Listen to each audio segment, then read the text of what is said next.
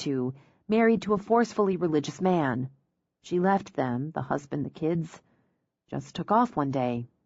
Went missing. You could say, except she's alive and well. The FBI tracked her down once they'd identified Perry. She lives, or lived, outside of Chicago. Teaches PE in a private girls' school. Why the red scarf? Perry gave her one for Christmas when he was 7. She left them a couple months later. So he was killing his mother.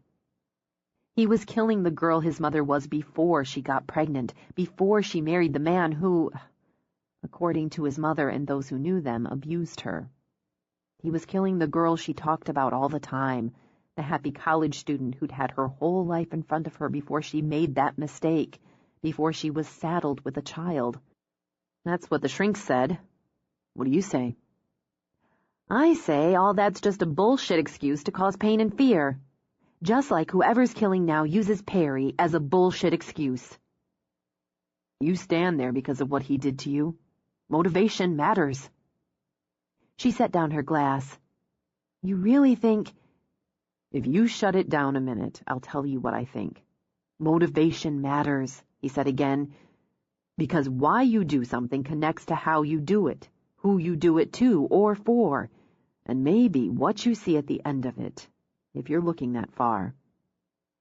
I don't care why he killed all those women and Greg, why he tried to kill me. I don't care. You should. You know what motivates them. He gestured to the dog. Play, praise, reward, and pleasing the ones who dole all that out. Knowing it, connecting to it, and them, makes you good at what you do. I don't see what... Not done. He was good at what he did. It was doing something he wasn't good at. When he deviated from his skill area, he got caught. He murdered Greg and Kong in cold blood. She shoved out of the chair. You call that a deviation? He shrugged and went back to his wine. I don't know what you're getting at. Because you'd rather be pissed. Of course I'd rather be pissed. I'm human. I have feelings. I loved him. Haven't you ever loved anyone? Not that way. Nina Abbott? Jesus, no. There was just enough shocked derision in his tone to carry the truth. It didn't seem that far out a question. Look, she's gorgeous, talented, sexy, smart. Bitch. Pleased, he let out a short laugh. You asked. I liked her, except when she was batshit crazy, which, looking back, was pretty damn regular. It was steam and smoke, then it was just drama. She liked the drama. No, she fucking loved the drama. I didn't. That's it. I guess I assumed there was more than... There wasn't. And it's not about me anyway. So you just expect me to be logical and objective about Greg, about Perry, about this. I should be analytical when... Be whatever the hell you want, but if you don't think... If you don't step outside and look at the whole, you can shoot that gun as much as you like and it's not going to help. For fuck's sake, Fiona, are you going to pack it 24/7? Are you going to strap it on while you're running your classes or driving to the village for a quart of milk? Is that how you're going to live? If I have to. You're mad, she realized. It's hard to tell with you because you don't always show it. You've been mad since you got here, but you've only let it sneak out a couple times. We're both better off that way. Yeah, because otherwise you're Simon Kick-Ass. You come here every night. There's probably some mad in that, too. Considering, she picked up her wine again, walked to the post to lean back, study him as she drank. You've got to stop what you're doing, toss some things in a bag, drive over here. You don't leave anything, except what you forget, because you're messy. It's another thing you have to do every day. She'd managed to turn it around so it was about him after all, he realized. The woman had skills. I don't have to do anything. That's true, she nodded, drank again. Yeah, that's true. You get a meal and sex out of it, but that's not why you do it. Not altogether, anyway. It has to irritate you, to some extent. I haven't given you enough credit for that. I don't do it for credit, either. No, you don't work on the point system. You don't care about things like that. You do what you want, and if an obligation sneaks in, a dog, a woman, You figure out how to handle it and continue to do what you want. Problems are meant to be solved. Measure, cut, fit the pieces together until it works the way you want it to work. She lifted her glass, sipped again. How's that for looking at motivation? Not bad, if this was about me. Part of it is, for me. See, it was okay when this was an affair. This, you and me. Never had one before, not really. So it was all new and shiny, sexy and easy. Really attractive guy who gives me the tingles. Enough in common, and enough not, to make it interesting. I like the way he is, and maybe partly because he's so different from my usual. I think it's the same with him about me. But that changes without me realizing it, or at least without me admitting it. Affair becomes relationship. She sipped again, let out a little sigh. That's what we have here, Simon. We're in a relationship, whether either of us wanted it or were ready for it. And as stupid as it is, as useless and wrong as it is, part of me feels disloyal to Greg. So I'd rather be pissed. I'd rather not admit I'm not having an affair with you, a no-problem, casual little fling I can walk away from any time. She watched the dogs scramble off the porch like runners at the starting gun, then bound around the side of the house. I guess you're going to have to remeasure and refit. That's dinner. We should eat inside. It's cooling off. She walked into the house, leaving him wondering how the hell the conversation had flipped on him. In the kitchen, Fiona gave the pasta a quick buzz in the microwave. By the time Simon came in, she'd dumped the spaghetti in a bowl, set the garlic bread on a small plate, and brought the wine to the table. When she turned with dinner plates in her hands, he took her by the shoulders. I've got some say in what this is. Okay? What is it? I'll let you know when I figure it out. She waited. Waited another moment. Are you figuring it out now? No. Then we should eat before I have to heat it up again. I'm not competing with a ghost. No. No, believe me, Simon, I know it's not fair. He was my first in every way. She set the plates down, crossed over to get the flatware, napkins. And the way I lost him left scars. There hasn't been anyone since who was important enough to make me take a good look at those scars. I didn't know that's what I'd have to do when I started falling for you. I think I'm in love with you. It's not like it was with Greg, so it's confusing, but I think that's what it is going on with me. And that's a dilemma for both of us. She topped off both glasses of wine. So I'd appreciate it if you'd let me know when you figure it out on your end. That's it? He demanded. Oops, we're in a relationship, and by the way, I think I'm in love with you. Let me know what you think. She sat, tipped her face up to look at him. That pretty much sums it up. Love's always been a positive in my life. She scooped some spaghetti onto his plate. It adds and enhances and opens all sorts of possibilities. But I'm not stupid, and I know that if you can't or don't feel it for me, it'll be painful. That's a dilemma.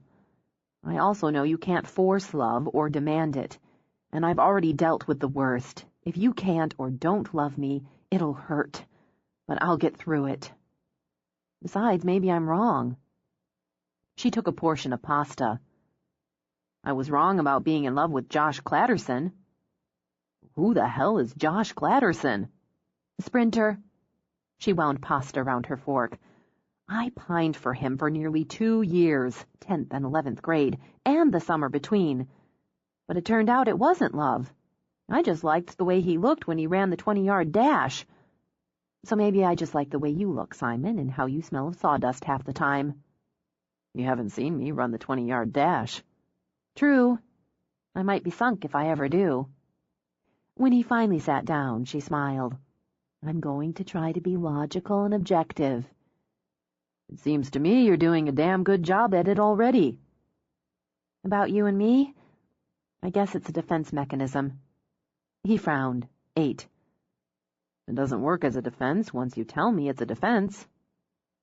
That's a good point. Well, too late. I meant logical and so forth about Perry and what's going on now. You were right about that, about the importance of understanding motivation. He didn't try to kill me just because. I represented something, just like the others had. And failing with me, he needed to inflict punishment. Do you think punishment? It's a good enough word for it. It had to be more severe than the others. Death ends, though I imagine if he hadn't been caught, he'd have come for me again, because he'd have needed to end it, to tie off that thread. How am I doing? Keep going. He understood it's hard to live when you understand someone you love is dead because you lived. He knew that, understood that, and used that to make me suffer for breaking his streak, spoiling his record. What, then? She asked when Simon shook his head. For leaving him. She sat back. For leaving him, she repeated. I got away. I ran away. I didn't stay where he put me or accept the gift, the scarf. All right, say that's true. What does it tell me? He's never forgotten you. You left him, and even though he managed to scar you, he was the one who was punished. He can't get to you, can't close that circle, tie off that thread. Not with his own hands. He needs someone to do it for him, a stand-in, a proxy. How does he find one? Someone he knows, another inmate. Why would he use someone who's already failed? Her heart knocked at the base of her throat. He wouldn't. He waits. He's good at waiting. So he'd wait, wouldn't he, until he found someone he believed smart enough, good enough. The women he's killed, this proxy, it's kind of building up. I understand that. They're a horrible kind of practice. And they're bragging. You locked me up, but you didn't stop me. You're scaring me. Good. For an instant, those tawny eyes went fierce. Be scared and think. What motivates the proxy? How can I know? Jesus, Fee, you're smarter than that. Why does anyone follow someone else's path? Admiration. Yeah, and you train someone to do what you want, how you want, when you want. Praise and reward. That means contact, but they've searched Perry's cell. They're monitoring his visitors, and his sister's the only one who goes to see him. And nobody ever smuggles anything into prison or out? Did Perry ever send a scarf before he abducted a woman? No. So this guy's deviated. Sometimes you follow another person's path because you want to impress them or outdo them. It has to be someone he met more than once, someone he was able to evaluate and trust and speak to privately. A lawyer, a shrink, a counselor, a guard, somebody in maintenance or prison administration. Somebody Perry looked at, listened to, watched, studied, and saw something in. Someone that reminded him of himself. Okay, someone young enough to be maneuvered and trained, mature enough to be trusted, smart enough not to simply follow instructions, but to adjust to each particular situation. He'd have to be able to travel with nobody questioning him about where he'd been, what he'd done. So, single, someone who lives alone, like Perry did. The FBI must already have a profile. He'd have to have some physical stamina, some strength, Simon continued, his own car. Probably something nondescript. He'd need enough money to carry him along. Food, gas, hotels. And some knowledge of the areas where he abducts them and where he takes them. Maps, time to scope it all out. But under it, doesn't there have to be more? The reason why. Admiring Perry? Nobody could unless they were like him. What made this person like that? It'll be a woman, or women. He's not killing Perry's mother. My guess would be she's his proxy. It made sense, though she didn't know what good it did her. Maybe the fact that it made sense was enough. She had a theory about what she was facing, or who. She supposed it helped that Simon pushed her to think. No promises that nothing would happen to her to protect her from all harm. She wouldn't have believed those claims, she thought, as she tried to soak out the tension with a hot bath. Maybe she'd have been comforted by them, but she wouldn't have believed them. He didn't make promises, not Simon. In fact, he was very careful not to, she decided. All those casual see-you-laters rather than just saying he'd be back. Then again, a man who didn't make promises didn't break them. Greg had made promises, and kept them when he could. It occurred to her now that she'd never worried about Greg or wondered or doubted. He'd been her sweetheart before the abduction, and he'd been her rock after. And he was gone.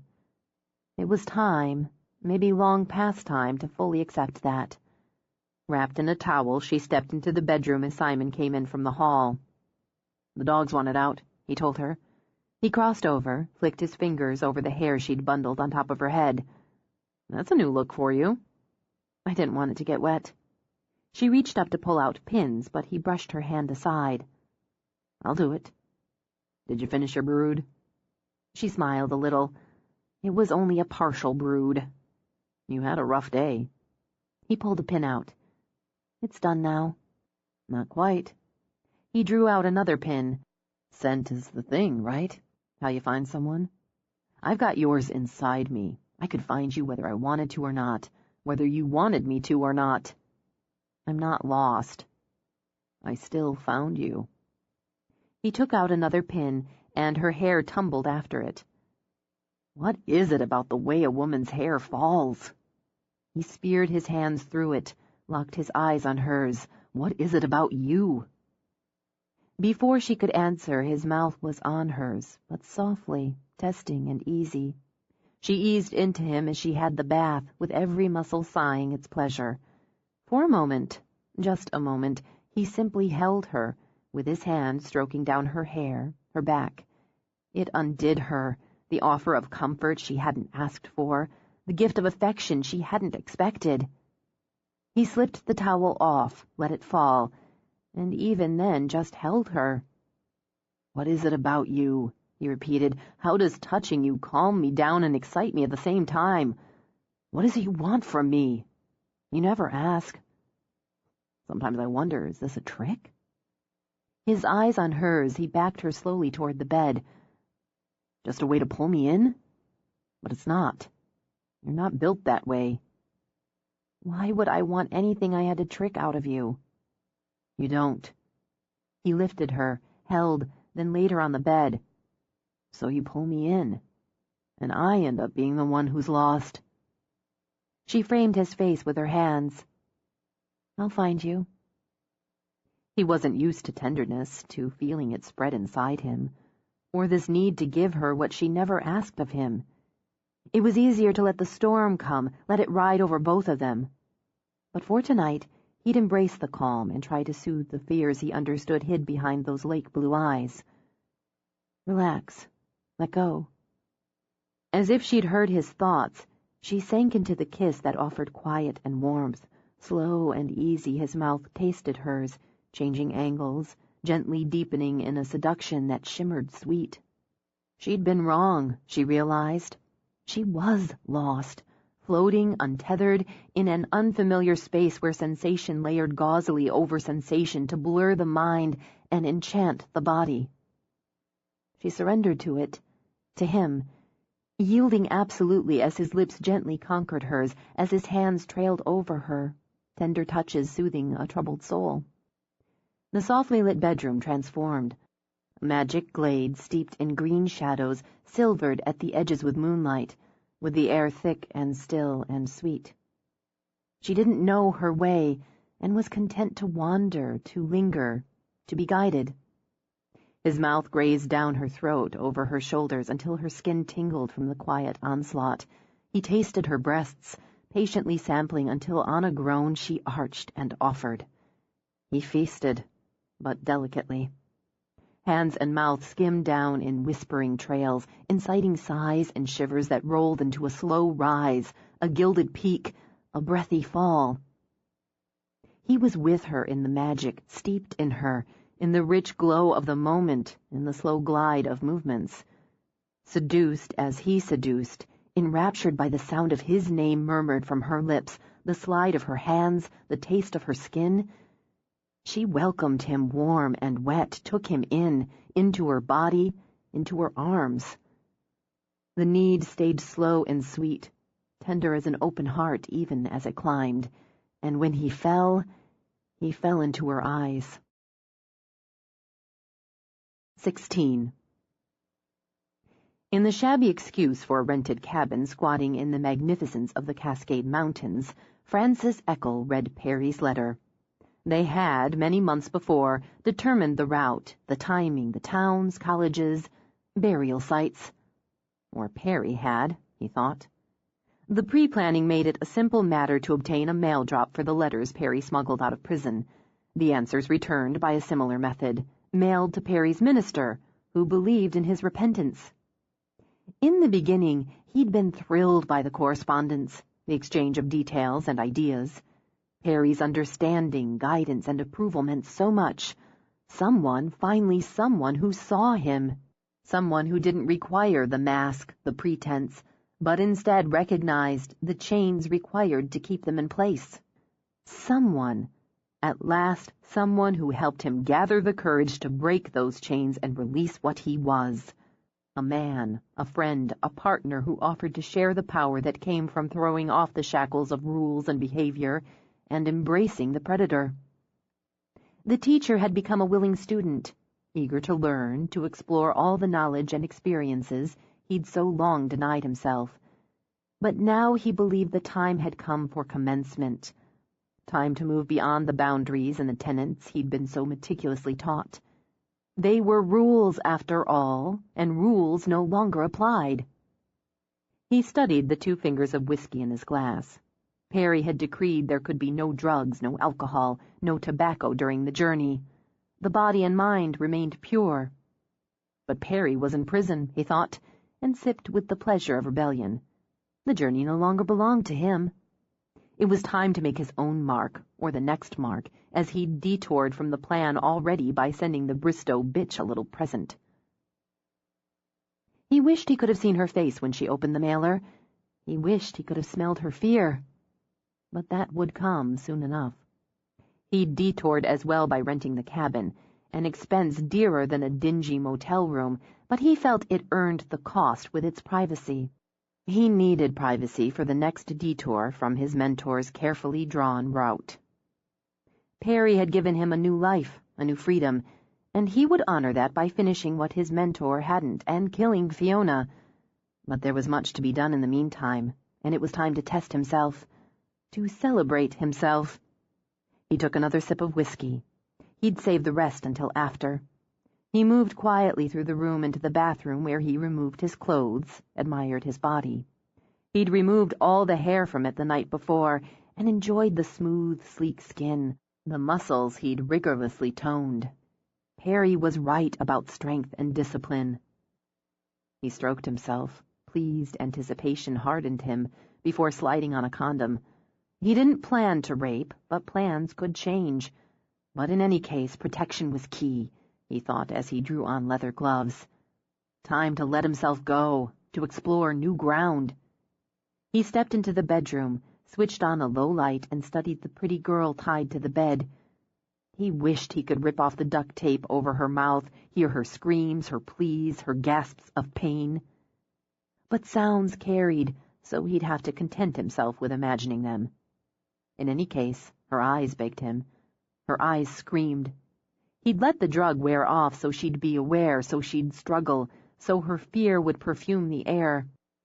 He smiled, pleased to see she'd abraded her wrists and ankles fighting the cords. The plastic under her crackled as she cringed and writhed. "I haven't introduced myself," he said. "My name is Francis Xavier Eccle. For years I taught useless cunts like you who forgot me 5 minutes after walking out of my class. No one saw me because I hid myself. But as you see..."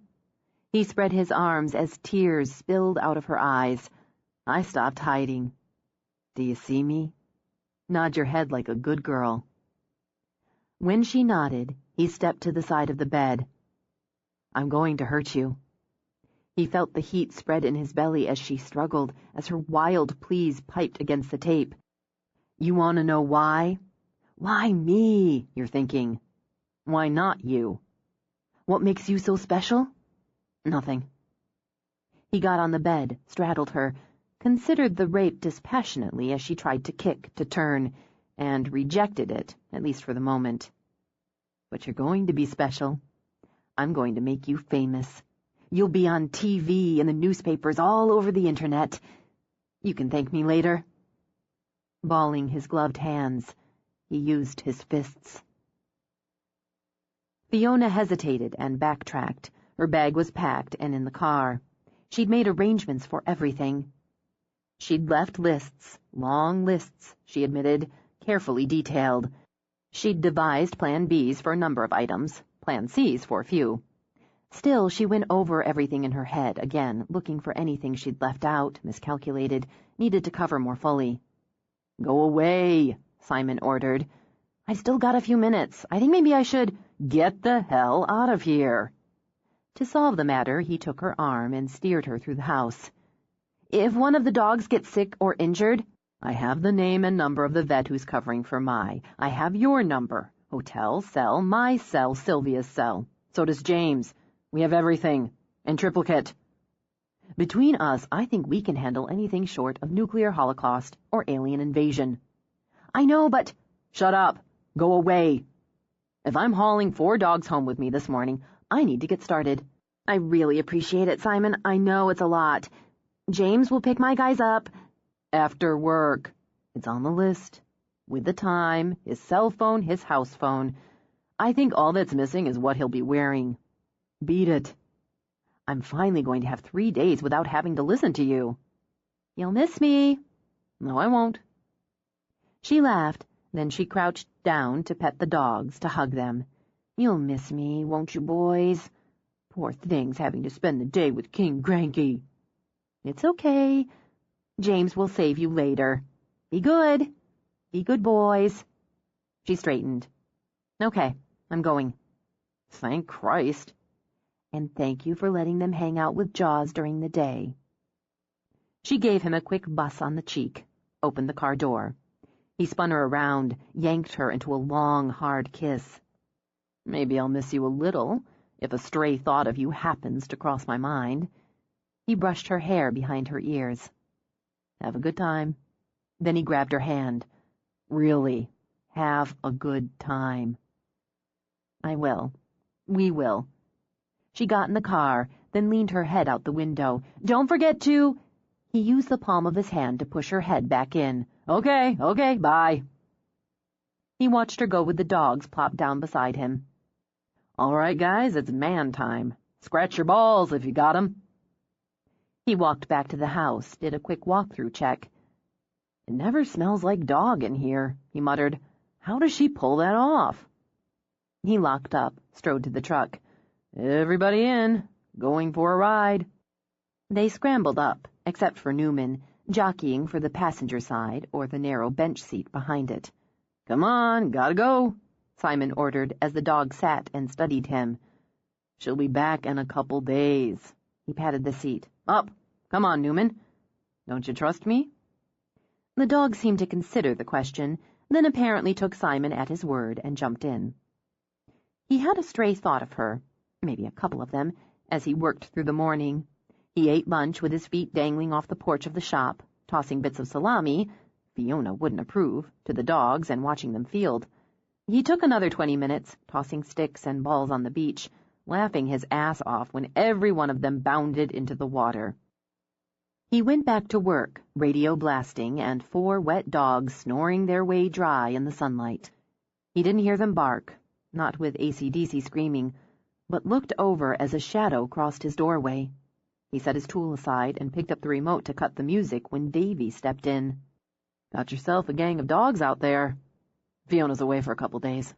"Yeah, I know. Girl troop with Sil and Mai. I thought I'd run by her place a couple times a day just to check." "Listen, what is that?" Simon ran a hand down the side of the stump. He'd stripped off the bark, done the first of some rough sanding. It stood, roots up. "It's a sink base." "It looks like a naked upside-down tree stump." "It does now." "I gotta tell you, Simon, that's pretty fucking weird." "Maybe." Davy wandered the shop. "You got a lot going on in here," he commented, winding around chairs, tables, the frame of a break front, doors and drawers glued and sporting clamps. "I saw the built-ins you did for the Munsons."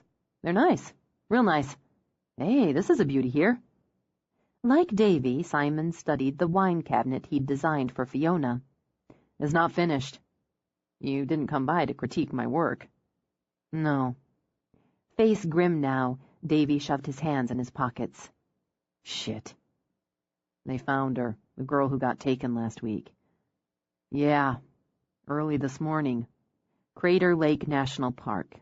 He kept her longer than the others, so the feds thought maybe she got away, or it wasn't the same guy. Maybe it wasn't. Maybe. Jesus, Simon, he beat the hell out of her before he killed her. Perry never messed them up that way. The other 3 we know of weren't beaten, but everything else matches. The scarf, the position of the body. She had the number 4 written on her hand. Because he wanted to pummel something, Simon walked over, opened his shop fridge. He took out 2 Cokes, tossed one to Davy. He's finding his own way. That's what you do. You learn, you emulate, then you create your own style. He's experimenting. Jesus, Simon. Davy rubbed the cold can over his face before popping the top. I wish I didn't think you were right on that. I wish I didn't think the same thing. Why are you telling me about this? I want your take. Do we contact Fee? Let her know? No. She needs a couple days away from this. I'm with you on that, too, but it's going to be all over the news. Call Syl, tell her, and tell her to... Shit, make a girl pact. No news, TV, papers, internet. Nothing to... disturb the nirvana, or estrogen field, or whatever the hell. Syl will know how to handle it. Yeah, she will. That's good. That girl, Simon, she was barely 20. Her dad was killed in an accident about 2 years ago. She was an only child. Her mother lost her husband and now her only child. It makes me sick. He shook it off, gulped down Coke. I guess you'll be talking to Fee every night. He hadn't planned to. It seemed so high school. Yeah, I'll be talking to her. She's fine there. But he knew as he went back to work, he'd worry until she was back home again. Fiona all but floated back to her villa, gliding on bliss and massaged feet. She stepped inside where the scent of flowers and the subtle strains of New Age music embraced her. She drifted through the living area with its sink-into-me furniture and glossy wood, then straight out to the pretty, flower-decked terrace where Sylvia basked in dappled sunlight. I'm in love. Sighing dreamily, Fiona dropped down onto a chaise. I'm in love with a woman named Carol, who's stolen my heart with her magic hands. You look relaxed. Relaxed? I'm a noodle. The happiest noodle in the Pacific Northwest. How about you? I've been detoxed, scrubbed, rubbed, polished. My biggest decision is what to have for dinner tonight. I'm considering living here for the rest of my days. Want a roommate? God, Syl, why haven't we ever done this before? Sylvia, her masses of hair messily pinned on her head, her rose-shaded glasses covering her eyes, set aside the fashion magazine open on her lap. We fell into the busy women with no time to indulge themselves trap. We've broken out of the cage now, and I have a decree. At your command. During our much-deserved indulgence, we'll read only entertaining fiction and/or glossy magazines. She tapped the cover of the one she'd set on the table. We will watch only light, frothy, fun movies, if we so desire movies, on TV. We will banish all thoughts of work, worry, and responsibility from our minds. Our only concerns, our only decisions during this time out of time will be room service versus restaurant, and the color of polish we want during our pedicure. I'm behind that. I'm so behind that I'm inside it. Mai's not back yet? We crossed paths of bliss in the relaxation room. She said she was going to take a swim. If I'd tried that, I'd have sunk like a stone and drowned. Fiona started to stretch, then decided it took too much energy. Carol balanced my chi, or maybe she aligned my chakras. I don't know how, but having my chi balanced or chakras aligned results in something beyond ecstasy. Mai glided out wearing one of the spa's cushy robes, slid into a chair. Ladies, Is this a dream? She wondered. Is this all just a dream? It's all reality for 3 glorious days. Sylvia rose, wandered inside. I had the mind-body-spirit renewal. I've been renewed. Mai tipped her face up, closed her eyes. I want to be renewed every day for the rest of my life. Syl and I are going to live here, and I'm going to marry Carol. Good. I'll be your permanent house guest. Who's Carol? Carol used her magic hands on my chi, or chakras, possibly both. And I have to have her for my own, for always. Richie renewed me. I could marry Richie, then I could turn my back on the downward spiral of online dating. I thought you liked the dentist. Periodontist. I did. Enough for a second date where he spent over an hour talking about his ex-wife. She was a bitch, never got off his back, spent too much money, scalped him in the divorce, etc., etc.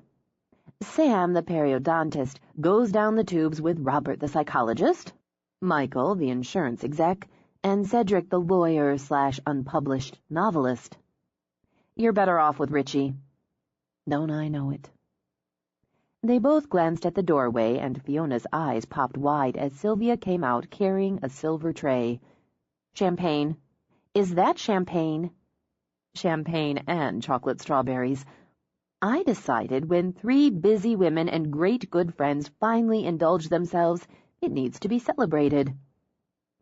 We're going to have champagne on the terrace of our suite at the spa. Fiona clasped her hands together. It is a dream. Do we deserve it? Damn right. Mai applauded when Sylvia popped the cork. Once Sylvia poured the glasses, Mai raised hers. To us, she said, and nobody else. With a laugh, Fiona clinked. That absolutely works for me. She took the first sip. Oh yeah. Syl, this was inspired. It's like the glitter on top of the shine. We need to make a pact. We do this every spring. Come here, get renewed, balanced, drink champagne, and be girls. Mai held up her glass again. I'm in. Fiona tapped glasses, grinned while Sylvia did the same. I don't even know what time it is. I can't think of the last time I didn't know or had to think about my schedule. I actually had one outlined for here. What time to get up to hit the gym, what classes to take, how long I'd have to take a swim or use a steam room before treatment. She mimed tearing a page from a book and tossing it away. There's no room for organized fee here. Spa fee does what she likes when she likes. I bet spa fee's up before 7 and trotting down to the gym. That may be. Fiona nodded at Mai, but spa fee won't be on a schedule. And it's all because of the amazing Carol. 5 minutes on the table, and I stopped wondering how the dogs were doing with Simon, how Simon was doing with the dogs, how the rest of the unit would handle it if they got a call while we are here. What the police are... No, she decided. I'm not even mentioning that one. Everything just blurred into a quiet ecstasy, which I'm going to perpetuate now by having more champagne. They all had more. How's the dating going, Mai? Sylvia asked. I was telling Fee about the thumbs down on the periodontist. Ex-wife obsessed, she explained. Never good. First guy, Mai continued, ticking off on her fingers, obviously going off prepared remarks, and when I finally got him off script, he was not only dull but so narrow-minded I'd be surprised if any new thought could squeeze in for consideration. Guy 2, slick, self-absorbed, and hoping for a quick bang. Guy next, a strange and unappealing combination of guys 1 and 2. I'm going to give it one more shot, but I think this experiment has failed. It's too bad. Not even a potential casual dinner companion? Sylvia asked. Not for me. I tell you, the most interesting conversations I had with the male of the species in the past couple of weeks have been with Tyson. Sheriff Tyson? Fiona broke in. From San Juan? Yeah, he's looking into getting a dog, a rescue. He called me for some advice and input. Really? Fiona picked up a strawberry, studied it. And there aren't any vets on San Juan Island? Sure, but I've got rescue dogs. She shrugged. It helps to talk to somebody who's had the experience. You said conversations, Sylvia pointed out.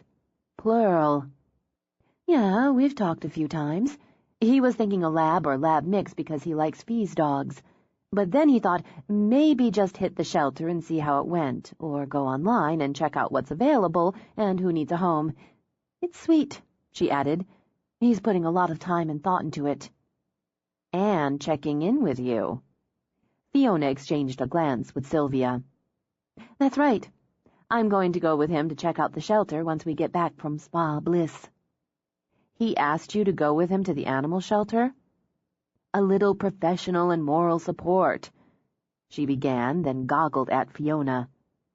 Come on, it's not like he asked me out for a moonlight cruise. It's not like that. A man, a single man, calls you multiple times to talk to you about one of your pet interests, pun intended, Fiona added, progresses to having you go out with him. But it's not like that? Fiona gestured to Sylvia. Opinion, please. It's absolutely and completely like that. But your radar's skewed, Sylvia continued. You've been focused on meeting strangers, looking for a spark and common interests, so you missed the approach of a man you already know. No, God, wait a minute. She closed her eyes, held up her finger as she reviewed conversations, tones. Holy shit! You're right. It never blipped on my screen. Good or uh-oh? Fiona asked. I think good. He's interesting, funny when he's not being official, steady and a little shy, and nice-looking, and a little bit sneaky, which I like, luring me into a date. I'm flattered, she realized. Jesus, I'm seriously flattered. God, I've been renewed, and I have a guy who interests me, and vice versa. This is an excellent day. Then Sylvia topped off all 3 glasses. It's a good thing I got a second bottle in the fridge. You are so wise, Mai told her. Who's for ordering dinner in here later, sitting around in our pajamas, getting lit on champagne, and finishing it off with some ridiculously high-caloric dessert? They all raised their hands. I'm in love with Simon, Fiona blurted out, then shook her head. Wow, I really stepped on your Sheriff Tyson news. We can get back to this. Are you kidding? Are you fucking kidding? Mai demanded. Tyson, why do I refer to him by his last name? Ben and the possibilities of dating him can wait. In love, like the big one, or in love like, oh, this is so much fun, it makes me feel good and he's really sexy. The big one, with a lot of the other, which is why I thought it was all the other, but it's not. All or only. Why can't I have an affair like a normal person? Now I've complicated it. Life's complicated, or what's the point? Sylvia beamed, even as her eyes filled. I think this is wonderful. I don't know if it's wonderful or not, but it is. He's so not what I imagined for myself. You stopped imagining for yourself, Sylvia pointed out. Maybe I did. But if I had imagined, I don't think it would have been Simon Doyle. Not for the big one. Mai propped her elbow on the table, gestured with her glass. Why are you in love with him? What are the qualifications? I don't know. He's solitary and I'm not. He tends to be cranky and I don't. He's messy and blunt, doesn't quibble about being rude, and only ekes out information about himself when you pump or when he's in the mood. This is music to my ears, Sylvia murmured. Why, oh wise one? Mai demanded. Because he's not some perfect fantasy. He's flawed and you understand that. It means you've fallen for who he is, not who you want him to be. I like who he is, and on the other side of it, he makes me laugh, and he's kind. The fact that he's reluctant about it only gives the kindness more impact. He can't be bothered to say what he doesn't mean. and that makes him honest. Does he love you? Fiona let her shoulders lift and fall at Mai's question. I don't know, but I know if he ever says he does, he'll mean it. For now, it's fine the way it is. I need time to get used to the way I feel, and to be sure he's not with me or getting involved with me because, well, I'm in trouble, aren't I? I bet he wasn't thinking, hey, this woman's in trouble, when you had sex on the dining room table. She nodded at Mai. Excellent point, and one worthy of more champagne. I'm going to get the second bottle. Mai waited until Fiona went back inside. We're right, aren't we? Not telling her about the murder? Yes, she needs this. Apparently we all do, but she needs it most of all. She'll have to deal with it soon enough. I think he loves her, by the way. Sylvia smiled. Why? Because he told Davy to call you, not Fee, to suggest not telling her. We love her, and that's why we're not telling her. And I think we'd have decided not to, whatever Davy said. But Simon had the same instinct. That's a loving instinct, that's what I think. I think so, too. It might not be the big one, but it's enough for now, and what she needs. Honestly, Mai, I think they need each other, and they're going to be better and stronger together. At least that's what I want. Mai glanced at the doorway, lowered her voice. I told the concierge not to leave a paper at our door in the mornings, just in case. Good thinking. They heard the pop of a cork, and Fiona shouted, Woohoo! Put it out of your mind, Sylvia murmured, so we can keep it out of hers. This audiobook has been broken into multiple parts to make the download faster. You have reached the end of a part, but not the end of the complete audiobook. So please check your library for the next part of this audiobook. Audible hopes you have enjoyed this program. This is Audible. Brilliance Audio presents the unabridged recording of The Search by Nora Roberts, performed by Tanya Eby. 17. Given what she did for a living and the gardening she'd be working on throughout the season, Fiona knew manicures were a waste of time and money. But this was indulgence central. Their last day, too, she reminded herself. She might as well make the most of it and go home with pretty fingers and toes, even if she'd mangle them within 24 hours in reality. Besides, it felt good. She admired the breezy, beachy pink on her short but currently well-shaped nails as she slid her feet into the warm, churning water at the base of the pedicure chair. A chair, she thought, that offered a slice of heaven as it vibrated up and down her back. Cindy, who'd given her the pretty nails, brought her a cup of water with thin lemon slices floating in it. Comfortable? I passed comfortable and am on my way to euphoria. That's what we like to hear. Do you want the same polish on your toes? You know, let's go crazy on the toes. The purple passion. Fun. She lifted Fiona's feet out, patted them dry, then brushed on a warm green clay. We're going to let this mask set for just a few minutes, so you just relax. Can I get you anything? I've got it all. Snuggling into her chair, Fiona opened her book and let herself fall into a romantic comedy that was as much fun as her choice of toenail polish. Good book? Cindy asked, when she came back to sit and rinse off the clay. It is. Exactly perfect for my mood. I feel happy, relaxed, and pretty. I love to read. I like crazy horror and gruesome murder mysteries. I don't know why they relax me, but they do. Maybe because when you're reading the book, you know you're safe, so it's fun to be scared. Yeah. Cindy began to smooth Fiona's heel with a pumice stone. I hate listening to the news because, well, it's real, and so much of it's awful. Accidents, natural disasters, crime. Or politics. Worse yet. Cindy laughed. But when you're reading about bad things happening in a book, you can hope the good guys are going to win. I like when they do. Save the girl, or the guy, or the human race. Catch the killer and make him pay. Doesn't always happen for real. I'm scared they're never going to catch that maniac who's killing those women. 4 now. Oh, did I hurt you? No. Fiona willed herself to relax her foot again. No, you didn't hurt me. 4? They found her a couple of days ago. Maybe you didn't hear. In the Cascades in Oregon. I know it's miles and miles away, but it really scares me. If I have late appointments, my husband comes by to pick me up. I guess it's silly because I'm not a college girl, but it just spooks me. I don't think it's silly. Fiona sipped the lemon water to ease her dry throat. What does your husband do? She asked to change the subject so Cindy could chatter and she could think. A couple of days. Sylvia's decree, no papers, no TV. She'd known, which meant Mai knew too, and they'd kept it from her.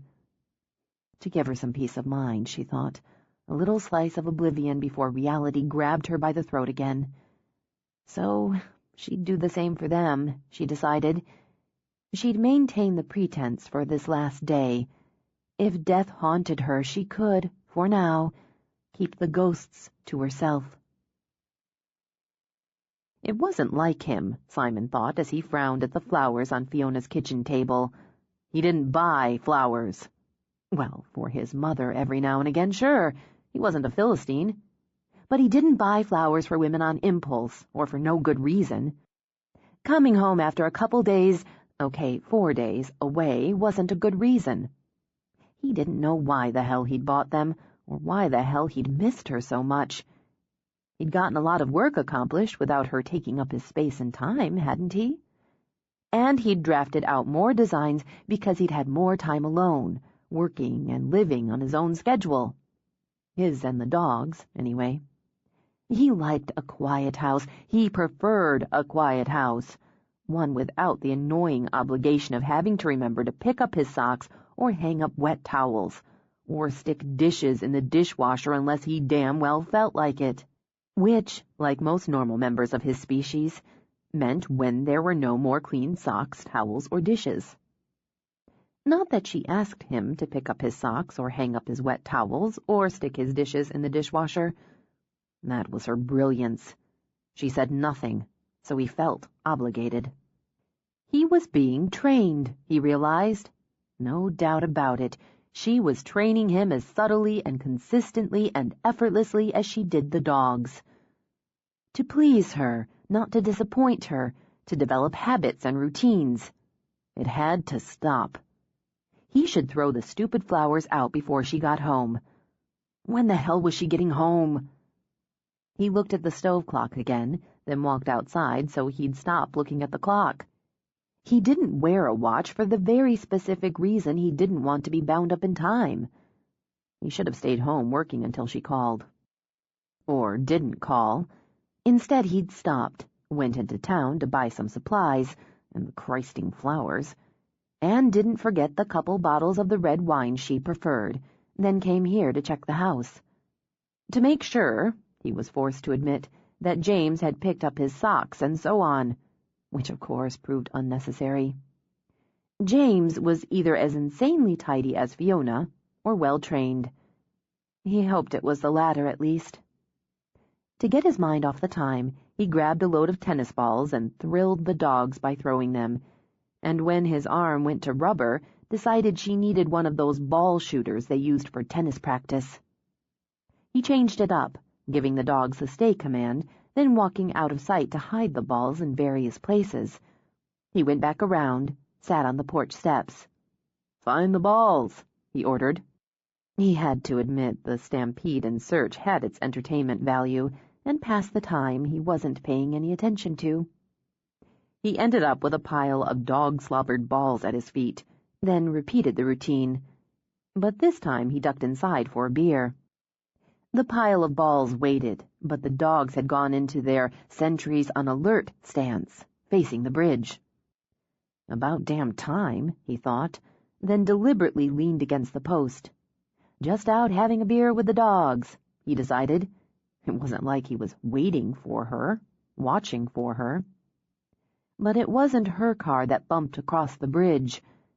He straightened from the post, but waited for the man and woman who got out of the car to come to him. Special Agents Tawny and Mance. We're here to speak with Miss Bristow. Simon glanced at the IDs. She's not here. The dogs, he noted, were looking to him for direction. Relax, he told them. We were told she was coming back today. Do you know when she's expected? Simon looked back at Tawny. No. And you are? Simon shifted his gaze to the woman. Simon Doyle. The boyfriend. Is that an official FBI term? It stuck in his craw. I'm helping look out for the dogs while she's gone. I thought she had 3 dogs. The one sniffing your shoes is mine. Then would you mind telling him to stop it? Jaws, back off. Fiona told me you were the agent in the Perry case, he said to Tawny. I'll tell her you came by. You don't have any questions, Mr. Doyle? Mance wondered. You wouldn't answer them, so I'm saving us all time. You want to talk to Fiona. I'll tell her, and if she wants to talk to you, she'll get in touch. Is there any reason you're so anxious for us to leave? Anxious isn't the word I'd use, but yeah. Unless you're here to tell Fiona you caught the bastard who picked up where Perry left off, I don't want you to be the first thing she sees when she gets home. Why don't we go inside? Mance suggested. Do you think I've got her tied up or held against her will in there? Jesus, do you see her car? Do you see her dogs? He jerked a thumb to where Jaws was currently humping a disinterested and patient Newman, while Bogart and Peck played tug with one of the ropes. Don't they teach basic observational skills in the FBI? And no, I'm not letting you in her house when she's not here. Are you looking out for her, Mr. Doyle? What do you think? He said to Tawny. I think you have no criminal record, Tawny said easily. You've never been married, have no children, and make a good living, enough to own your own home, which you purchased about 6 months ago. The Bureau also teaches basic data-gathering skills. I know Fiona trusts you, and so do her dogs. If I find out that trust is misplaced, you'll find out what else the Bureau teaches. Fair enough. He hesitated, then went with instinct. She doesn't know about the last murder. The friends with her kept her away from the paper and the TV the last few days. She needed a break.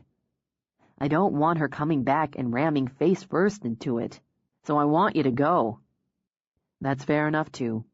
Tell her to contact me. With his partner, he walked back to the car.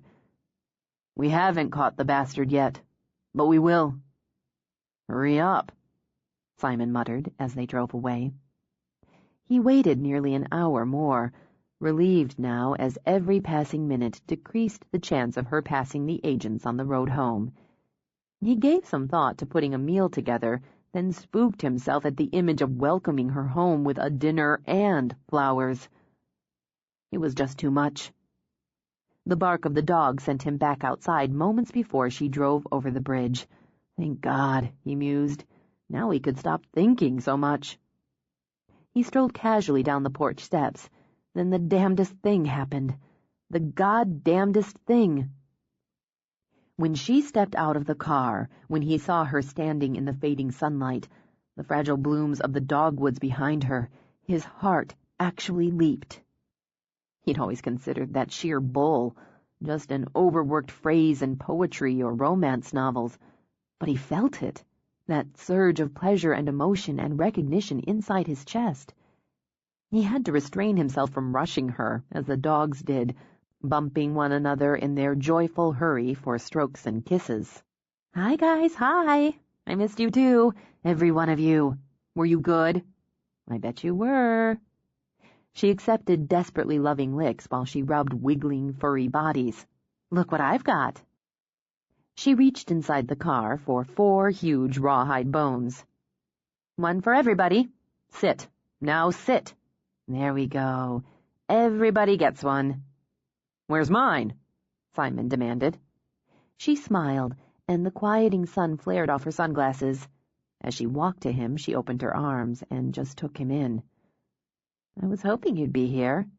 He felt her breath, the deep in, the deep out. "You made me another chair," she murmured. "That's for me. You're not the only one who likes to sit. Not everything's all about you." She laughed, hugged tighter.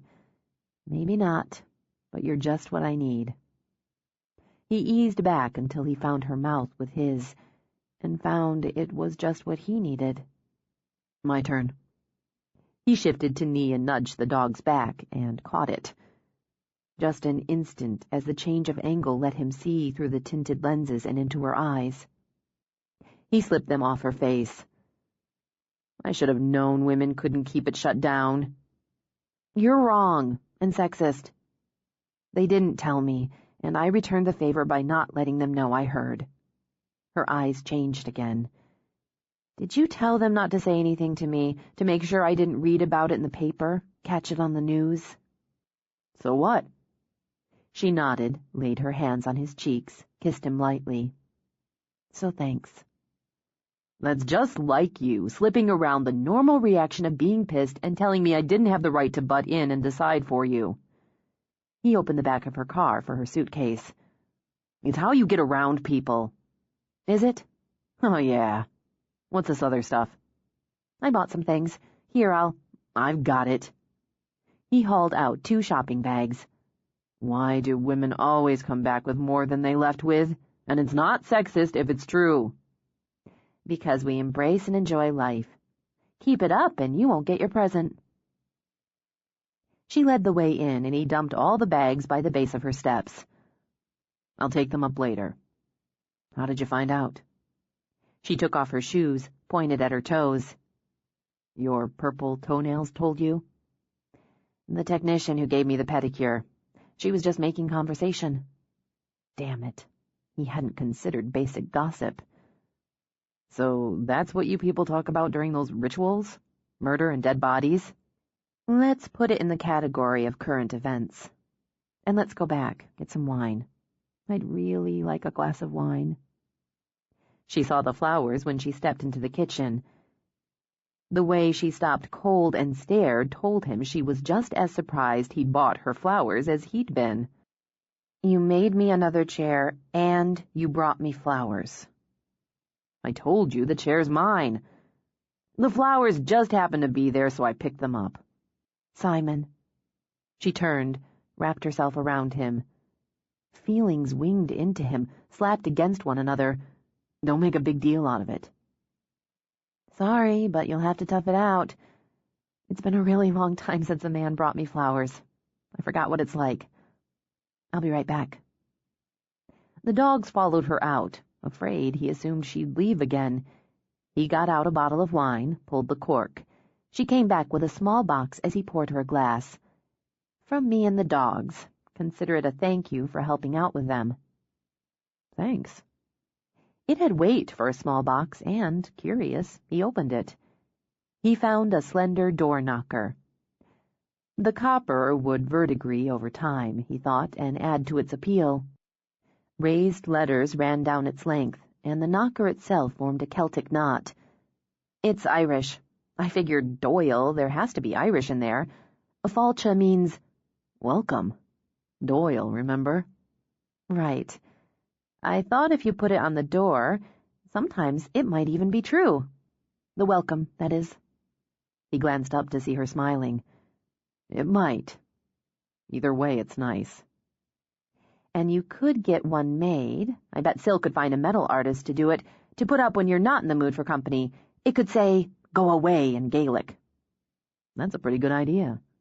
Actually, I know how to say 'fuck off' in Irish, and that might be more interesting." "Oh, Simon, I missed you." She was laughing when she said it, and as she reached for her wine, he laid a hand on her arm. "I missed you, Fiona." "Damn it." "Oh, thank God." She put her arms around him again, laid her head on his shoulder. "That makes it more balanced, like the 2 chairs on the porch, right?" "I guess it does." "I have to get this out, and I don't mean to put pressure on you, but when I dropped Mai and Sylvia off, after I did, all I could think about was that poor girl and what she went through in the last hours of her life. And when I pulled up here, home, and saw you, I was so relieved, Simon, that I didn't have to have all that in my head and be alone with it. I was so glad to see you on the porch waiting for me." He started to say he hadn't been waiting. Knee-jerk, he realized. But he had been waiting, and it felt good knowing she'd wanted him to be. "You got back later than I figured, so I—" Crap. Last-minute shopping blitz, then the traffic. No, not that. He'd remembered the FBI and decided he should get it all over with at once. The feds were here, Tawny and his partner. I don't think they had anything new, but... A follow-up. She backed up, picked up her wine. "I told him before I left that I'd be home sometime today. I'm not going to get back to him tonight. I'll do it tomorrow." "Good. But I need you to tell me what you know about it. There wasn't a way for me to find out any of the details, and I want to know." "Okay. Sit down. I was thinking about putting something to eat together. I'll tell you while I do." "I have frozen dinners in the freezer." He sneered. "I'm not eating those girl diet deals. And before you say sexist, look me in the eye and tell me those lean cuisine numbers aren't marketed to women." "Maybe they are, mostly, but it doesn't mean they're not good, or that guys who eat them grow breasts." "I'm not taking any chances. You'll eat what I give you." Amused, as he'd meant her to be, she sat. "What are you going to give me?" "I'm working on it." He opened her fridge, scanned, poked into compartments. "Deputy Davy came by to tell me the day you left," he began. As he spoke, he tossed some frozen shoestring fries onto a cookie sheet, stuck them in the oven. Bacon went into the microwave. He found a tomato James must have left behind and sliced it thin. "She was beaten, but—" "Yeah. It sounds like he's trying to find his style." "That's horrible," Fiona murmured. "And it feels true. Was she—" "She was beaten and trapped and strangled. And still rape puts a clutch in the throat." "No, she wasn't raped. At least that wasn't part of what Davy told me, or in any of the news reports." He glanced over, scanned her face. "Are you sure you want this now?" "Yes. I need to know what might be coming." Simon kept his back to her, ordered himself calm as he layered cheese, bacon, tomatoes between slices of bread. He deviated with the beating and with keeping her longer. Otherwise, it sounds as if he followed pattern. "Who was she?" "You know," Fiona said quietly. "You'd have made it a point to know." When Simon slid the sandwiches onto the frying pan, the butter he'd spread on the outside sizzled. "She was a student. She wanted to pursue a career in physical education and nutrition. She taught yoga classes and did some personal training work. She was 20, outgoing and athletic, according to the reports. She was an only child. Her mother's a widow." God. She covered her face with her hands for a moment, then scrubbed hard and dropped them. "It can always get worse." "She fits the body type. Tall, slender, long legs, toned." He flipped the sandwiches. "If there's any more, the press doesn't have it." "Did he mark her?" Roman numeral 4. "You're wondering what number he plans to put on you." "I want you to hear me, Fiona, and to understand I don't say what I don't mean." "I already understand that." She waited, watched as he slid the sandwiches onto plates, shook the fries from the pan beside them. He pulled out a jar of pickles, tossed a couple onto each plate, and considered it done. He put a plate in front of her. "He won't mark you. He won't be able to give you a number any more than Perry could. If the cops don't stop him first, then we'll stop him. And that's it." She said nothing for a moment, but rose to get a knife, to retrieve the wine. She topped off the glasses, then cut her sandwich into 2 neat triangles before offering the knife. "No, thanks." She picked up her wine, sipped, set it down. "All right," she said, meeting his eyes. "All right." She lifted half of her sandwich, took a bite, and smiled. "It's good. A Doyle staple." She took another bite and brushed his leg under the table with her sexy purple toes. "It's good to be home. You know, one of the things I have in those shopping bags is this incredible honey almond scrub they use at the spa. After dinner, and after I give the dog some more play and attention, we could take a shower. I'll exfoliate you." "Is that code?" She laughed. "You'll have to find out." "Do you know why I don't cut my sandwiches into triangles?" "Why?" "For the same reason I don't want to smell like honey and almonds." She gave him a wicked look as she picked up a French fry. "Or eat lean cuisine. I bet I could change your mind on the scrub. Tell you what, I'll just do your back, your big, strong, manly back, and we'll see how it goes from there." They also had this shop that sold very interesting lingerie.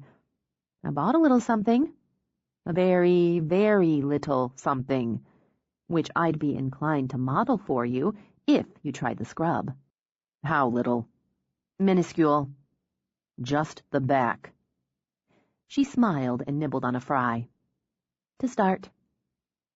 She played with the dogs for an hour, endlessly tossing balls, letting them chase her through the obstacle course, then taking turns playing tug with each of them until he wondered that her arms didn't pop out of their sockets. But he could see, even when he left the games and sat on the porch to watch, she used the activities, the dogs, the connections, to focus, to block out what they'd spoken of before dinner. She'd deal, he thought, because that's what she did. For now she channeled her energy and whatever nerves brewed under it into the dogs and somehow transformed it into joy. "Now I need that shower." She wiped at her damp face with the back of her hands. "You wore them out." "Part of the plan." She held out a hand. "I never asked what you were up to while I was gone." "Work. And after work, James and I took in some strip clubs." "Uh-huh." "We took the dogs," he said as they walked upstairs. "Naturally." "Newman's a mean drunk." "It's a problem."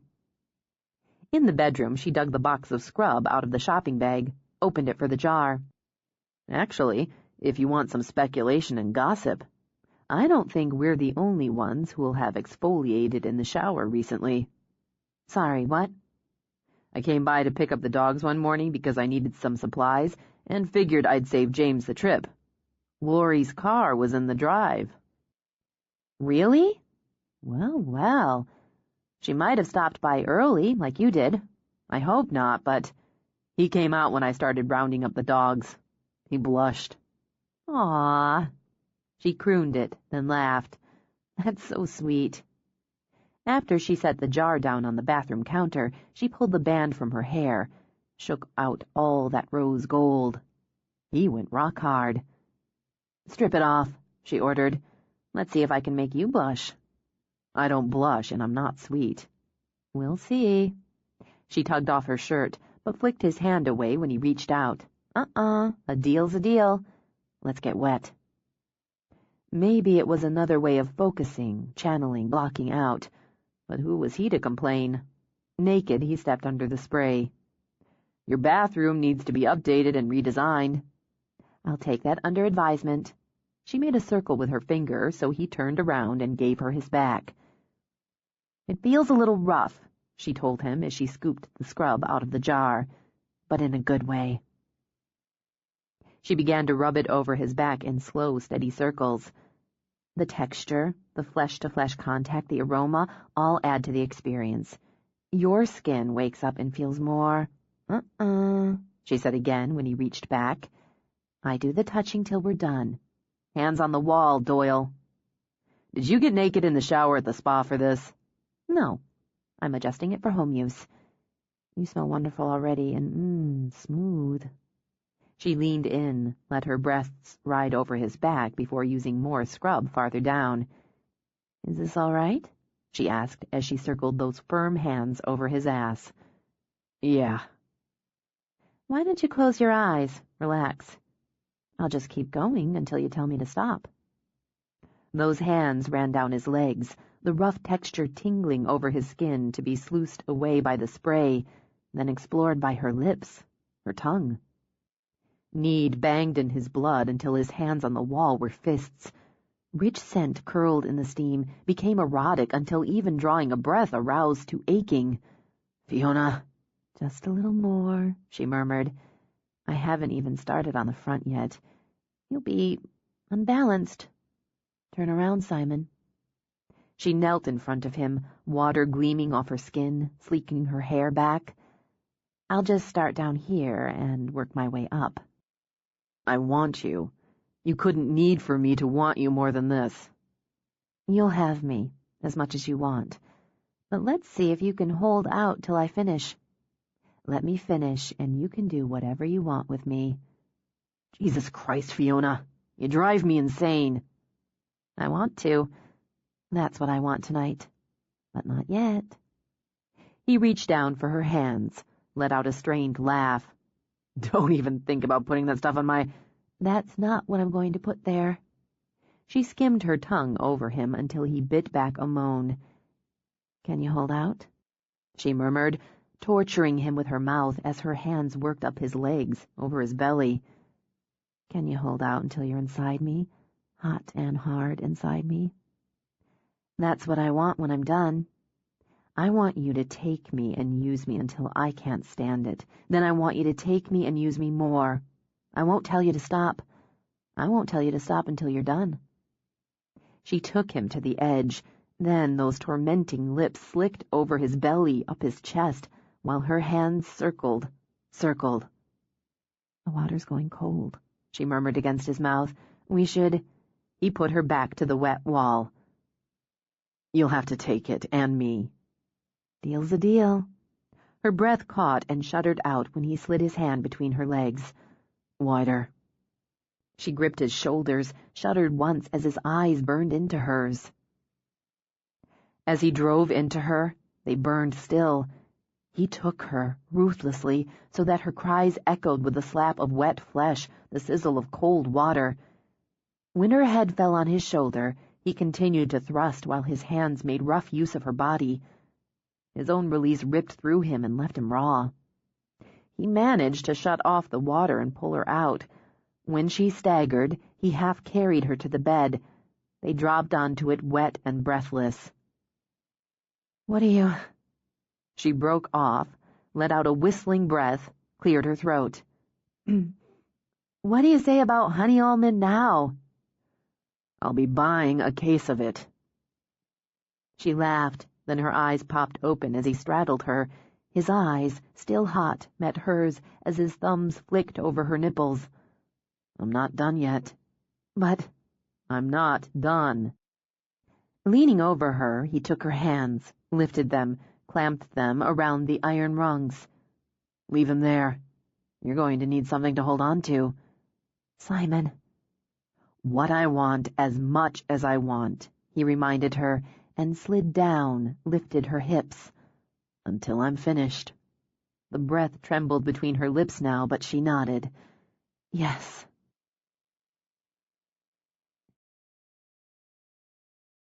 18. As a sop to healthier eating, Fiona tossed some strawberries onto her Fruit Loops. She ate them leaning against the kitchen counter, watching Simon drink coffee, leaning against the one across from her. "You're stalling," she decided. "Stretching out another cup of coffee so you're here until people start coming in for the first class." He reached into the cereal box she'd yet to put away, took a handful. "So?" "I appreciate it, Simon, nearly as much as I appreciate being sexed into a coma last night. But it's not necessary." "I'm drinking this coffee until I finish." He experimented by dunking a Fruit Loop into the coffee. Sampled. Not half bad. "I'm staying until I leave," he continued. "If you have something you have to do, go do it. But I'm not leaving you alone. Deal with it." She scooped up more cereal, munched it while she studied him. "You know, somebody else might have said, 'Fee, I'm concerned about you, and I don't want to take any chances with your safety, so I'm going to be here for you.'" He dunked a couple more. "Somebody else isn't here." "That's very true. And maybe there's something perverse in me that prefers your method." He might have been dunking colorful rounds of cereal into his coffee like tiny donuts, but he looked scruffy and irritable. God, why did she love that? "What are we going to do about this, Simon?" "I'm going to drink my coffee." "And, using the coffee as a metaphor, are you going to keep drinking it until they catch the person who's killing those women and may want to add me to a scorecard?" Yes. She nodded, ate more cereal. Then stop hauling that stupid duffel over here every night. I'll give you room in the closet, clean out a drawer. If you're sleeping here, it's ridiculous not to leave some of your things here. You deal with it. I'm not living here. Understood. He'd inconvenience himself for her, but he'd be careful not to step over the next line. You were just hanging out here and drinking coffee with coffee-soaked Fruit Loops. It's pretty good. I'll put it on the menu. And sleeping here after making crazed love with me in the shower. That was your idea. She laughed. And a damn good one. Restrictions that apply are acknowledged. Leave your damn toothbrush in the bathroom, Simon, you idiot. Put your underwear in a drawer and hang up a couple of shirts in the closet. I've already got a shirt in the closet. You washed it because I left it on the floor. That's right. And if you leave clothes on the floor, they're going to get washed and put away whether you like it or not. If I can agree to drinking coffee, you can agree not to haul that duffel back and forth like a security blanket. When his eyes narrowed, she narrowed hers back at him and smiled. What? Did that hit the mark? Are you looking for a fight? Let's say I'm looking for your famous balance. I give, you give. She tapped her chest, pointed at him, then wiggled a hand between them. And it levels out in the middle. Think about it. I've got to get ready for class, she added and strolled away. 20 minutes later, as her first class of the day started their socialization exercises, she watched Simon walk to his truck. He called his dog and shot Fiona a look from behind his sunglasses. He drove away without the duffel. She considered it a small, personal victory. Midway through the day, she'd logged visits from Megan, Chuck, Sylvia, and Lori, topped off by her daily check from Davy. Apparently no one was going to leave her alone. As much as she appreciated the concern, it occurred to her just why she'd chosen a place several miles outside the village. As much as she loved company, she needed those small pockets of solitude. Davy, I've got to call into Agent Tawny, who's probably going to make yet another trip out here. I've got my phone in my pocket, as promised, and barely 30 minutes between classes. Less when one of the clients is an islander because they stall until whoever's next on the watch out for fee list shows up. I'm not getting any of my office work done. So go do it. Do you really think this guy's going to drive up here in the middle of the day to attempt an abduction between my basic obedience class and my advanced skill set? Probably not. He took a swig from the Coke she'd provided. But if he does, he's not going to find you alone. She cast her eyes up to the puffy clouds dotting the sky. Maybe I should start serving refreshments. Cookies would be good. You can't go wrong with cookies. She punched him lightly on the shoulder. Look, here comes one of the next class. Go protect and serve someone else. He waited until the car came close enough for him to see the driver was female. I'll see you tomorrow. Don't forget the cookies. Davy gave a nod to the other driver as he got into his cruiser and she parked. She climbed out, a tall, pretty brunette with a swingy wedge of chin-length hair and what Fiona thought of as city boots. Stylish and thin-heeled under trim gray pants. Fiona Bristow? That's right. Oh, what great dogs. Can I pet them? Sure. Fiona signaled, so her dog stepped up to the woman and sat politely. They're so sweet. She shoved her enormous shoulder bag behind her back and crouched down. The pictures on your website are good, but they're even better in person. And where's your dog? Fiona wondered. But it wouldn't be the first time a potential client came out to scope her and her setup before signing up. Did you come to monitor a class? I have one starting in about 10 minutes. I'd love to. She angled her face up, all fresh style and perky smile. I was hoping I'd hit between classes so I'd have a few minutes to talk to you. I checked the schedule on your website and tried to time it, but you know how the fairies are. Yes, I do. You're interested in enrolling your dog? I would be, but I don't have one yet. I'd love a big dog, like one of yours, or maybe a golden retriever, but I'm in an apartment. Doesn't seem fair to coop one up that way, but once I get a place with a yard... She rose, offered a smile and her hand.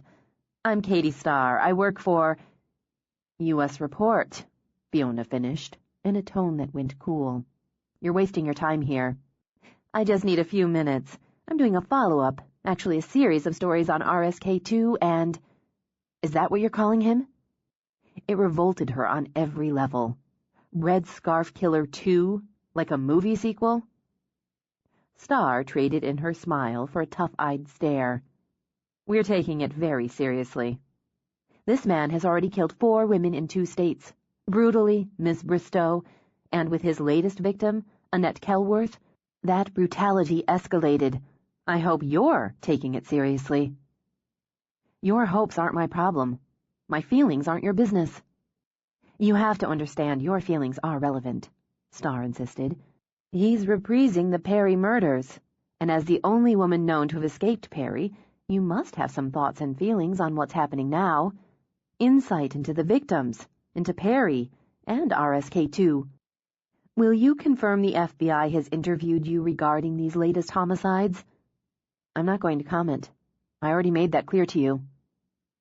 I understand you may have felt reluctant initially, Fiona, but surely now that the death total is up to 4, and these abductions and murders are heading north from California to Oregon, you must want to be heard. You must have something to say, to the families of the victims, to the public, even to the killer. I only want to give you a platform. What you want are headlines. Headlines draw attention. Attention needs to be paid. The facts need to get out. The victims need to be heard, and you're the only one who can speak. She might have believed that, Fiona considered, or at least part of it. But reality dictated that the attention focused on the killer with the catchy nickname. I have nothing to say to you, except you're trespassing on private property. Fiona. All calm and reason, Starr pushed on. We're women. This man is targeting women. Young, attractive women with their lives ahead of them. You know what it is to be that target, what it's like to be a victim of that kind of random violence. All I'm trying to do is get the story out. Get the information out so maybe his next target is more aware. And maybe she'll keep having her life ahead of her instead of ending up in a shallow grave. Something you know, can say, may be what helps her live. Maybe you mean that. You're only trying to help. Or maybe what you want is another front-page story with your byline. Maybe it's a little of both. She didn't know. She couldn't allow herself to care. But here's what I do know. You're giving him what he wants, attention. You published my name, where I live, what I do. And that helps no one except the man who's emulating Perry. I want you off my property, and I want you to stay off my property. I don't want to call the deputy who was just here to escort you off, but I will. Why was the deputy just here? Are you under police protection? Do the investigators have any reason to believe you may be a target? So much for facts and the public right to know, Fiona thought. What this one wanted, at the base of it, was dish. Miss Starr, I'm telling you to get off my property, and that's all I'm going to tell you. I'm going to write the story with or without your cooperation. There's interest in a book deal. I'm willing to compensate you for interviews. Exclusive interviews. That makes it easier, Fiona said, and pulled her phone out of her pocket. You've got 10 seconds to get in your car and get off my property. I will press charges. Believe it. Your choice. Starr opened her car door. All pretense of the perky dog lover was stripped away. The pattern says he's chosen his next victim, or he's preparing to, scoping out the area for the right target. Ask yourself how you're going to feel when he racks up number 5. You can reach me through the paper when you change your mind. Hold your breath, Fiona thought. Please. She put it out of her mind. Her work, her life were more important than a persistent reporter hoping, Fiona imagined, to springboard a book deal off tragedy. She had her dogs to care for, her little garden to tend to, and a relationship to explore. Simon's toothbrush took up residence in her bathroom, his socks scattered messily in one of her drawers. They weren't living together, she reminded herself, but he was the first man since Greg who slept consistently in her bed, whose things mixed with hers under the same roof. He was the first man she wanted with her in the night when ghosts haunted her sleep. He was there, and she was grateful for it, when Tawny and his partner returned. "You should go on to work," she told Simon when she recognized the car. "I think I'll be safe in the hands of the feds." "I'll stick around." "All right." "Why don't you let them in? I'll make some more coffee." "You let them in. I'll make the coffee." She opened the door, holding it open to the morning air. It looked like rain heading in, she noted.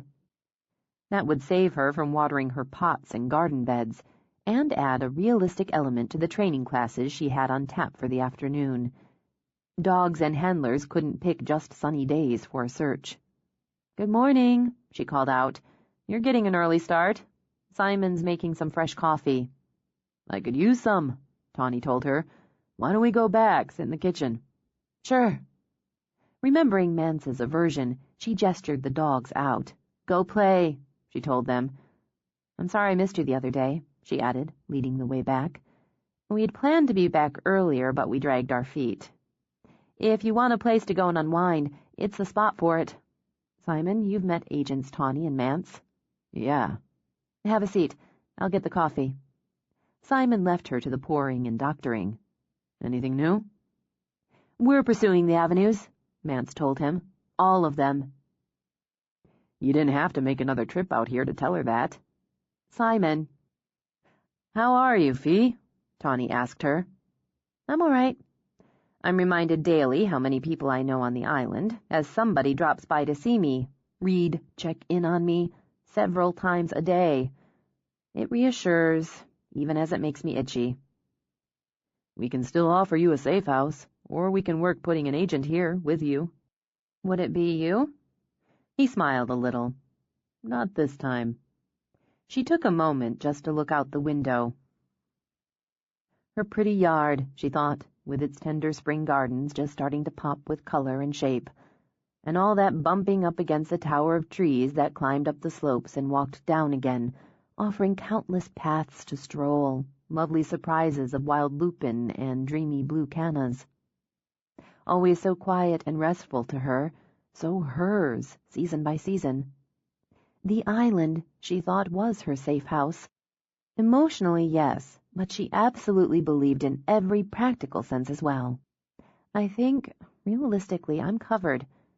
The island itself makes me less accessible, and I'm, literally, never alone." Even as she spoke, she watched her dogs wander by. "On patrol," she mused. He broke pattern with Annette Kelworth. It's possible he's not interested in me anymore, not interested in mirroring Perry. "His violence is increasing," Mance stated. "Perry duplicated himself, obsessively repeating the same details with each murder. The unsub isn't as controlled or disciplined. He wants to flaunt his power, sending you the scarf, increasing the time he holds his victims, and now the added physical violence. But he continues to use Perry's methods, to select the same type of victim, to abduct and to kill and dispose in the same way. He's adapting his work, finding his own style." "Sorry," Simon added, when he realized he'd spoken out loud. "No, you're not wrong. Kelworth may have been an aberration," Tawny continued. "Something she said or did, something that happened that pushed him to the increased violence. Or he may be looking to come into his own." "I'm not his." "You're still the one who got away," Mance pointed out. "And if you're going to talk to the press, it keeps you front and center and makes you more of a challenge." Annoyed, Fiona turned from the window. "I'm not talking to the press." Mance reached into her briefcase. "This morning's edition." She laid the paper on the table, and the article's been picked up by a number of online venues and cable news crawls. Trail of the Red Scarf. "I can't stop this. All I can do is not give interviews, refuse to cooperate. You're quoted, and your picture runs inside." "But—" "Surrounded by her 3 dogs," Mance read, Outside her tiny woodland home on scenic and remote Orcas Island, where purple pansies tumble out of white pots and bright blue chairs sit on the front porch, Fiona Bristow presents a cool and competent demeanor. A tall, attractive redhead, slender in jeans and a stone-gray jacket, she seems to approach the subject of murder with the same practical, down-to-earth manner that has made her and her canine training school fixtures on the island. She was 20, the same age as Annette Kelworth, when she was abducted by Perry. Like Perry's other 12 female victims, Bristow was incapacitated by a stun gun, drugged, bound, gagged, and locked in the trunk of his car. There she was held for more than 18 hours. But unlike the others, Bristow managed to escape. In the dark, while Perry drove the night roads, Bristow sawed through the rope binding her with a penknife given to her by her fiancé, Officer Gregory Norwood. Bristow fought off Perry, disabling him, and used his own car to reach safety and alert authorities. Nearly a year later, still at large, Perry shot and killed Norwood and his canine partner, Kong, who lived long enough to attack and wound Perry. Perry was subsequently arrested when he lost control of his car in his attempt to escape. Despite her ordeal and her loss, Bristow testified against Perry, and that testimony played a major role in his conviction. Now, at 29, Bristow shows no visible scars from that experience. She remains single, living alone in her secluded home where she owns and operates her training school for dogs, and devotes much of her time to the canine search and rescue unit she formed on Orcas. The day is sunny and warm. The dogwood trees flanking the narrow bridge over the creek that bubbles across the property are in bloom, and the native red currant flames in the quiet morning. In the deep green woods where shafts of light shimmer through the towering firs, birds twitter. But a uniformed deputy drives his cruiser down her narrow drive. There can be little doubt Fiona Bristow remembers the dark and the fear. She would have been 13. She speaks of the movie sequel title this mimic of George Allen Perry has been given, and the headlines his brutality has generated. It's attention this man known as RSK2 seeks, she believes. While she, the lone survivor of the one who came before him, wants only the peace and the privacy of the life she has now, a life forever changed. I didn't give her an interview. Fiona shoved the paper aside. I didn't talk to her about all of this. But you did talk to her, Mance persisted. She showed up. Struggling with rage, Fiona barely resisted ripping the paper to shreds. I assumed she was here to ask about a class, and she let me assume that. She talked about the dogs, then she introduced herself. The minute she did, I told her to go. No comment, go away. She persisted. I did say he wanted attention. I was angry. Look what they're calling him. RSK2. So it gives him flash and mystery and importance. I said he wanted attention, and she was giving it to him. I shouldn't have said it. She looked at Tawny now. I know better. She pushed. You pushed back. And got just enough to run with it. I ordered her off the property. I even threatened to call Davy, Deputy Englewood, back. He'd just left because we both thought she'd come for class. She was here 5 minutes. 5 goddamn minutes. When? Simon demanded, and a quick chill skipped up her spine at the tone. A couple of days ago. I put it away. I made her go, and I honestly thought I hadn't given her anything. So I put it aside. She let out a breath. She's made him see me here with my dogs and my trees. The quiet life of a survivor. And she's made him see me there in the trunk of that car tied up in the dark, another victim who just got lucky. The one line, the one about attention, the way she's written it, that's me speaking to him, dismissing him. It's the sort of thing he might fixate on. I understand that. She glanced at the paper again, at the photo of her standing in front of her house, her hand on Newman's head, Peck and Bogart beside her. She must have taken this from her car. You'd think I posed for it. You shouldn't have any trouble getting a restraining order, Tawny told her. Discouraged, Fiona pressed her fingers to her eyes. She'll eat that up. I wouldn't bet against her adding column inches on me to that article.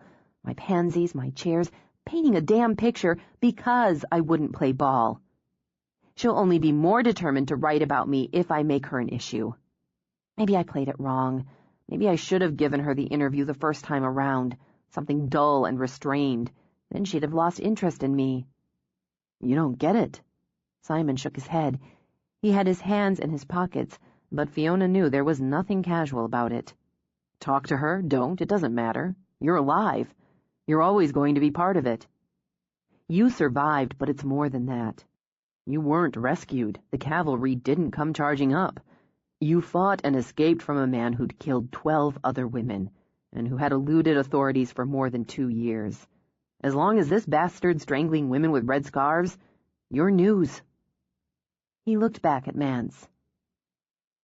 So don't look down your dismissive FBI nose at her over this. Until you catch the fucker, they'll use her for print, for ratings, to keep it churned up between murders, and you fucking well know it.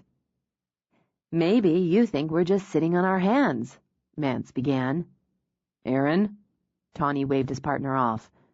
You're right, he told Simon, about the media. Still, Fee, it's better for you to stick with a straight no comment. And you're right, he said to Fiona, that this kind of press will very likely pump up his interest in you. You need to continue all the precautions you're taking. And I'm going to ask you not to take on any new clients. God, look, I'm not trying to be difficult or stupid, but I have to make a living. What else? Simon interrupted. Fiona rounded on him. Listen. Shut up. What else? He repeated. Okay. I want you to contact me every day, Tawny went on. I want you to keep a record of anything unusual, a wrong number, a hang-up, any questionable emails or correspondence.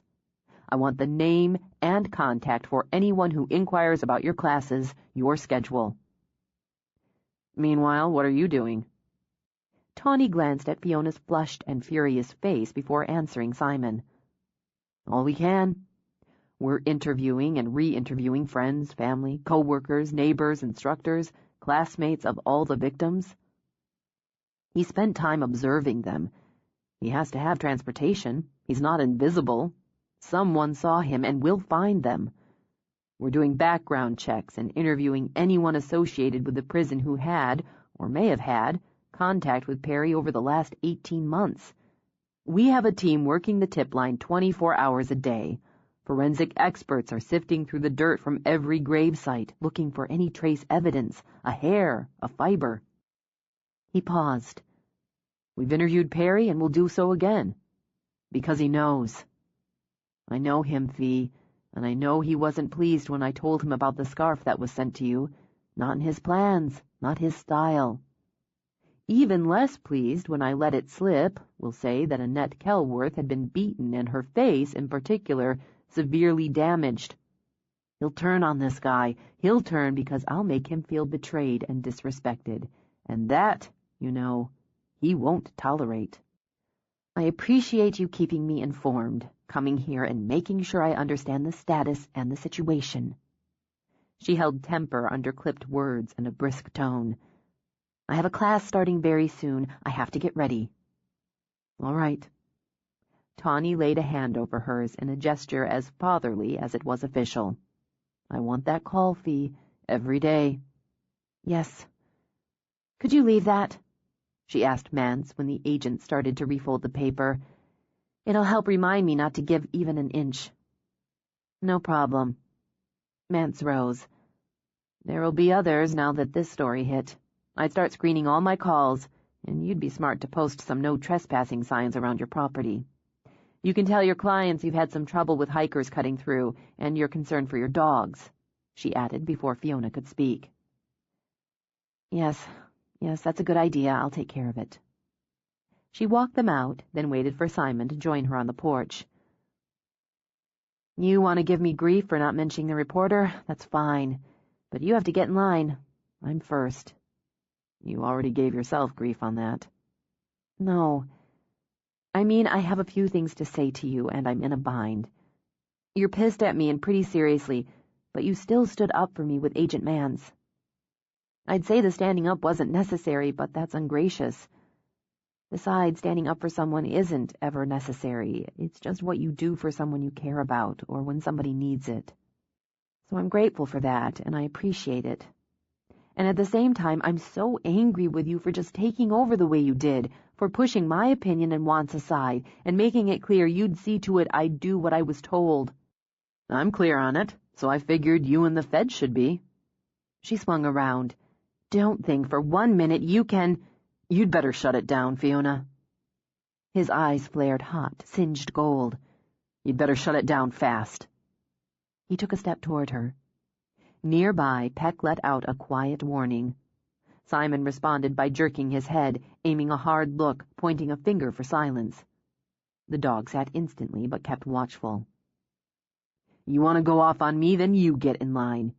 You can go on your I can take care of myself routine all you want. I don't give a rat's rabbit ass because you're not doing it yourself this time, so just swallow that one down. You can tell me I'm stupid for not leaving my damn toothbrush in the bathroom, and I've got to give that to you. I'm telling you, you're brain dead if you think you can decide all the rest on your own. That's not how it works. I never said, shut up.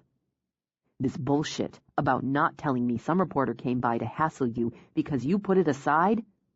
Don't pull that on me again. You don't put things aside, not like this. I didn't. I'm not fucking done. You don't run this show. I don't know how you worked it before with your cop, but this is now. You're dealing with me now. You'd better think about that, and if you can't deal with it, you let me know. We'll leave it that we just fuck when we're both in the mood and move on. She felt her face go cold and stiff as the blood drained. That's harsh, Simon. Damn right it is. You've got clients coming, and I've got work to do. He strode away as a couple of cars drove across her bridge. Jaws, obviously tuned in to his master's mood, leaped quickly into the truck. I didn't get my turn, Fiona muttered, then tried some deep breathing to center herself before greeting her clients. 19. Fiona deliberately scheduled a solo behavioral correction as her last client of the day. She often thought of those sessions as attitude adjustments, and not just for the dog. The fluffy orange pom, Chloe, all 4 pounds of her, ruled over her owners, reportedly wreaked havoc in her neighborhood, yipping, snarling, and lunging hysterically at other dogs, cats, birds, kids, and occasionally tried to take a palm-sized chunk out of whatever crossed her path when she wasn't in the mood for it. Struggling to crochet, her newest hobby, Sylvia sat on the porch with a pitcher of fresh lemonade and butter cookies while Fiona listened to the client repeat the gist of their phone consult. My husband and I had to cancel our vacation this winter. Lissy Childs stroked the ball of fur in her arms, while that ball eyed Fiona suspiciously. We couldn't get anyone to take her for the week, or house sit, if she was in it. She's so sweet, really, and so adorable, but, well, she is incorrigible. Lissy made kissy noises, and Chloe responded by shivering all over and lapping at Lissy's face. Chloe, Fiona noted, wore a silver collar studded with multicolored rhinestones. At least she hoped they were just rhinestones, and pink booties, open at the toe to show off matching pink toenails. Both she and her human smelled of Vera Wang's princess. She's a year? Yes. She just had her very first birthday, didn't you, baby doll? Do you remember when she started showing unsociable behavior? Well... Lissy cuddled Chloe. The eye-popping square-cut diamond on her hand flared like fired ice, and Chloe made a point of showing Fiona her sharp, scissor-like teeth. She's really never liked other dogs or cats. She thinks she's a person 'cause she's my baby. She sleeps in your bed, doesn't she? Well, yes. She has a sweet bed of her own, but she likes to use it as a toy box. She just loves squeaky toys. How many does she have? Oh, well... Lissy had the grace to look sheepish as she flipped back her long blonde mane. I buy them for her all the time. I just can't resist. In little outfits. She loves to dress up. I know I spoil her. Harry does too. We just can't resist. And really, she is a sweetheart. She's just a little jealous and excitable. Why don't you put her down? She doesn't like me to put her down outside, especially when—" She glanced over her shoulder where Oreo and Fiona's dog sprawled. "When other dogs are around." "Lissy, you're paying me to help Chloe become a happier, better-adjusted dog.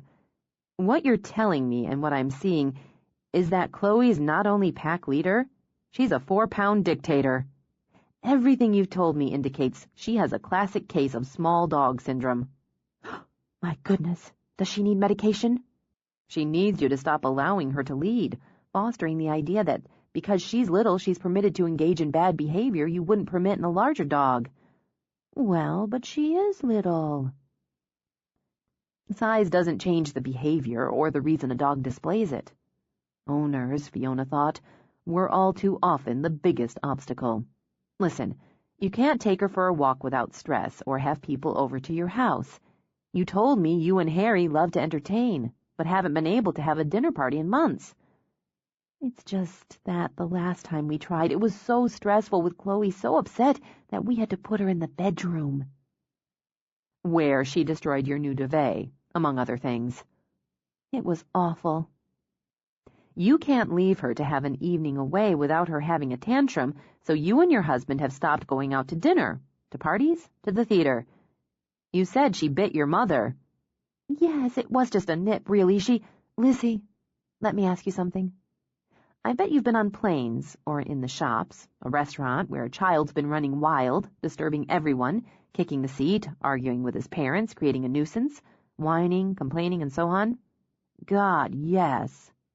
She rolled her eyes as she spoke. "It's so annoying. I don't understand why—" "Oh." Cluing in, Lissy blew out a breath. "I'm not being a responsible mommy." "Exactly. Or close enough. Put her down." The minute Chloe's pink booties hit the ground, she leaped onto her hind legs, yipping, scrabbling at Lissy's lovely linen pants. "Come on now, baby, don't—" "No," Fiona said. "Don't give her that kind of attention when she's misbehaving. You need to dominate. Show her who's in charge." "Stop that right now, Chloe, or no yummies on the way home." "Not like that. First, stop thinking, but she's so little and cute. Stop thinking about her size and think of her as a misbehaving dog. Here." Fiona took the leash. "Step away," she told Lissy, and positioned herself between them.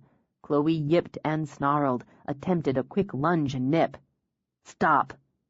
Voice firm, Fiona kept eye contact and shot a finger toward the dog. Chloe made grumbling sounds, but subsided. "She's sulking," Lissy said with indulgence. "If she was a lab or a German shepherd sitting there growling, would it be cute?" Lissy cleared her throat. "No, you're right. Spoiling her isn't making her happy. It's making her a bully, and bullies aren't happy." She began to walk the dog. Chloe struggled, trying to turn back to Lissy. Fiona simply shortened the leash, forcing Chloe to fall in line. Once she understands there's no reward, no affection shown for bad behavior, and that you're in charge, she'll stop and be happier. "I don't want her to be a bully or unhappy. Honestly, that's why I'm here. I'm just terrible at discipline." "Then get better," Fiona said flatly. "She depends on you. When she's already excited and heading out of control, speak to her firmly, correct her quickly. Don't placate her in that high baby talk voice. That only increases her level of stress. She wants you to take control, and you'll all be happier once you do."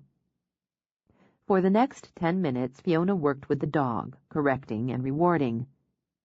"She listens to you." "Because she understands I'm in charge, and she respects that.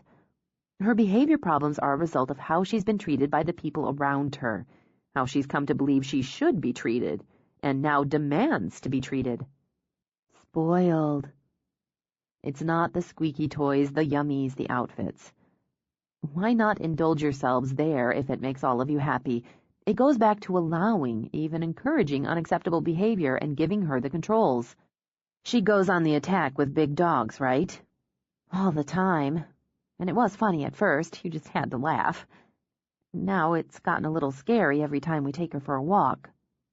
She does it because you've made her pack leader. She has to defend that position every time she comes in contact with another dog, human, animal. It stresses her out. Is that why she goes on those barking jags, because she's stressed? That, and because she's telling you what to do. People think of Poms as yappy dogs because their owners often allow them to become yappy dogs. Not yapping now, Fiona thought as she stopped and Chloe sat and watched her with those almond-shaped eyes. She's relaxed now. I want you to do the same thing with her. Walk her back and forth. Stay in control. Fiona led Chloe to Lissy, and the dog rose up to paw the air to scrabble at Lissy's legs. Lissy, Fiona said firmly. Okay, Chloe, stop.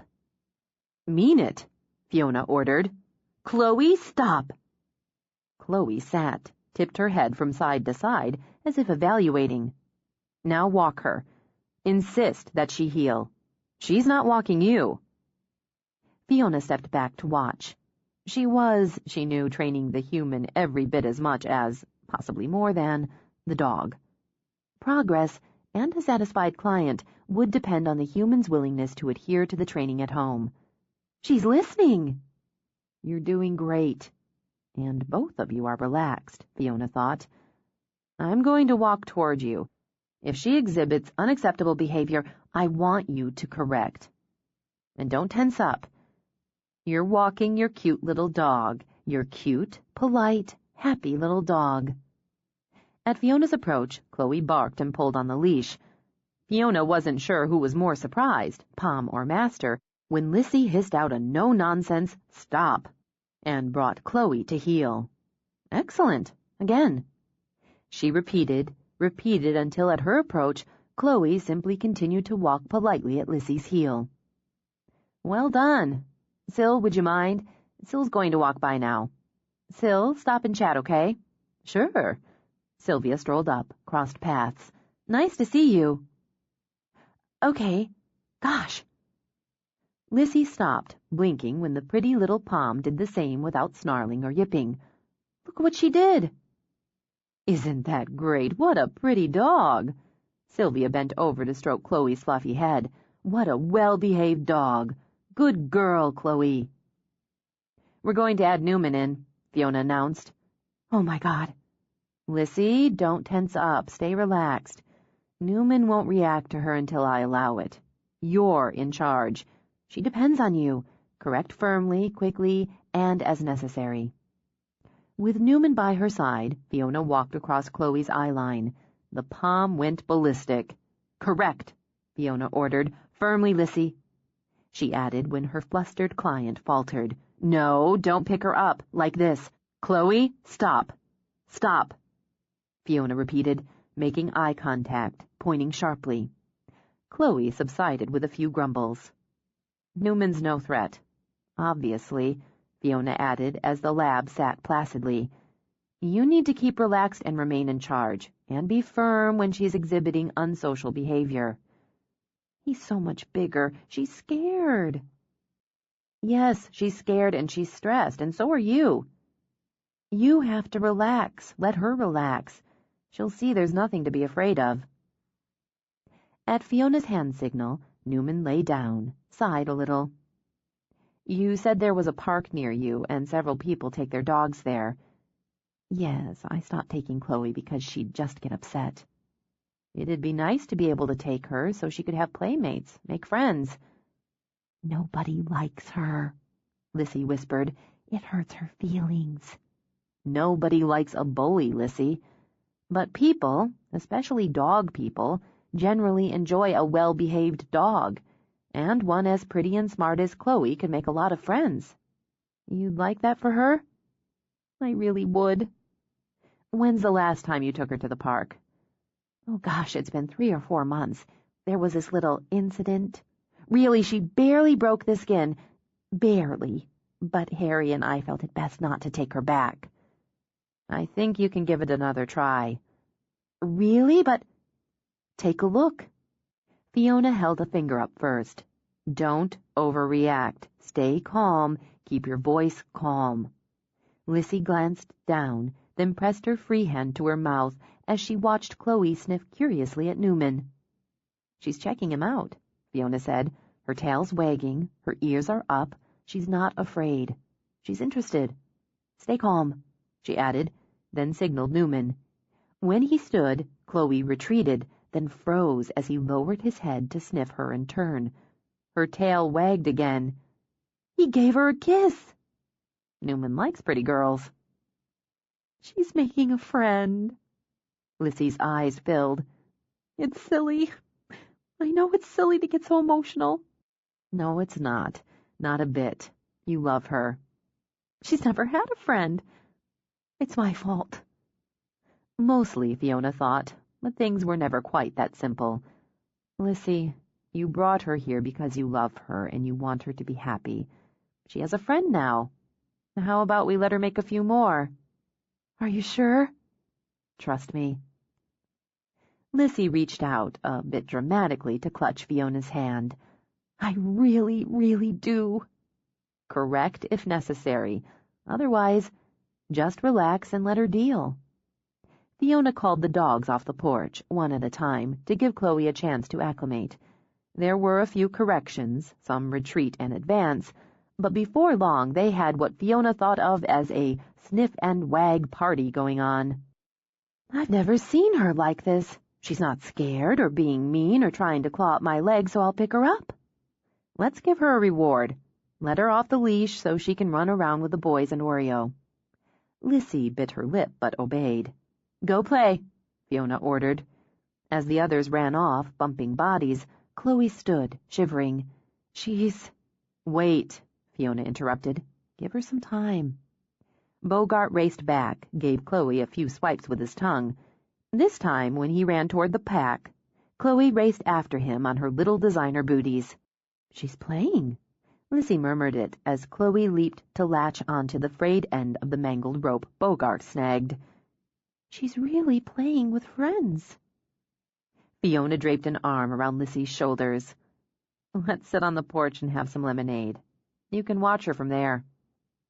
I should have brought my camera. I never thought. Tell you what, sit with Sylvia. I'll go get mine and take some shots. I'll email them to you." "I'm going to cry." "You go right ahead." Patting Lissy's shoulder, Fiona led her to the porch. Later, Sylvia rocked and sipped and watched Lissy drive away with Chloe. That must be very satisfying. And a little exhausting. Well, you did give her 2 solid hours. They needed it. I think they'll be all right. Lissy has to keep it up and bring Harry on board, but I think she will. Our guys helped a lot. She lifted her foot and gave Peck's rump a rub. "Now that we've solved Chloe's problem, what about yours?" "I think that's going to take more than a firm hand and some dog treats." "How mad is he?" "Pretty mad." "How mad are you?" "Undecided." Now that the dog party had ended, a trio of jewel-winged hummingbirds dashed and darted along the flowering red current that Star had written about in the cursed article. The blur of color should have charmed her, but it only served to remind Fiona of the harshness of the morning. "I'm trying to stay calm, to be sensible, because otherwise I really think I'd run screaming and never stop. And Simon's angry I don't run screaming. At least I think that's part of it. And I'm not all, 'Oh, you're so big and strong, please take care of me,' or something." Sylvia continued to rock, to sip.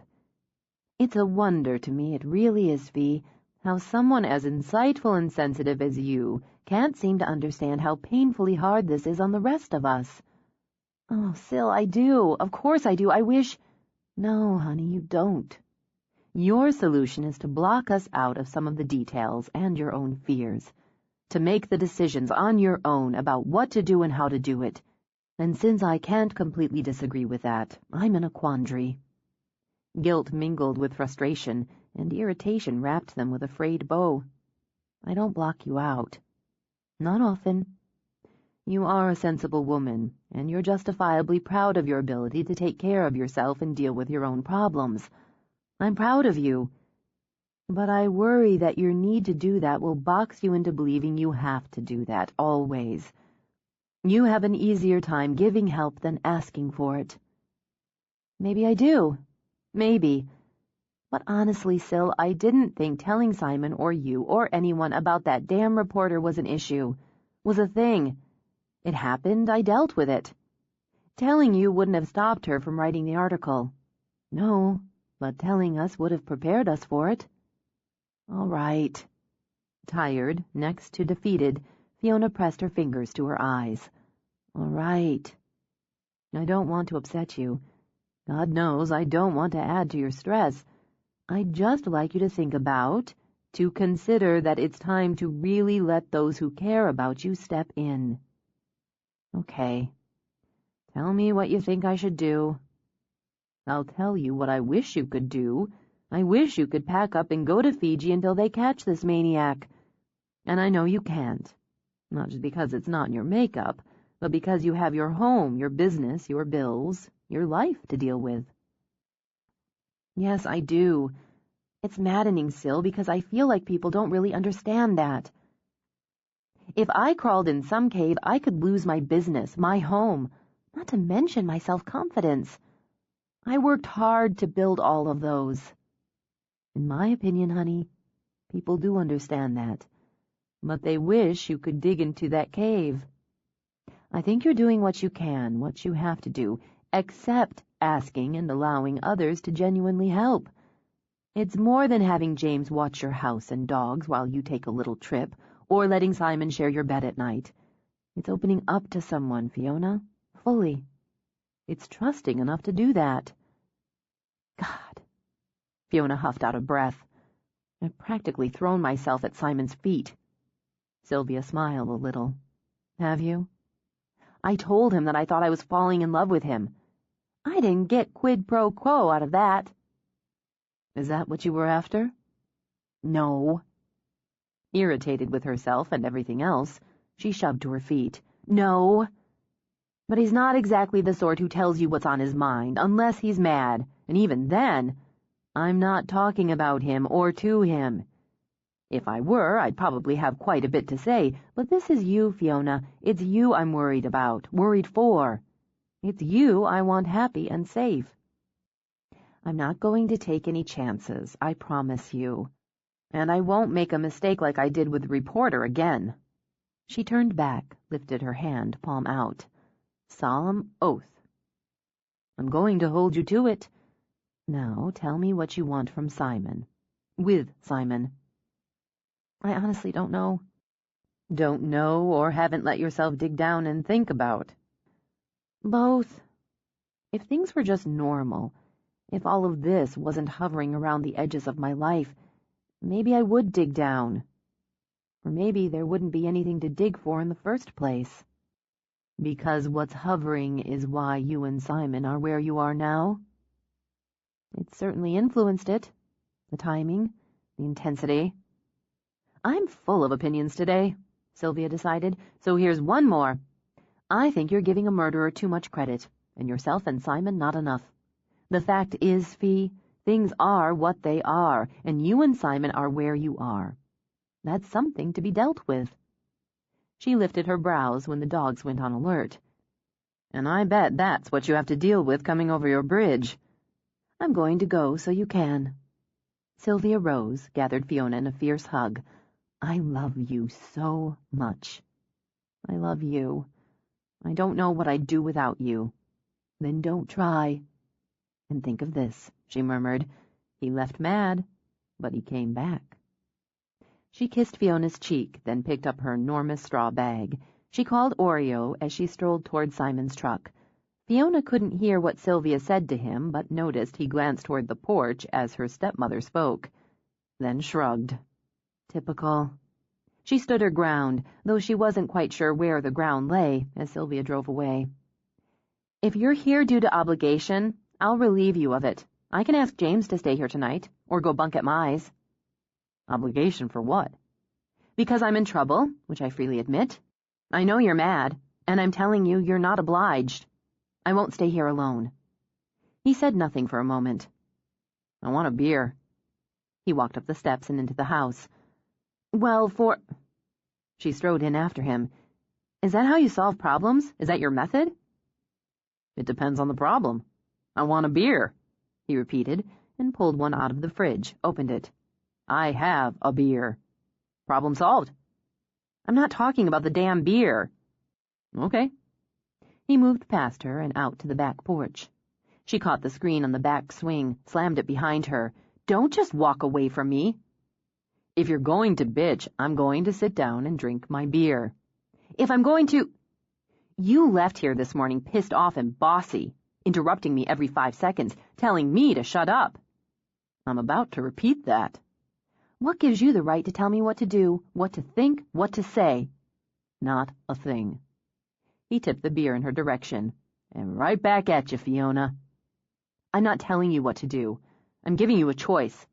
And I'm telling you I won't tolerate this kind of behavior. His gaze fired to hers, molten gold sheathed in ice. I'm not one of your dogs. You won't train me. Her jaw dropped in sincere shock. I'm not trying to train you, for God's sake. Yeah, you are. Second nature for you, I guess. Too bad, because I'd say it's a pretty sure bet I have a lot of behaviors you'd like to change. That's on you. If you'd rather James stay here tonight, give him a call. I'll take off when he gets here. I don't know why we're fighting. She pushed her hands through her hair, leaned back on the rail. I don't even know. I don't know why I'm suddenly considered someone who's closed in or blocked off or too stubborn or stupid to ask for help. I'm not. I'm not any of that. He took a long pull as he studied her. You got yourself out of the trunk. What? You got yourself out. Nobody helped you. There wasn't anybody to help you. Live or die, it was up to you. It must have been a hell of a thing. I can't imagine it. I've tried. I can't. Do you want to stay in the trunk? Tears stung behind her eyes, infuriatingly.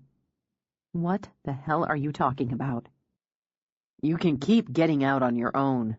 My money's on you there. Or you can let somebody give you a hand with it and get it through your head that it doesn't make you incapable. And it sure as hell doesn't make you weak. You're the strongest woman I know, and I've known some strong women. So figure it out and let me know. She turned away, pressing a hand to her chest as it ached. I got myself into the trunk, too. That's bullshit. How do you know? You weren't there. I was stupid and careless, and I let him take me. Jesus Christ, he killed 12 women before you. Do you think they were all stupid, careless? That they let him take them? No. Yes. She turned back. Maybe, I don't know. But I know I made a mistake that day, just a little one, just a few seconds, and it changed everything. Everything. You lived. Greg Norwood died. I know that it wasn't my fault. I had therapy. I know Perry's responsible. I know. Knowing isn't always believing. I believe it. Most of the time. I don't dwell on it. I don't pull the chains of that with me. Maybe you didn't, but they're rattling now. She hated that he was right. I built a life here, and I am happy. There wouldn't be this. I wouldn't have this if it wasn't happening again. How can it be happening again? She demanded. How in God's name can this happen again? She drew a shuddering breath. Do you need me to say I'm scared? I told you I was. I am. I'm terrified. Is that what you want me to say? No. And if I get the chance, he'll pay for making you say it, for making you feel it. He watched as she swiped a single tear from her cheek. He'd pay for that, too, Simon thought, for that one drop of grief. And that one drop doused the last sparks of the anger he'd hauled around with him all day. I don't know what I'm after with you, Fee, exactly. I can't figure it out. But I know I want you to trust me. I need you to trust me to help you out of that fucking trunk. To trust me enough for that. Then we'll see what happens next. It scares me almost as much. Yeah, I get that. He lifted the beer again to drink, eyeing her over it. I'd say you're in a spot. She let out an unsteady laugh. I guess I am. I haven't had a serious relationship since Greg. A couple of short-lived pretenses. I can stand here now and look back and see very clearly they weren't fair to anyone involved. I wasn't dishonest, and the other party wasn't after any more than it was, but still, not fair. I didn't intend to have a serious relationship with you. I wanted the company, some conversation, the sex. I liked the idea of having an affair. Look at me, all grown up. Maybe that wasn't fair. I didn't have a problem with it. She smiled.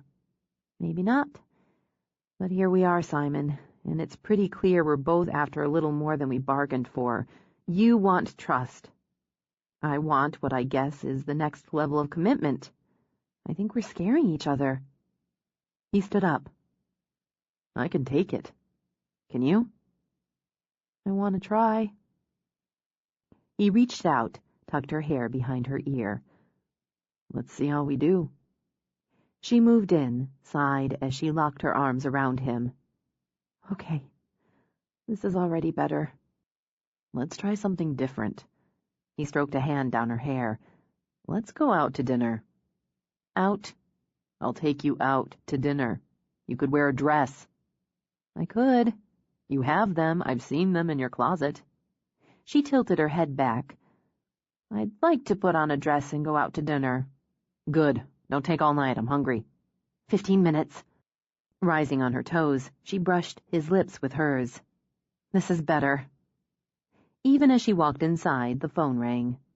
Business line, 1 minute. Fiona Bristow. Immediately she reached for the pad, the pen. Yes, Sergeant Casper, how long? She wrote quickly, nodded as questions she didn't have to ask were answered.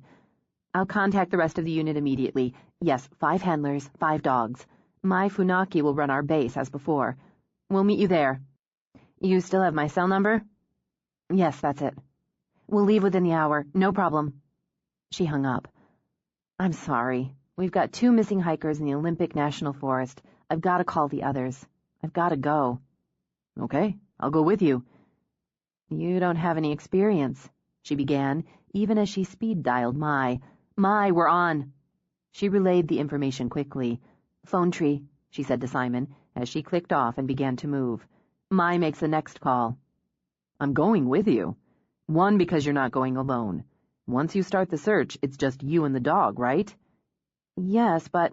And 2, if you're going to train my dog to do what you're about to do, I want a better sense of it. I'm going. We won't get there before dark. If they haven't found them by then, we're going to start the search at night, and very likely spend the night in very rough conditions. What? Am I a pussy? Hardly. She opened her mouth to push back again, then realized what she was doing. Okay. I've got a spare pack. I have a list of everything you need to take. Most should be in there already. You take the list, make sure it's complete, and I'll need you to call Syl and ask her to keep an eye on the dogs we don't take. She pulled out her spare pack, tossed it to him. When we get there, I'm Alpha Dog. You have to deal with that. Your show, your rules. Where's the list? 20. A unit was precisely what they were, Simon observed. During the trip, the 6 members spoke in shorthand, acronyms, and the code tight friends or longtime co-workers often fell into. He did what came naturally to him. He sat back and observed. The change in James and Laurie's relationship was new enough they exchanged quick, secret glances, while the others shot them amused looks. He heard Chuck and Meg Green discussing weekend plans. Yard work topped the list, with the ease of well-marrieds. Fiona checked in with the cop named Casper regularly for status, adjusted ETA, and other relevant details. The small surprise, at least it struck him that way, was the addition of another cop, Sheriff Tyson, from San Juan Island. Something going on between him and the sexy vet, Simon concluded.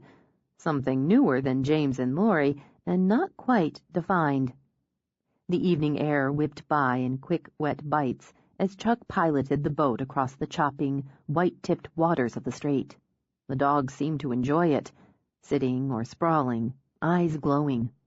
If not for the fact that two people were lost, possibly injured, out in the dark, it might have been a pleasant evening ride. He ate one of the sandwiches Meg had provided and let his mind drift. If they took murder out of the equation, would he be here now, eating ham and cheese with spicy mustard on a Kaiser roll on a crowded boat that smelled of water and dog? He wasn't sure. Then he glanced toward Fiona. She sat, body swaying with the bump of the waves, her cell phone at her ear. The notebook she scrawled on, make that wrote on, Fiona didn't scrawl, he mused, on her lap, wind whipping the hasty braid she'd tied. That deceptively slender body tucked into rough pants, light jacket, scarred boots. Yeah, he'd be here. Damn it. Not his type. He could tell himself that 1,000 times, and it didn't change a thing. She'd gotten under his skin, into his blood. Gotten somewhere. He was half dazzled, half irritated by her, a strange and dangerous combination. He kept waiting for it to pass. No luck there. Maybe, once things were settled, he'd take a break, go visit his family for a week. In his experience, absence didn't make the heart grow fonder. It generally blurred the edges of the fondness. While it was true nothing had blurred during her short trip away, this could be different. He'd be the one to go. Mai dropped down beside him. Are you ready for this? I guess I'll find out. My first search, I was scared to death and so excited.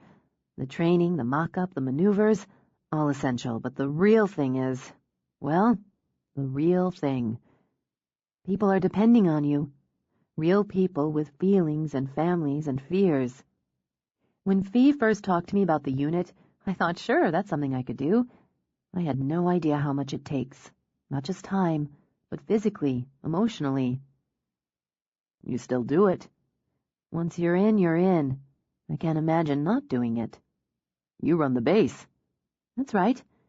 Coordinate the dogs and handlers, keep the logs, maintain contact, liaise with the other search teams, the cops or rangers. I don't have a search dog since I end up adopting special needs types, but I can work with one if they need me. Fee thinks your jaws is hardwired for this kind of work. So she says. He offered her a dip into his bag of chips. He picks up on the training. At least it looks like it to me. Mostly, I think he'd turn himself inside out if he thought it would make her happy. Dogs have that reaction to Fee. She's got a gift. She shifted a little so their knees bumped and her back was to Fiona. How's she doing, Simon? I try not to bring it up often. I know how she likes to keep things in their proper box. It was a perfect description, he thought. Dead-on perfect. She's scared. That only makes her more determined to handle it. I sleep better knowing you're with her.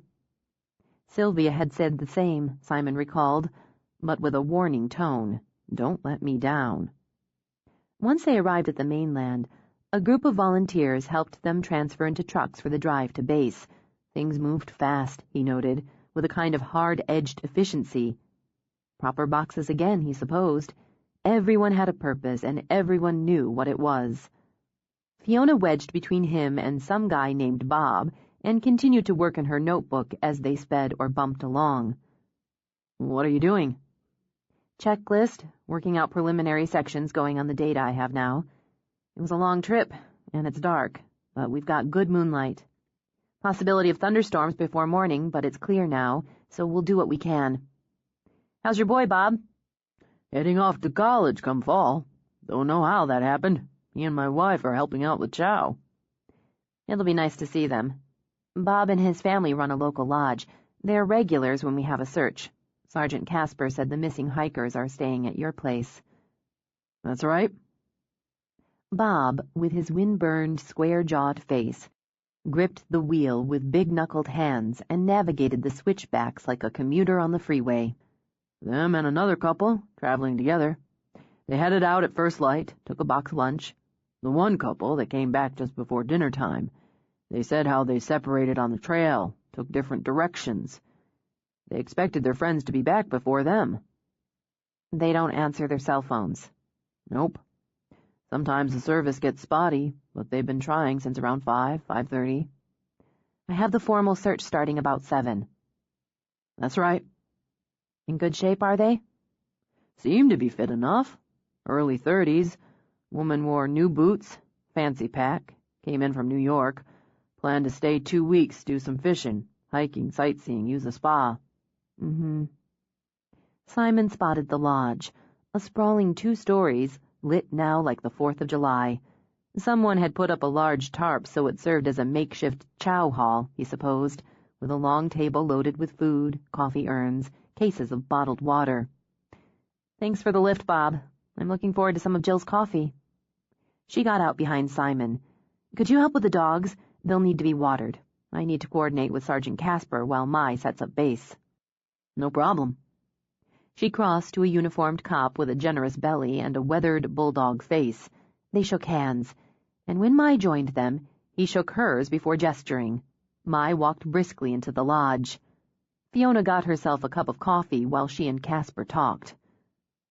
Mai says this is your first. Tyson held out a hand to Simon. Ben Tyson. Yeah, I guess it's not yours, Sheriff. Keep it at Ben. Not the first, but I'm usually on that end. He jutted his chin toward Fiona and Casper as he and Simon herded the dogs toward a huge galvanized tub of water. Okay, what are they doing? Well, the sergeant's updating her, giving her whatever he's got. How many they've got out, what areas they've covered, timelines, PLS, the point last seen. Fee, she's good about making sure they have the right maps, but he'll fill her in on the topography. Roads, hills, water barriers, drainage, trail markers. All that's going to help her strategize the unit's search pattern. Mai says they were hiking with friends, so Fee'll talk to them, too, before she briefs the unit. That's a lot of time talking. It might seem that way. If you rush by getting all the data, you may miss something. Better to take the time now, and it gives her time to get her feet under her, gauge the air. The air? Ben smiled. That's where it goes by me, to tell you the truth. Air pockets and scent cones and whatever the hell. I've worked a few searches with Fee in the unit. Seems to me she's got a nose like one of the dogs. Ben reached down, gave Bogart a scrub between the ears. For the next 20 minutes, Simon wandered, drank truly exceptional coffee, watched volunteers and uniforms come back to refuel, debrief. We're set up in the lobby, James told him, if you want in on the briefing. All right. Done much hiking? Some, Simon answered as they walked inside. At night? Not really. James grinned. You're about to get a workout and an education. Simon thought of the lobby as rustic gloss. It worked. Lots of leather chairs, heavy oak tables stained dark, iron lamps, and rough pottery. Fiona stood at a table that held a boxy radio, a laptop, maps. Behind her hung a large topographical map of the area, while Mai worked on a whiteboard. We're looking for Ella and Kevin White, Caucasian, 28 and 30 respectively. Ella's 5'5", 125, brown hair, brown eyes. She was wearing Levi's, a red shirt over a white tank, and a navy hoodie.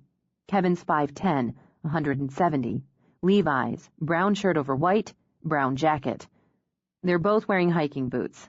The friends think Rockports, sizes 7 and 10.5. She flipped over a page in a notebook, but Simon sensed she didn't need it. She remembered. They left this location at just after 7 a.m. with another couple, Rachel and Todd Chappell. They headed south along the river. She stepped back to the map, used a laser pointer. They kept to posted trails, stopped several times, and took an hour's break about 11:30, here, as the witnesses best remember, to eat the boxed lunch the lodge provided. That's when they separated. Ella and Kevin opted to continue south. The other couple headed east. They planned to meet back here around 4, maybe 4:30, for drinks. When they didn't return by 5, and neither answered their cell phone, there was some concern. They continued to try their cells and combed the immediate area until shortly before 6, when Bob alerted the authorities. Formal search commenced at 6:55. If they kept south, they'd head into the Bighorn Wilderness area, James pointed out. That's right. There's some rough going in there. And Ella is an inexperienced hiker. She moved on, pointing out the areas the search had covered, laying out the sectors for each team, using, Simon noted, natural barriers and landmarks as borders. Additional data. The witnesses say Kevin's an overachiever. He's competitive. Both he and Todd wore pedometers and had a bet going. Whoever clocked the most miles won, and the loser bought drinks and dinner tonight. He likes to win. He'd have pushed it. I know it's late, but we've got the weather and the moon in our favor. It's a go for a sector search.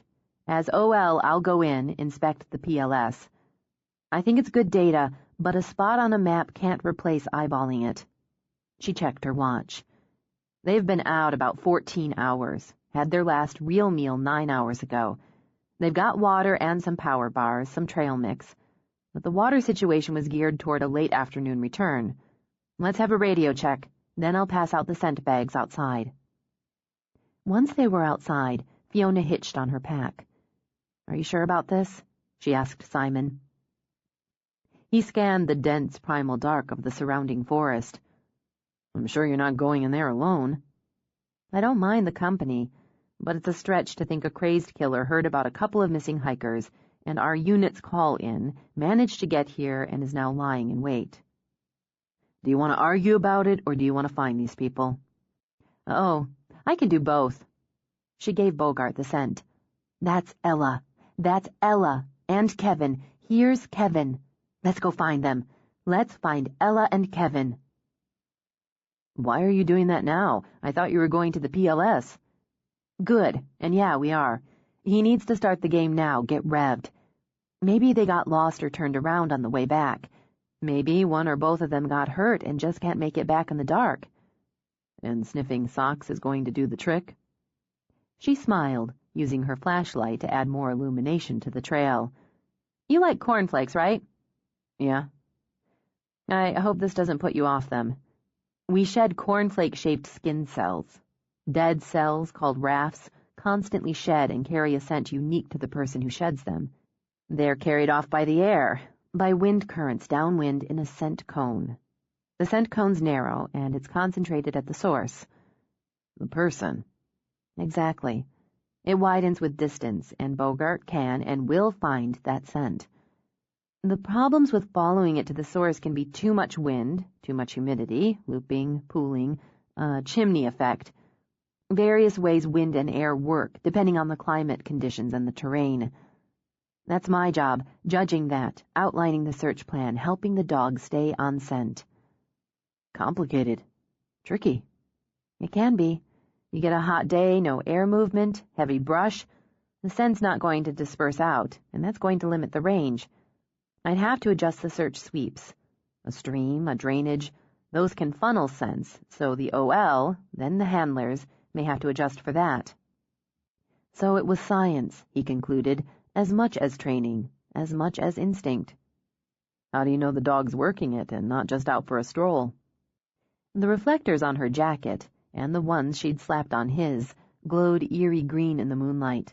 The beam she carried swept over trail and brush and odd clumps of wildflowers. He knows his job. He knows the game. See, he's moving pretty briskly, but he checks behind to make sure we're in sight. He scents the air, moves on. He's a good dog. Reaching out, she took Simon's hand, gave it a squeeze. Not exactly dinner out. We're out. The sandwich is pretty good. What are you looking for? Signs. She continued to sweep her light. Tracks, broken brush, candy wrappers, anything. I don't have Bogart's nose, so I have to rely on my eyes. Like Gollum. Yes, my precious. But I think that was a lot of nose work, too. God, it's beautiful, isn't it? One of my favorite places in the world. And now, with the moon filtering through the canopy, all the shadows and sparkles, it's just amazing. Her light skimmed over gilded mushrooms, exotic jack-in-the-pulpit. One of these days I'm going to find time to take a course in botany so I know more of what I'm looking at. Because you've got nothing but time on your hands. You can always squeeze out a little more for something you really want. Sylvia's taking up crocheting." He paused. Couldn't find the connection.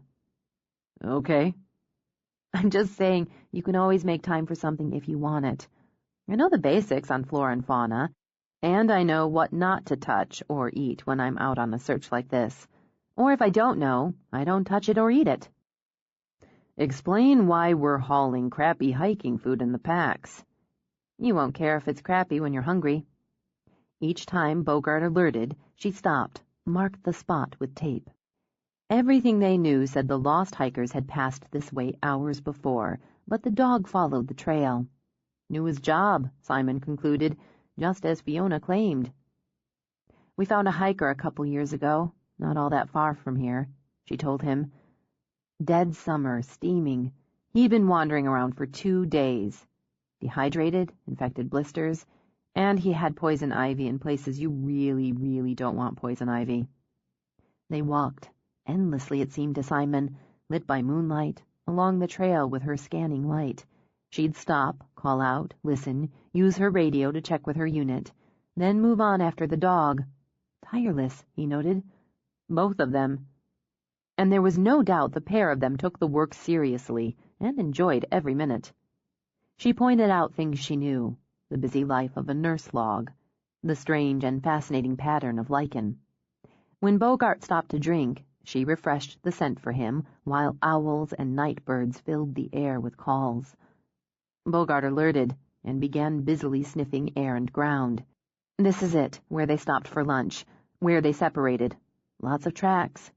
She crouched down. "They were respectful, I'll give them that. No litter." The dog wandered off to relieve himself, and deciding it was a fine idea, Simon moved deeper into the trees to do the same, while Fiona cupped her hands around her mouth and called. "We made good time," she said when Simon came back. "It's not quite midnight. We can take a break here, start again at first light." "Is that what you'd do if I wasn't here?" "I'd probably give it a little longer." "Then let's go." Short break first. She sat on the ground, dug a bag of trail mix and a pouch of kibble out of her bag. It's important to keep the energy up and stay hydrated. Otherwise, they'll be sending someone out for us. She handed Simon the trail mix, then fed the dog. "Have you ever not found who you were looking for?" "Yeah. It's horrible to go back empty. The worst. Worse than finding them too late is not finding them at all." She dipped her hand into the bag. "These two, they're young and strong. I'm guessing they, or he, misjudged their endurance, got disoriented. Probably a combination. The phones are a concern." "Dead battery, or they can't get a signal." "Dropped them, lost them?" "Any or all," she agreed. "There's wildlife, but it's unlikely they ran into something that wouldn't walk away. The thing is, a twisted ankle out here knocks you back, especially if you're inexperienced." In the dark, he thought, probably disoriented, certainly tired, possibly injured. "It took them, 4 hours to get here?" "Yeah, but they were meandering, stopping, taking photos. Kevin wants to pick up the pace, win the bet when they head south. He probably only planned to go another hour, maybe 2, which is too damn much in one day when your hiking's mostly done on 5th Avenue. But then they could shortcut it back, at least in his head, and get back to the lodge by cocktail time." "Is that how you see it?" "From what I got from his friends. He's a good guy, a bit of a know-it-all, but funny. He likes a challenge, and he can't resist a dare. She likes trying new things, seeing new places." "It's chilly." Fiona drank from her water bottle while she searched the shadows and moonlight. "But they have jackets. They're probably exhausted, scared, pissed off." She smiled at him. "Do you think you can handle another hour?" "Kevin's not the only one who's competitive." He rose, held out a hand for hers. "I'm glad you came." She rose up, moved into him. "But I still want that dinner out when we get back."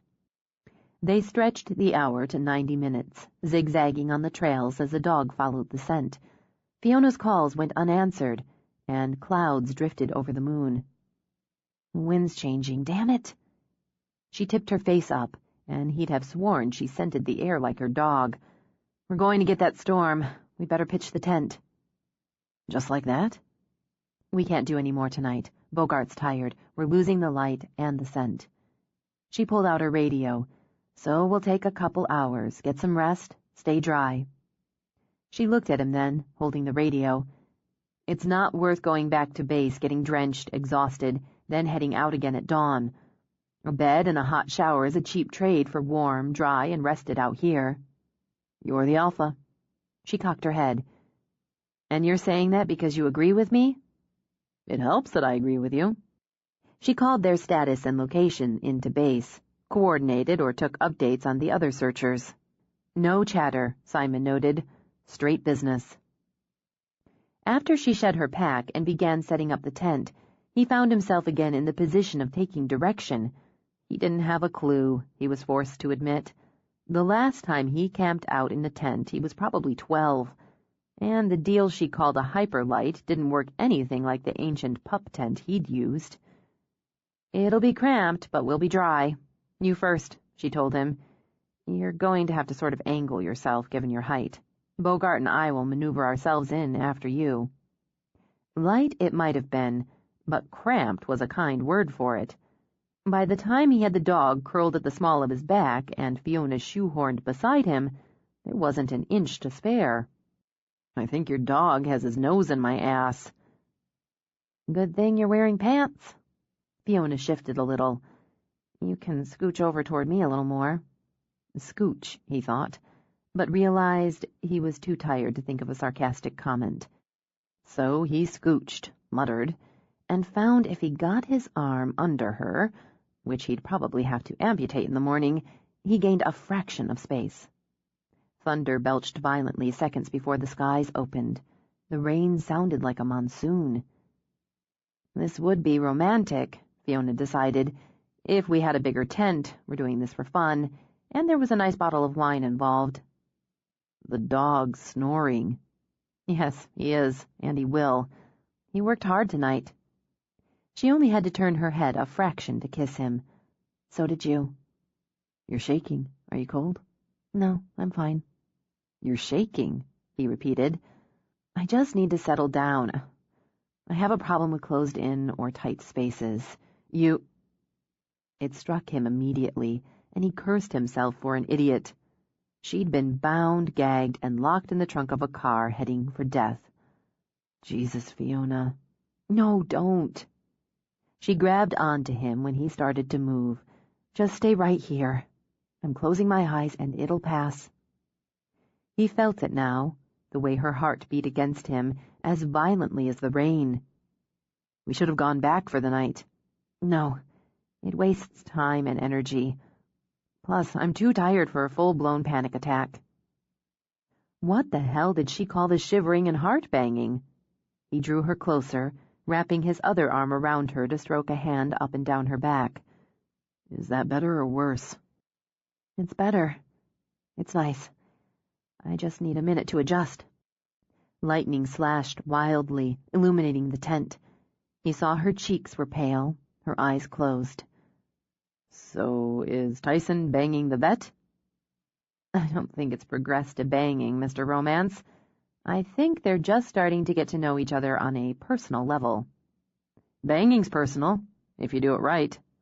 I'm sure she'll let me know if banging becomes part of the arrangement. Because you've told her we're banging. I suspect she could have come to that conclusion all on her own, but yes, of course I told her. And in specific and minute detail. She wishes you'd banged her first. Huh. An opportunity lost. Her heartbeat was slowing just a bit. I could backtrack and make it up to her. Too late. She'd never have sex with you now. We have codes and standards. You're no longer on the menu when it comes to any of my friends or relations. That doesn't seem fair when you consider you're friends with everybody on the island. That may be, but rules are rules. She tipped her face again, touched her lips to his. Thanks for taking my mind off my neurosis. You don't have any neuroses, which is annoying. You have quirks, which make up for it a little. But you're mostly irritatingly stable and normal. You're still not my type. But you're still going to bang me. At every opportunity. She laughed, and he felt her fully relax against him. You're rude, socially stunted, and cynical. But I intend to be available for said banging whenever possible. I'm not sure what that makes us, but it seems to be working. You're who I want to be with. He wasn't sure why he'd said it. Maybe the forced intimacy of the tent, the rain beating its fists down on it, his concern for her even as her trembling ceased. Whatever the reason, he thought it was truth. That's the best thing you've ever said to me, she murmured.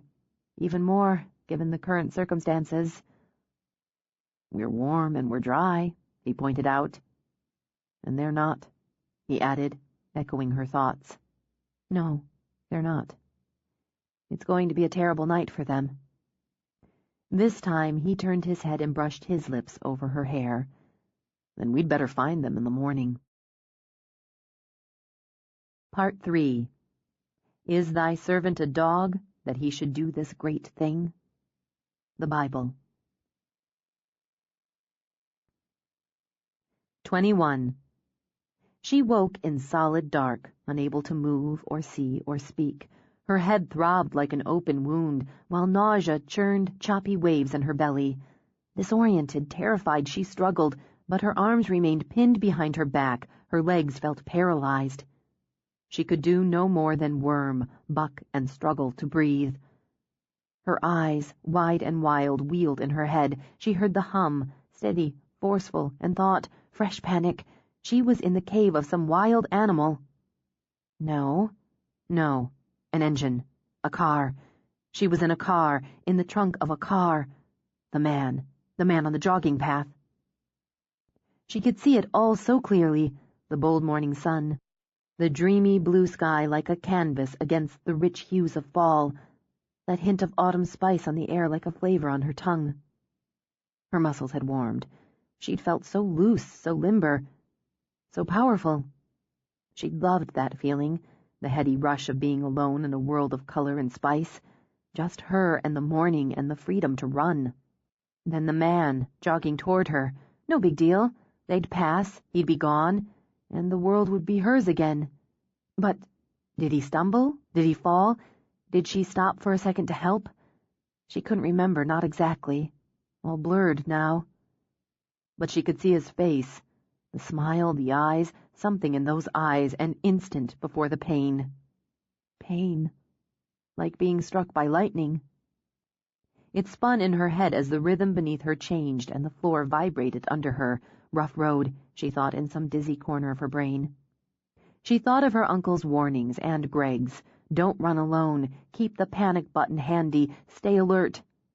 So easily dismissed. What could happen to her? Why would anything happen? But it had. It had. She'd been taken. All those girls, the girls she'd seen in the paper, the dead girls she'd felt sorry for, until she'd forgotten them and gone on with her life. Was she going to be one of them? One of the dead girls in the paper, on the news reports? But why? Why? She wept and struggled and screamed, but the sounds drowned against the tape over her mouth, and the movements only cut the bands into her skin until she smelled her own blood and sweat, until she smelled her own death. She woke in the dark, trapped. The scream burned up her throat, only to be bitten back when she felt the weight of Simon's arm tossed over her, when she heard the steady breathing, his, the dog's. But the panic was spiders skittering inside her chest under her skin, so the scream stayed in her head, piercing. Get out! Get out! Get out! She shoved herself toward the flap, fought it open, and crawled out where the cool, damp air slapped at her face. Hold on, hey, hold on. When Simon gripped her shoulders, she pushed at him. Don't, just need to breathe. Hyperventilating, she knew it but couldn't stop it. A boulder pressed on her chest, and her head began to swim in long, sick waves. Can't breathe. Yes, you can. He tightened his grip, yanked her up to her knees, and gave her a quick, shocking shake. Breathe. Look at me, Fiona. Right here. Breathe now.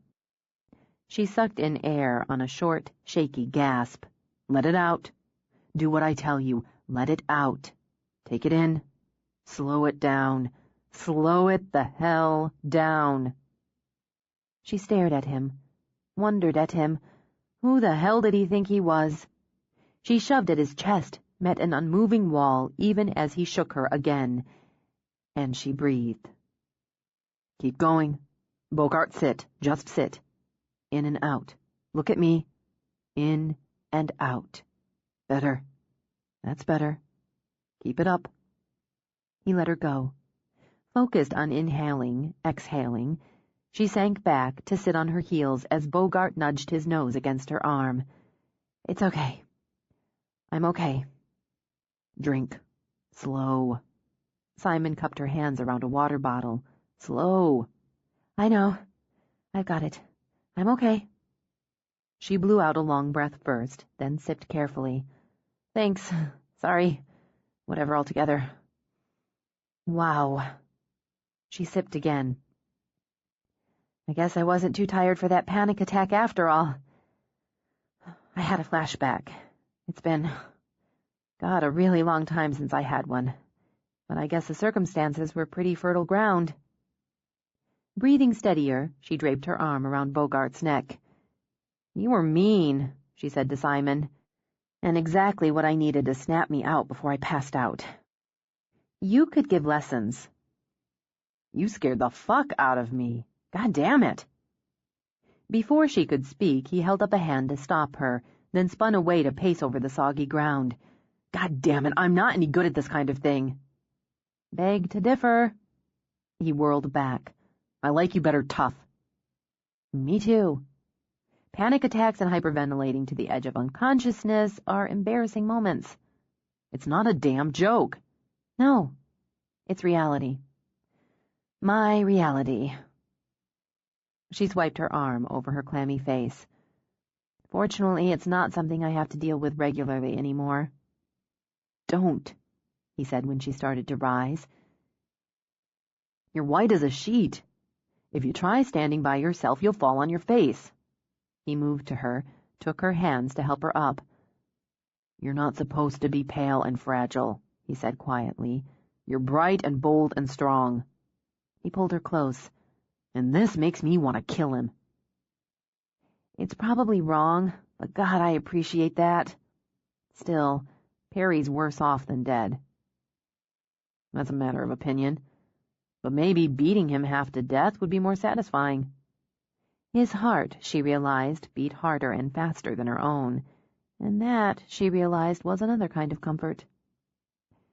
Well, if you want violence, I broke his nose kicking him in the face when he opened the trunk. Let me focus on that a minute. It's good. Not complete, but not bad. She eased back. Are we okay? He stroked her cheek, his eyes intense on hers. Are you? Yes, but I'm glad it's nearly dawn, because I'm not going back in that tent.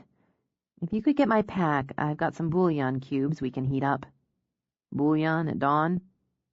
Breakfast of champions, especially when you add a power bar.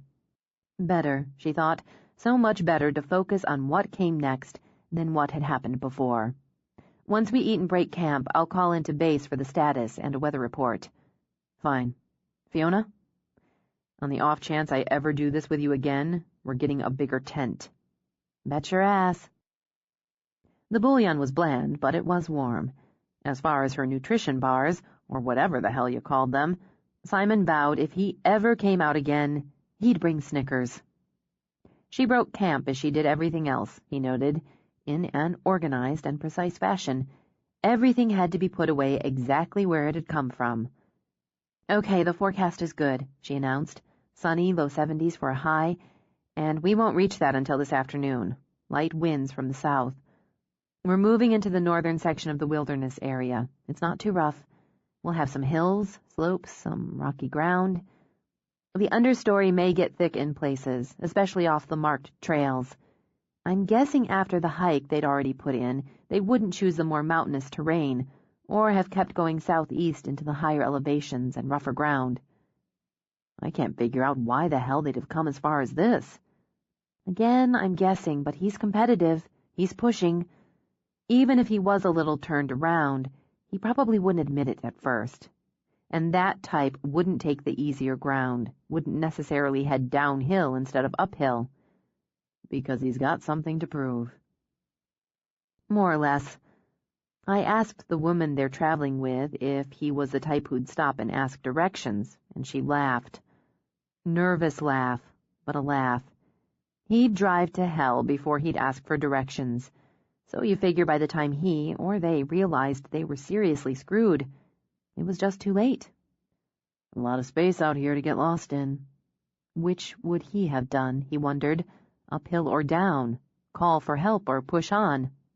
He wasn't altogether sure, and hoped he wouldn't ever have to find out. And if you're not familiar with it, one fir or hemlock looks like the other hundreds. Anyway, we're expanding the search area. She glanced up. Do you want me to show you on the map? Do you plan on ditching me in the wilderness? Only if you piss me off. I'll take my chances. Then we saddle up.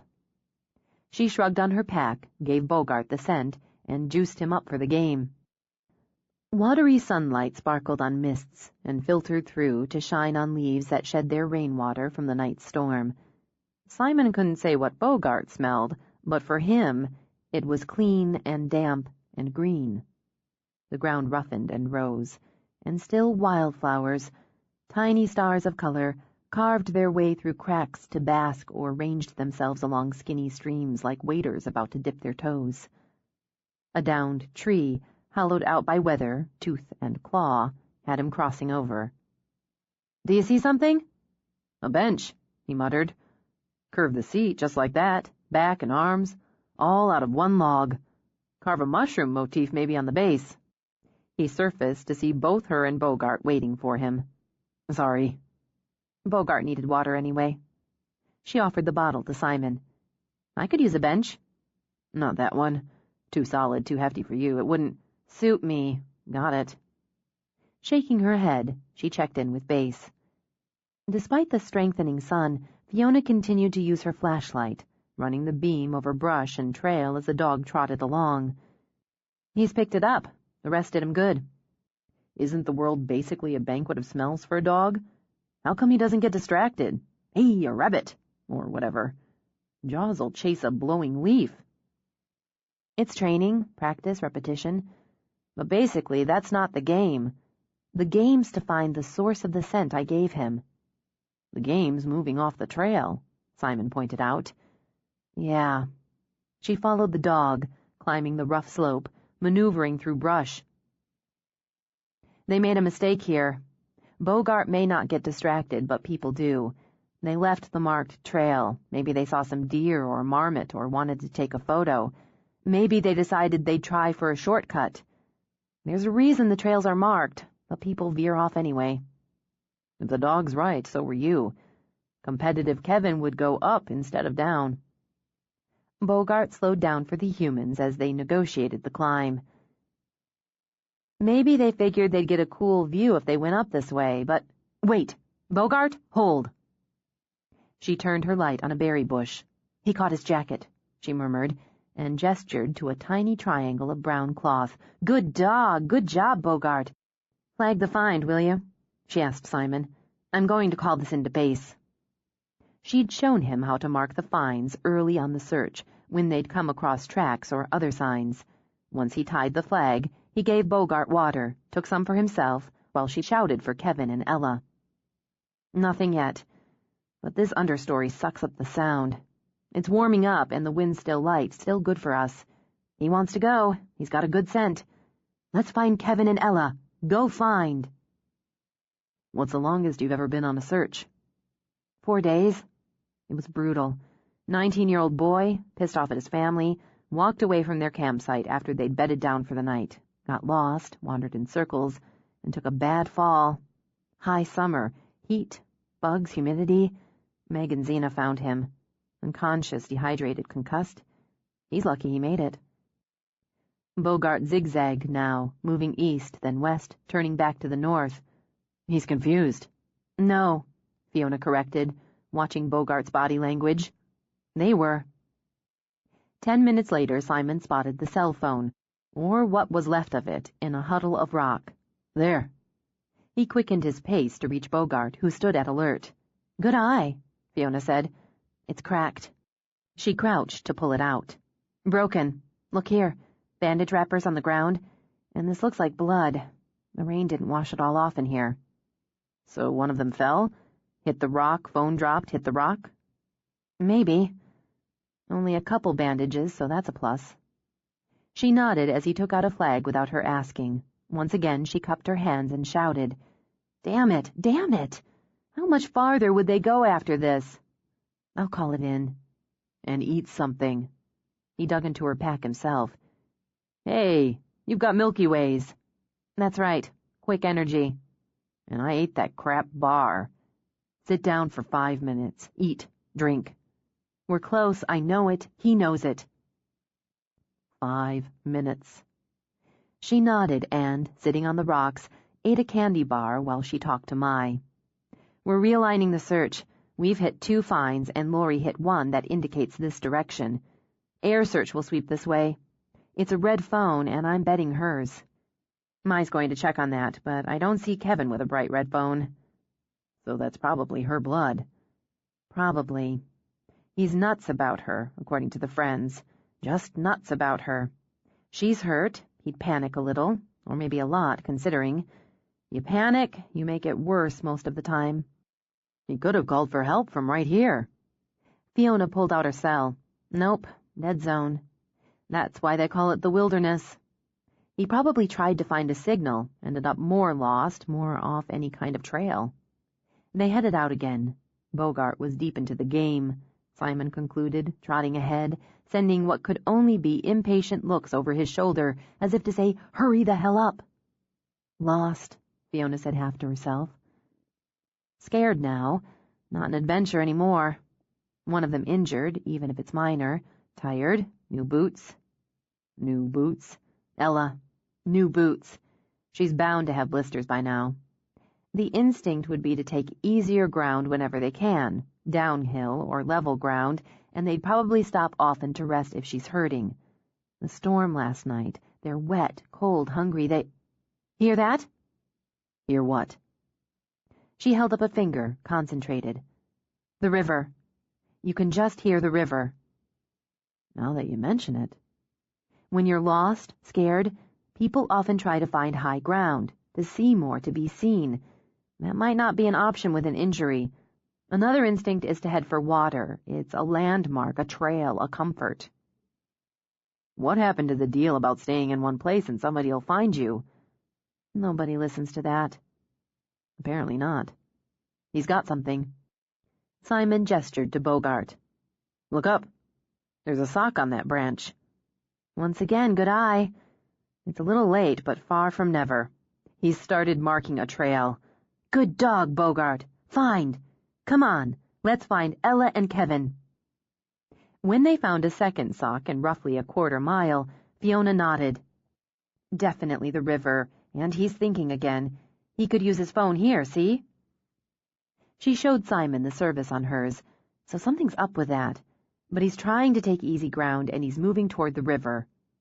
More blood, more bandage wrappers, Simon pointed out. Dry, after the storm. These are from this morning. She lifted her voice to encourage the dog and once again to shout. This time, Simon heard it, a faint call in return. Bogart gave a happy bark, then broke into a lope. He felt it, a rise of excitement, a fresh spurt of energy as he quickened his pace to match Fiona's and the dog's. In moments he saw a man, muddied, bedraggled, hobbling up a small rise. Thank God, my wife, she's hurt. We're lost. She's hurt. It's okay. Even as she hurried toward him, Fiona pulled out her water bottle.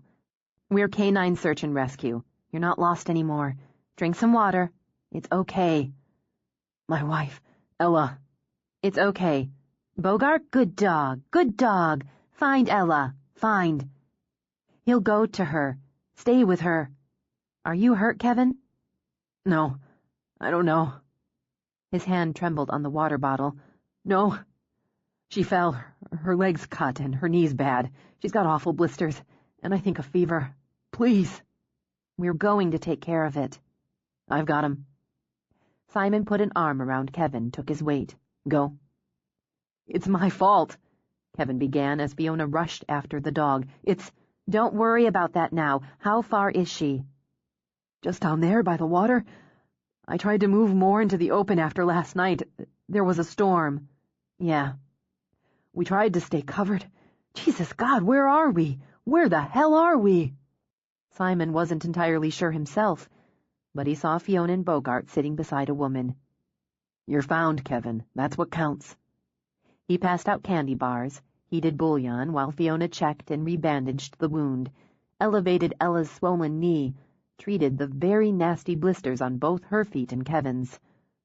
I'm such an idiot, Kevin murmured. Yes, you are.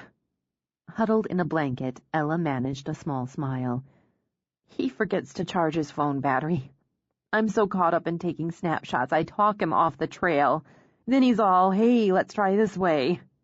Then I don't look where I'm going and fall. We're both idiots, and I'm burning those hiking boots the first chance I get. Here. Simon pressed the cup of bouillon on her. Not as much fun as the Milky Way, but it should help.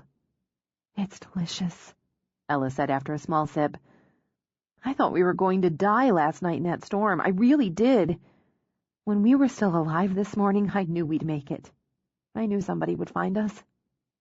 When she turned to lay a hand on Bogart, the shine in her eyes shimmered with tears and relief. He's the most beautiful dog in the world. Bogart wagged his tail in agreement, then laid his head on Ella's thigh. They're sending an off-road. Fiona hooked her radio back on her belt. We can get you out in that.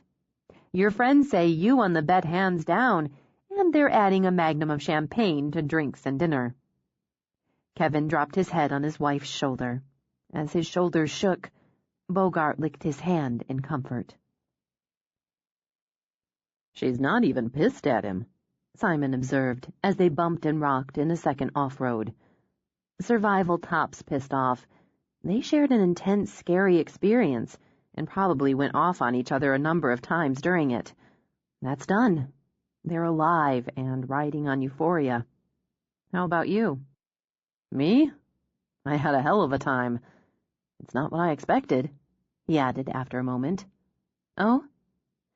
I guess I thought you went out and tromped around, followed the dog, drank cowboy coffee, and ate trail mix.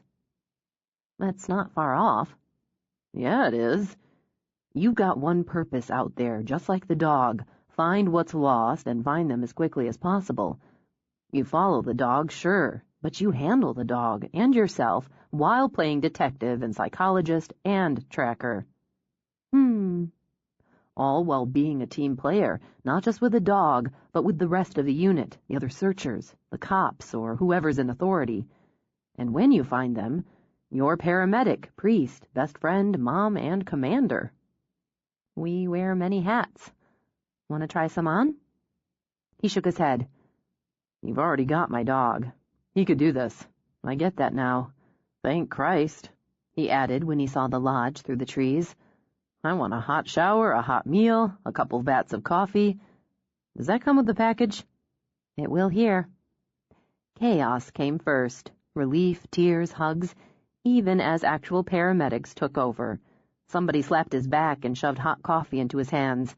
Nothing had ever tasted better. Good work! Chuck tossed him a donut, every bit as good as the coffee. Hell of a job. There's room for you inside if you want a hot shower. Only as much as I want my next breath. With you there. Ugly night, huh? But a damn good morning. He glanced over, as Chuck did, toward Ella and Kevin as the medics loaded Ella's stretcher into an ambulance. How's she doing? Knee's banged up good, and she'll need a few stitches. But they're both better than they ought to be. They'll fix her up. I guarantee this is a vacation they won't forget. Me either. Nothing like a find, Chuck said, and did another quick fist pump. Well, go get that shower. Jill made up her spaghetti and meatballs, and you haven't lived till you've eaten her meatballs. We'll debrief over lunch. When he went inside, some motherly woman hugged him before pressing a room key in his hand. He turned toward the stairs, ran into Lori, got caught in another hug. Before he could get to the second floor, He had his hand shaken twice, his back slapped again. A little dazed, he found the room, closed himself inside. Quiet, he thought. Silence. Or nearly, since the noise from downstairs in the corridors was nicely muffled by the door. Solitude. He dumped his pack in a chair, dug out the spare socks, boxers, shirt Fiona had instructed him to bring, the travel toothbrush she'd supplied. On the way to the bathroom, he glanced out the window. People continued to mill around. The dogs, obviously too juiced up from the game, trotted after humans or one another. He didn't find Fiona. He'd lost sight of her minutes after they'd gotten back to base. He stripped, turned the shower on full and hot, and the instant the spray hit him, every cell in his body wept with gratitude.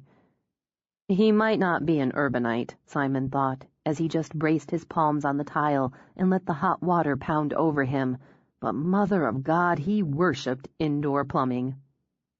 He heard the tap-tap on the bathroom door and would have snarled if Fiona's voice hadn't followed it. "It's me. Want company, or do you want to ride solo?" "Will the company be naked?" His lips curved as he heard her laugh. There was solitude, he thought, and solitude. And when she opened the shower door, tall, slim, naked, he decided he much preferred her kind. "Come on in, the water's fine." Oh, God. As he had, she closed her eyes and wallowed. "It's not fine. It's bliss." "Where'd you go?" "Oh, I needed to feed and water Bogart, touch base with the sergeant, set up the debriefing. We're doing it over food, glorious food." "I heard. I haven't lived till I eat the meatballs." "Solid truth." She dunked her head, tipped it back so the water rained on her hair, then just stood with her eyes closed and a of pleasure in her throat. "I called Sil, told her we'd pick up the boys on our way back." "You've been busy." "Things that must be done." "I've got another one." He turned her to face him. "Everyone celebrates in their own way." She sighed her way into the kiss. "I like yours." 22. He couldn't argue about the meatballs. As he ate, Simon realized the meal reminded him of one of his family's dinners back home. A lot of noise, interruptions, that situational shorthand again, and a stunning amount of food. But then, he supposed families came in all shapes, sizes, and dynamics. He suspected his pecking order was the boyfriend, annoying but predictable, who was still being measured and weighed, but welcomed warmly enough. He couldn't argue about the charged, happy mood, not when it infected him, too. Watching Kevin hobble toward them after all those hours, all those miles, had struck hard and struck deep. More than satisfaction, Simon decided. It had been like a revival, like a shot of a really good drug that settled into a sense of pride. Both Mai and Fiona took notes, and there was talk of documentation, logs, mission reports. He noticed in the playback Fiona deleted her panic attack. "Anything you want to add, Simon?" He glanced over at James. "I think Fiona covered it. I was just along for the ride." "Maybe, but you pulled your weight." "He did okay, for a rookie," Fiona added. "He's got endurance, a good sense of direction. He can read a map and a compass, and has a good eye. Some training? He could be ready when Jaws is." "You're in if you want a shot," Chuck told him. Simon stabbed a meatball. "Use the dog." "We'd bring you in at the top pay scale." Amused, Simon studied Meg as he wound pasta around his fork. "That's goose egg, right?" "Every time." "Tempting." "Think about it," Mai suggested. "Maybe you could bring Jaws to one of our unit practices sometime. See how it goes." The mood mellowed out on the trip back, with the dogs dozing in the boat. Laurie and James did the same, their heads tipped together, while Mai and Tyson huddled in the stern, fingers linked. They drifted from unit to couples, Simon thought, sending a sidelong glance at Fiona, who sat beside him, reading over her notes. And it looked like he was one of them. Once they reached Orcas, there were more hugs. He'd never seen people so addicted to squeezing one another. He took the wheel for the drive home. We got dinner out. Sort of, Fiona said. I ate so much pasta I may not eat for days. Plus, as date nights go, it was unique. You're never boring, Fiona. Well, thank you. Too much going on in your life, in your head, to be boring. She smiled, flipped open her phone when it signaled. Fiona Bristow. Yeah, Todd. That's good. I'm really glad to hear it. We all are. You don't have to. We got ours when Kevin and Ella got home safe. Yes, absolutely. You take care. She closed the phone. 5 stitches and a knee brace for Ella. They hydrated both of them, treated the blisters, the scrapes. Short version, they're both going to be fine, and shortly on their way back to the lodge. They wanted to thank you. Me? You were part of the team who found them. How does it feel? He said nothing for a moment. Pretty damn good. Yeah, it really does. You have to buy all your own equipment. The radios, tents, blankets, first aid, the whole shot. Not that he was thinking about joining up. I saw you note down what we used. You have to replace it on your own nickel. That's part of it. The radio was a gift, and boy did we need it. The parents of a kid we found bought it for us. Some want to pay us, but that's a dicey area. But if they want to pick up some blankets or supplies, we don't say no. Give me the list. I'll replace the stuff. I was part of the team, wasn't I? He asked when she frowned at him. Yes, but you don't have to feel obligated to. I don't volunteer to do things out of obligation. That's true. I'll give you a list. They stopped off at Sylvia's, loaded up the dogs, which took twice as long as it might have due to desperate joy. He had to admit he'd missed his own idiot dog, and it felt damn good to be driving home with Fiona beside him and the back full of happy dogs. You know what I want? She asked him. What? I want a long, tall glass of wine and a lazy hour in my custom-made porch rocker. Maybe you'd like to join me? I just might. When she reached over for his hand, he linked it with hers. I feel good. Tired, happy, and just good all over. How about you guys, huh? She shifted to look back, rub faces and bodies. We feel so good. You can play while Simon and I drink wine until the sun goes down. That's what I think. We'll all be tired and happy and just good all over until... Fiona? Distracted, she glanced over. The hard set of his face had that happy lift drooping into worry. What? What is it? She swiveled back as he slowed at her drive. The red scarf tied to the lifted flag on her mailbox fluttered in the fitful breeze. Her mind emptied, and for a moment she was back in the tight, airless dark. Where's your gun, Fiona? He whipped her name out and slashed her back. In my pack. He reached in the back, shoved her pack into her lap. Get it out, lock the doors, stay in the car, and call the cops. No. What? Wait. Where are you going? To check out the house. He's not going to be there, but we don't take chances. And you just walk out there unarmed, unprotected? Like Greg, she thought. Just like Greg. If you get out, I get out. Cops first. Please. I couldn't take it a second time. I couldn't. She pulled out her phone, hit speed dial for the sheriff's office. This is Fiona. Someone tied a red scarf to my mailbox. No, I'm with Simon, at the end of the drive. No. No. Yes, all right. Okay. She drew a breath. They're on their way. They want us to stay where we are. I know that's not what you want to do. I know it goes against the grain, against your instincts. She unzipped her pack, took out her gun. With steady hands, she checked the load, the safety. But if he is there, if he's waiting, he'd know that too.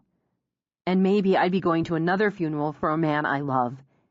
He'd have killed me too, Simon, because I can't come back from that a second time. You put it that way to close me in a box. I put it that way because it's God's truth. I need you to stay with me. I'm asking you to stay with me. Please don't leave me alone. Her need pushed against his. He thought he could have fought hers back if she'd used tears, but the flat, matter-of-fact tone did him in. "Give me your binoculars." She unzipped another section of her pack, handed them to him. "I'm not going anywhere, but I'm going to look." "Okay." He stepped out of the car, but stayed close. He could hear her calming the dogs as he scanned the drive, the trees. Spring had leafed out those trees, forcing him to try to angle through the green and search the shadows. While the pretty breeze fluttered, he took a few steps away to try for a better vantage point, and followed the curve of her drive. Her pretty house stood quiet before the dark arches of the forest. Butterflies danced on the air above her garden, while in her field, grasses and buttercups barely stirred. He walked back, opened his door. "Everything looks fine." "He read the article. He wants me scared." "No argument. Stupid to leave the marker if he's still around." "Yes. I don't think he is either. He accomplished what he wanted. I'm scared. The cops are coming. It's all in my face again, and I'm thinking about him. We all are." I called Agent Tawney. "Good. Here come the cops." He closed the car door, watched the two cruisers approach. He heard her get out the other side, nearly snapped at her to get back in. She wouldn't, he thought, and it was probably unnecessary. He watched the sheriff get out of the first cruiser. He'd seen the man around the village a few times, but they'd never had a conversation, or a need for one. Patrick McMahon carried a hefty girth on a big frame. Simon imagined he'd played high school football, maybe a tackle, and likely continued with hard-fought Sunday games with friends. Aviator sunglasses hid his eyes, but his wide face held grim lines, and his hand rested on the butt of his weapon as he walked. "P, I'm gonna want you to stay in the car. Simon Doyle, right?" McMahon held out a hand. "I'm gonna want you to stay with Fee. Davy and I will go down, take a look at things. Matt'll stay here. He's gonna take some pictures and put that scarf in an evidence bag so we'll have it secure. Did you lock the doors when you left?" "Yes." "Windows?" Yes, I think so." "They're locked," Simon told him. "I checked them before we left." "Good enough. Fee, how about you give me the keys? Once we clear everything, we'll call on down to Matt. How's that?" She came around as Simon took the keys out of the ignition, then she peeled off the link that held her house key. Front and back door. "Good enough," he said again. "Sit tight." McMahon got back in the cruiser, swung around Fiona's car, and started down the drive. "Sorry about this, Fiona."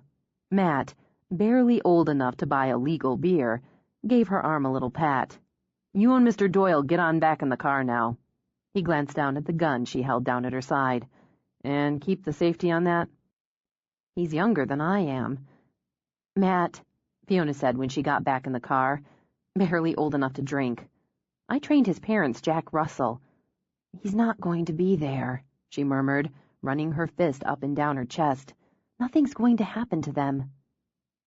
"Did you ask anybody to come by, check on the place while we were gone?" "No, it was just overnight. If it had been longer, Syl would have come by to water the pots, pick up the mail. God, if it had been longer and—" "Didn't happen." Simon cut her off. "No point projecting it. Everyone on the island, or damn near, would have known you were on that search by this morning. It's not enough time for him to have pulled this." Unless, Simon thought, he was already on the island. "I think it comes from the article. The timing of it. The way he mailed me the scarf after the first one. I guess he wants me to know he can get closer. Did get closer." "It's arrogant, and arrogance leads to screw-ups." "I hope you're right." She stared at the scarf, forced herself to think. "Follow the trail," she ordered herself. "Did it rain here last night? Did that storm or the edge of it blow through here, too? It was supposed to. The scarf's dry, or dry enough to wave in the breeze. But then the sun's warm and bright today. He'd want to do that at night, wouldn't he? At night, or early enough, there wouldn't be much chance of a car going by." "We've been sitting here 20 minutes, and I haven't seen a car go by."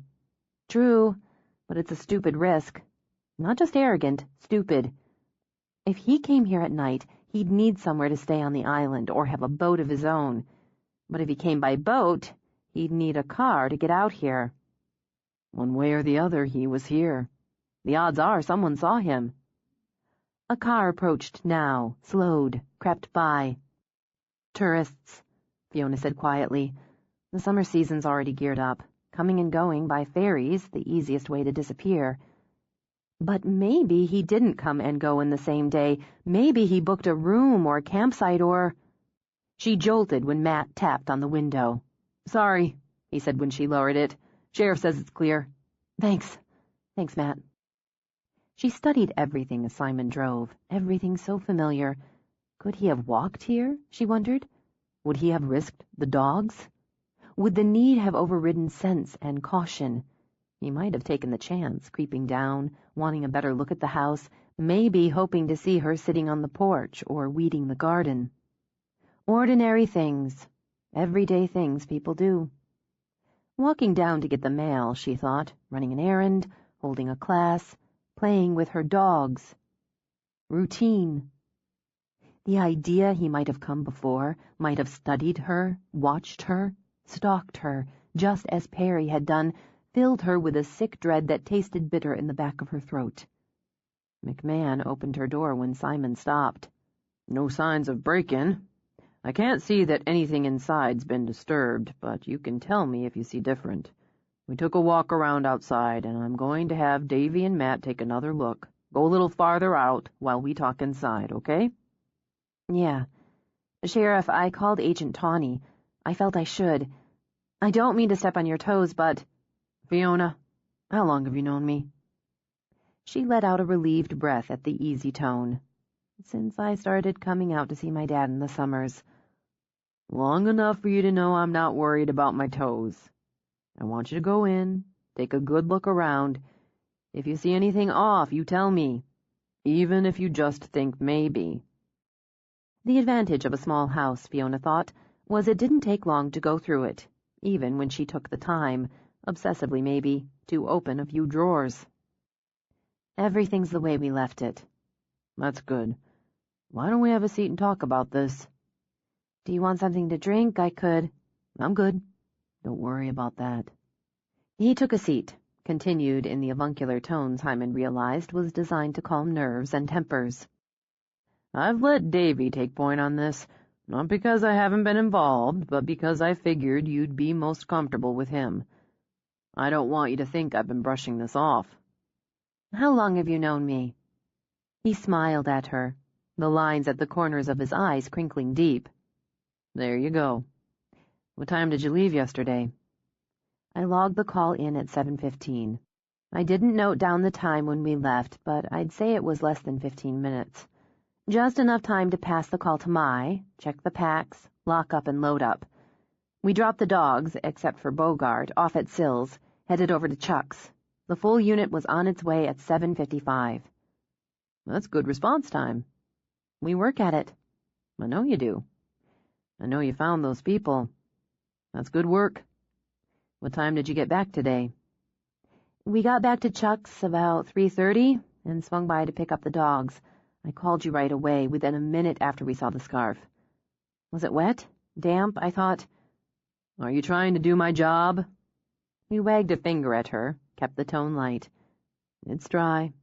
We got rain last night. Didn't get hammered as much as you, but it came down pretty hard. Could have dried out by this time, as we've had a nice sunny day, but it wasn't there when Davy did a drive-by at 9 this morning." "Oh." "You might not have been here, Fee, but we're keeping our eye out. A lot of people get on and off the ferry on a nice day like this. If I had to guess, I'd say he came over today, maybe did some driving around. Sometime between 9 this morning and 4:15 this afternoon, he tied that scarf out there. I say drive because you live a good piece out. I can't see him walking out this far, or hitching." "No," she murmured. "He needs a car." "A car with a trunk. I've got a couple people I can trust keeping an eye on the ferry, checking out the departures. If they see a man driving on by himself, they're going to get the license plate. The other thing we'll do is check with the hotels, the B&Bs, campgrounds, even the rental houses, but it's going to take some time. We'll check out any man traveling alone. You're making me feel better, she murmured. That's good. But I don't want you to take chance one, Fiona. I'm not just saying this as the sheriff, but as a friend of your father's and Sylvia's. I don't want you here alone. If here's where you want to be, somebody's here with you. I want your doors locked day and night," he added, and the warning edge to his gaze told Simon her habit of open, unlocked doors was no secret. They will be. Word of honor. Good enough. When you're on the road, I want your car windows up and your doors locked. I want you to carry your phone, and I want the name of every new client you take on, every one of them. If you get another call for a search, I want you to contact me or my office. I want to know where you're going and how to verify it." "She won't be staying here," Simon told him. "She's moving to my place, today. She'll pack up what she needs before you leave." "I can't just—" "That's a good idea." McMahon ignored Fiona, nodded at Simon. "It changes the pattern. I don't want her there alone either." "She won't be." "Excuse me?" Fiona held up both hands. "I'm not going to be difficult, and I'm not arguing about the need for precautions, but I can't just move out of my house, my place of business. I teach here and—" "We'll work it out. Pack." "What about my—" "Give us a minute, will you?" Simon asked McMahon. "No problem." He scraped back his chair. "I'll be right outside." "Do you know how infuriating it is when you continually interrupt me?" Fiona demanded. "Yeah, probably about the same level as when you continually argue with good sense." "I'm not doing that. But good sense has to coordinate with the practical side. I have 3 dogs. I have a business here. The equipment I need to run that business." Excuses, not reasons, he concluded, and he wasn't taking any bullshit. "You want practical? I'll give you practical. I have a bigger house and more room for those dogs. You can't be alone because I'm there. I work there. If he comes looking for you here, he won't find you. If you need the damn equipment, we'll move the damn equipment. Or I'll build new equipment. Do you think I can't build a fucking seesaw?" "It's not that. Or not just that." She held her hands out, then rubbed them over her face. "You haven't given me 5 seconds to think. You didn't even bother to ask." "I'm not asking. I'm telling you to go pack what you need. Consider it a change of pack leadership." "That's not amusing." "I'm not feeling funny. We'll get whatever equipment, whatever supplies we can today. We'll get the rest tomorrow. God damn it, Fiona, he was under a quarter mile from your house. You asked me to stay, to go against my instincts and what I wanted to do and stay with you back there. Now it's your turn." "I'm taking that 5 seconds to think." She spun away from him, fists jammed on her hips as she stalked to the window. Her place. Was that what was wrong with her? Her place here, the first solid building block of the new life she'd created. Now, instead of holding her ground, defending it, she'd be walking away. Could she be that stubborn, that foolish? "Time's up." "Oh, be quiet," she snapped at him. "I'm being driven out of my own home, so give me a damn minute to deal with it." "Fine. Take a minute, then get moving." She turned back.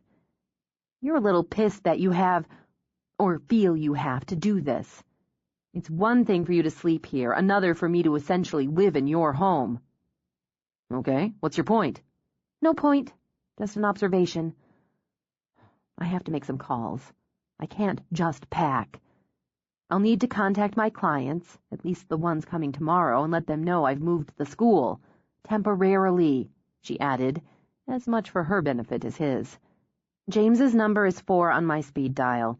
If you call him, he'll come and help us move the outside equipment." "Okay." "And I'll need to have calls forwarded to your number from my house phone, for clients and in case we get a search call." "I don't care." "Yes, you do," she said wearily now. "I appreciate what you're doing, especially because you're not altogether happy about doing it." "I'd rather feel a little hemmed in than have anything happen to you." She let out a half laugh. You have no idea. You really don't. How sweet that is.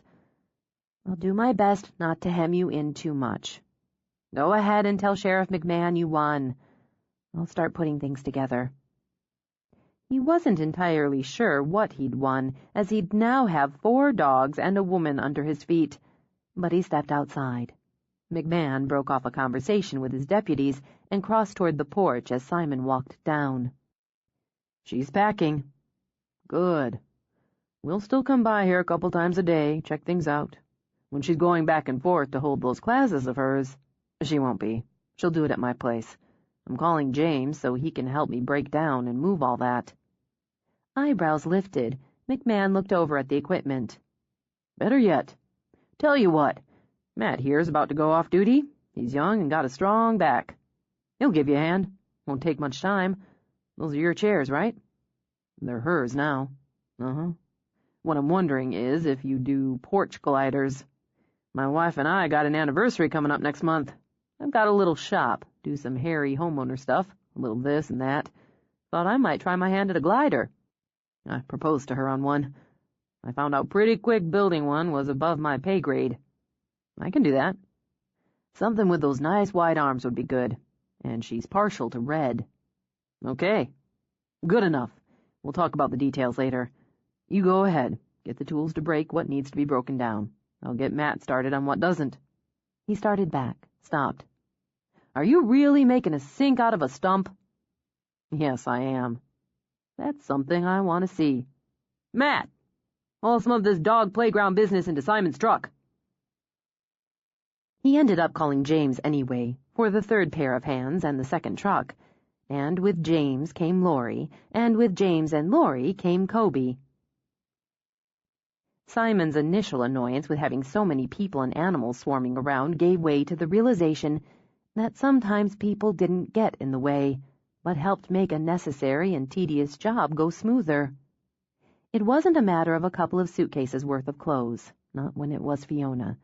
It was suitcases, dog beds, dog food, toys, leashes, meds, dishes, grooming equipment, and that didn't begin to factor in platforms, the seesaw, the slide, the tunnel. Or her files. And Jesus, the woman had files. Her laptop, her packs, her maps, the perishables in her refrigerator.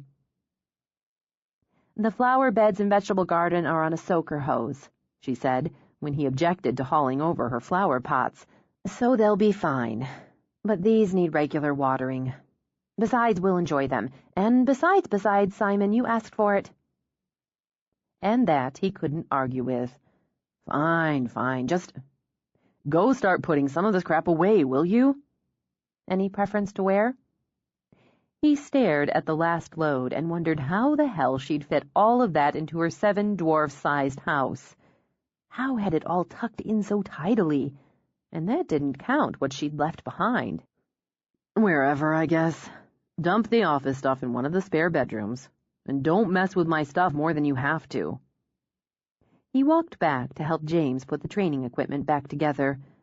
Besides Fiona, Laurie rolled her eyes and grabbed a box of files. Lead the way. I'm not entirely sure of it, but I guess we'll take this first load upstairs, find the best spot. As they started in, Laurie glanced around. Nice, really nice. A lot of space and light and interesting furniture. What there is of it. Messy, she added as she started up the steps, but really nice. Probably 3 or 4 times as much space as I have. Fiona glanced inside a room, frowned at the weight machine, gym equipment, tangle of clothes, unpacked boxes. She tried another. A stack of paint cans, some brushes, rollers, pans, tools, sawhorses. Okay, I guess this'll work. I'm going to need my desk and chair. I didn't think of that. She winced a little at the dust on the floor, the film on the window. It is messy, she murmured. And I know what you're thinking. Messy makes me twitchy. She set down her box of office supplies, turned a circle. I'll live with it. And him, she thought. For now. 23. She opted to set up her office space first, which in this case meant cleaning the space first. She'd live with Messie. It wasn't her house, but temporary live-in lover or not, she wouldn't work in dust and disorder. While Laurie and James set out to get her desk and chair, and lamp and desk clock, she hunted down cleaning supplies, and, as Simon apparently believed in only the barest of basics, called Laurie to add a list from her own supplies. How, she wondered, did anyone, especially anyone with a dog, live without a Swiffer? Working with what she had, she cleaned several months of dust from the windows, the floor, the woodwork, and discovered what she'd assumed was a second closet but was actually a bathroom. One, she thought with a long huff of breath, that surely hadn't been cleaned since he'd moved in. Fortunately, its primary purpose seemed to be gathering more dust. She was on her hands and knees scrubbing the floor when he came in. "What are you doing?" "Planning my next trip to Rome. What does it look like I'm doing? I'm cleaning this bathroom." "Why?" That you would have to ask explains so much. She sat back on her heels. "I may, at some point, have to pee. I find this occurs with some regularity on any given day. I prefer, call me fussy, to engage in this activity in sanitary surroundings." He stuck his hands in his pockets, leaned on the jamb. "I haven't been using this room, or this John, yet." "Really? I'd never have guessed." He glanced around the now dust-free bedroom where paint cans stood in stacks tidily beside sawhorses, rollers, pans, and brushes on neatly folded tarps. "You're setting up in here? Is that a problem?" "Not for me." "Did you wash the floor out here?" "Damp mopped." "Let me point out, as someone who works with wood, you should take better care of your floors. You need some Murphys, at least." "I've got some. Somewhere. Maybe." She was making him twitchy. "I've been busy." "Understood." "You're not going to go around cleaning everything, are you?" She swiped a hand over her forehead. "Let me give you my solemn oath on that. But I am going to work in here. I need a clean, ordered space to work. I'll keep the door closed so it doesn't shock your sensibilities." "Now you're being bitchy." Because she heard the amusement in his tone, she smiled back. "Yes, I am. Move back so I can finish this. I appreciate what you're doing, Simon." "Uh-huh." "I do, and I know it disrupts your space, your routine, your privacy." "Shut up." "I just want to thank—" "Shut up," he repeated. "You matter. That's it. I've got something to do." She sat back on her heels when he strode out. "Shut up. You matter. That's it." Honestly, she mused, coming from him, that was practically a poem by Shelley. By the time she'd arranged her office, with her desk tidy under the window facing the back and the woods, she'd have killed for a glass of wine and a comfortable chair. But her sense of order wouldn't allow her to leave her clothes in suitcases. She'd scope out Simon's bedroom, then find him and ask how he wanted her to deal with her clothes. It surprised her to find the bed made. Sort of made, she thought. The dog beds had been tossed in a corner, and the doors to the deck stood open to let in the air. She poked in the closet, saw he'd shoved his clothes over to make room for hers. She'd need a drawer, she thought. 2 would be better. She moved to the dresser, opened one gingerly. He'd emptied it out for her. He was 1 step ahead of her, she thought, then cocked her head, sniffed. Lemon? Curious, she crossed to the bathroom, then just leaned on the door frame. She recognized a freshly cleaned bathroom, the scent of citrus, the gleam of porcelain, the rich sheen of brushed nickel. The towels hung in an orderly fashion on rods, melted her heart. He'd probably cursed with every swipe, she mused, but, well, she mattered, and that was it. She put away her clothes, stowed her toiletries, then went down to find him. He stood in the kitchen, looking out the back door at the training equipment. "Some of that should be replaced," he said without looking around. "That platform's crap." "You're probably right. Did James and Laurie go?" "Yeah. She put stuff in the fridge and wherever, said to tell you she'd call you tomorrow. I offered them a beer. he added almost defensively, but they rain-checked. I imagine they're tired after all this. Yeah. I want a beer and the beach. That sounds perfect. Go ahead. I've just a couple things, then I'll come down. He walked over, opened the fridge for his beer. Don't clean anything. She lifted her hand. Solemn oath. Right. I'll leave Newman. Take the rest. She nodded. She couldn't be alone, she thought. Not even here. She waited until he'd gone out, until she'd heard him order Newman to stay with Fee. Then she sat at his counter, laid her head on it, and waited for the tears that had begun to burn in her throat to come. But they wouldn't.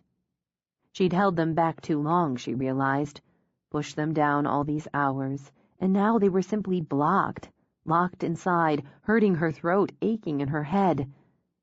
Okay. She breathed the word out, rose. Rather than a beer, she chose a bottle of water. Better, she thought. Cleaner. She stepped outside where the faithful Newman waited. Let's take a walk. He bounded over immediately, doing a full-body wag as he rubbed against her. I know, new place. It's nice, isn't it? Lots of room. We'll be okay here for a while. We'll figure it all out. Her eye instinctively picked up spots that needed flowers, a good location for a kitchen garden. Not hers to play with, she reminded herself. Still, it could use more color, more outdoor seating. I'm surprised he hasn't thought of it. He's the artist. She paused as they came to the drop leading down to the beach. But then there's this. It's pretty fabulous. The charm of crooked steps led down to the narrow beach and opened to the dreamy spread of water. Stars winked on, adding to the sense of peace, of privacy. Simon walked along with the 3 dogs sniffing sand and shale and surf. He'd missed this, she thought, his solo walks in the twilight where the land met the water, missed the quiet, the subtle whoosh of the surf at the end of the day. But he'd stepped away from that to be with her. Whatever happened around them, between them, she wouldn't forget that.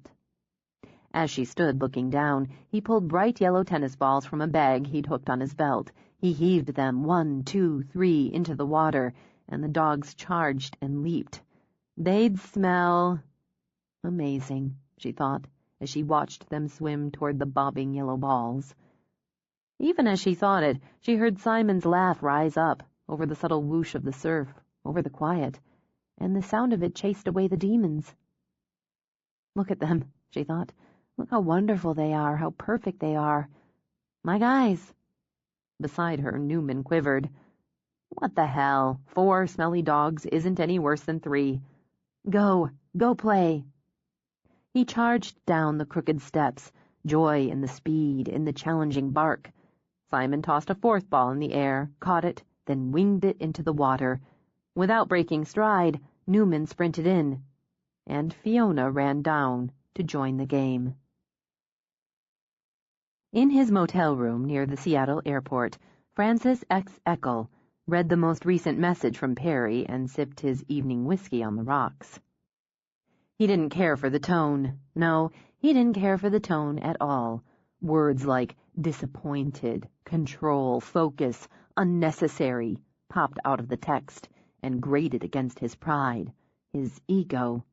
Boring, he thought, and crumpled the paper into a ball. Boring, scolding, and annoying. Perry needed to remember just who was in prison and who wasn't. That was the problem with teachers. And he should know, because before he evolved, he'd been a teacher himself. Boring, scolding, and annoying. But no more. Now he had the power of life and death in his hands. He lifted one, studied it, smiled at it. He breathed fear at his whim, dispensed pain, eked out hope, then crushed it. He saw all of that in their eyes, all the fear, the pain, the hope, and finally, the surrender. Perry had never felt this rush of power and knowledge. If he had, truly had, he wouldn't constantly preach caution and control, or, as he liked to call it, the clean kill. Annette had been the most satisfying kill to date. And why? because of the sound his fists made when they pounded into her flesh, cracked against bone, because he'd felt every blow even as she did, because there had been blood, the sight of it, the smell of it. He'd been able to watch, to study the way the bruises gathered, the way they rose up to stain the skin, and to enjoy the different tones, slap or punch. They'd gotten to know each other, hadn't they? Taking the time for that, sharing pain, made the kills so much more intimate, so much more real. Thinking about it now, he realized Perry's work had been bloodless, clinical, even detached. There couldn't have been genuine pleasure with so little passion. The single time Perry had deviated, had allowed himself true bloody violence, he hadn't been able to handle it. Now he lived in a cell. That was why this gradual and creative acceleration was superior, why he was now superior. It was time, maybe past time, he decided, to break off all contact with Perry. He had nothing more to learn from that source, and no desire to teach. Remembering himself, he rose to pick up the bald note. He smoothed it out carefully before tucking it into the folder with all the others. He'd already begun to write a book on his life, his epiphany, his evolution, his work. He'd accepted it would be published posthumously. He'd accepted his inevitable end, and the acceptance made each moment more vital. Not prison. No, never prison. He'd already lived his life in a self-imposed prison. But glory. In the end, the inevitable end, he would have glory. For now, he would simply be a shadow, slipping in and out of the light, unnamed and unknown, or known only by those he chose, those who crossed from life to death with his face caught in their eyes. He'd already selected the next. Another change, he thought, another stage of his evolution. And while he studied her, tracked her like a wolf tracks a rabbit, he could speculate on how it would be between them. The irony was exquisite, and he already knew it would add to the thrill.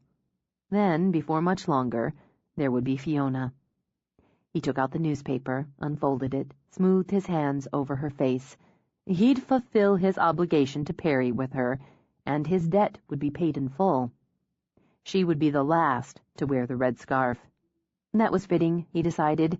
She'd be the highlight of this stage of the work, his crescendo, he thought, with a final homage to Perry. He was sure already he'd enjoy her most of all. She'd know more pain, more fear than all the others before he was done. Oh, how people would talk when he took her, when he ended her life. They'd talk of little else. They'd talk and they'd tremble over the man who killed the Perry survivor. RSK-2. Reading the term made him shake his head, made him chuckle, made him preen. After Fiona lay in the shallow grave he'd force her to dig herself, RSK-2 would be no more. He would become someone else, something else. Find another symbol as he embarked on the next stage of his work. In a way, he thought, and took another sip of whiskey, Fiona would be the end of him, and the beginning. Mance hung up the phone and knocked a fist on her desk.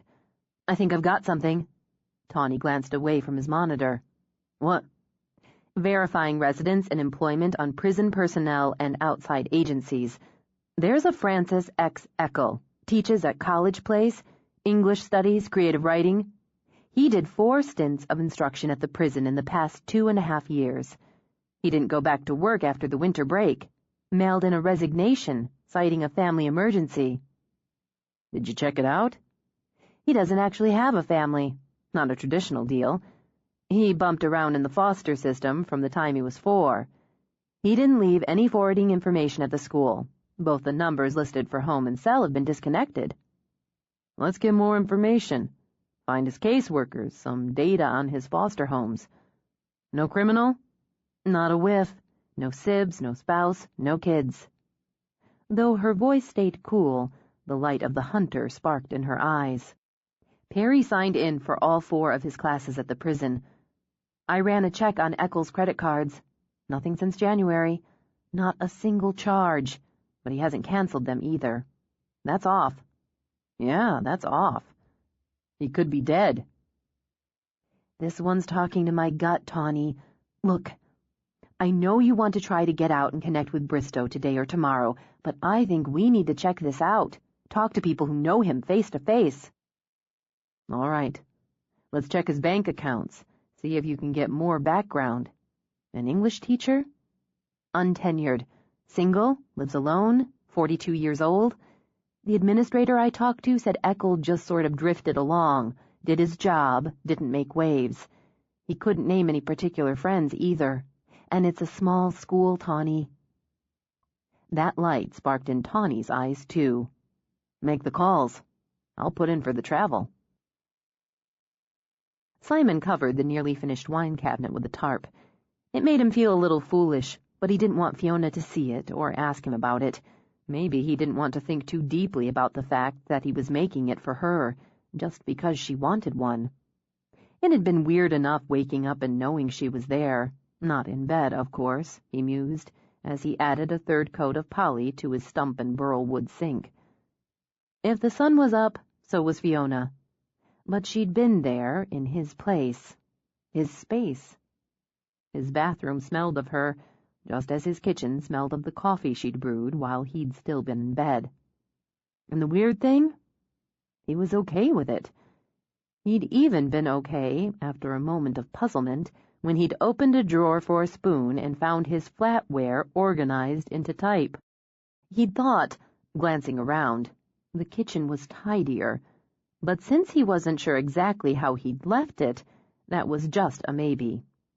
By the time he'd been ready to start work, she'd fed the dogs, taken them through a quick training session, showered, dressed, and watered her flower pots. He heard the cars for her first session and had deliberately angled himself on the shop porch so he could check out who got out. He'd modulated the volume on his music so he could hear her if she called out, and that was a sacrifice. But he remained undisturbed and alone throughout her morning classes. Even Jaws had deserted him, which was fine. Better than fine. He didn't have to worry about getting stray dog hair in the Polly, or ignoring sticks or balls dropped, and that pleading look for playtime. He'd gotten more templates cut out, several pieces glued up and clamped, and now, at what the shop clock said was still just shy of noon, he was giving his sink another coat that brought out the rich grain of the wood, deepened the tones.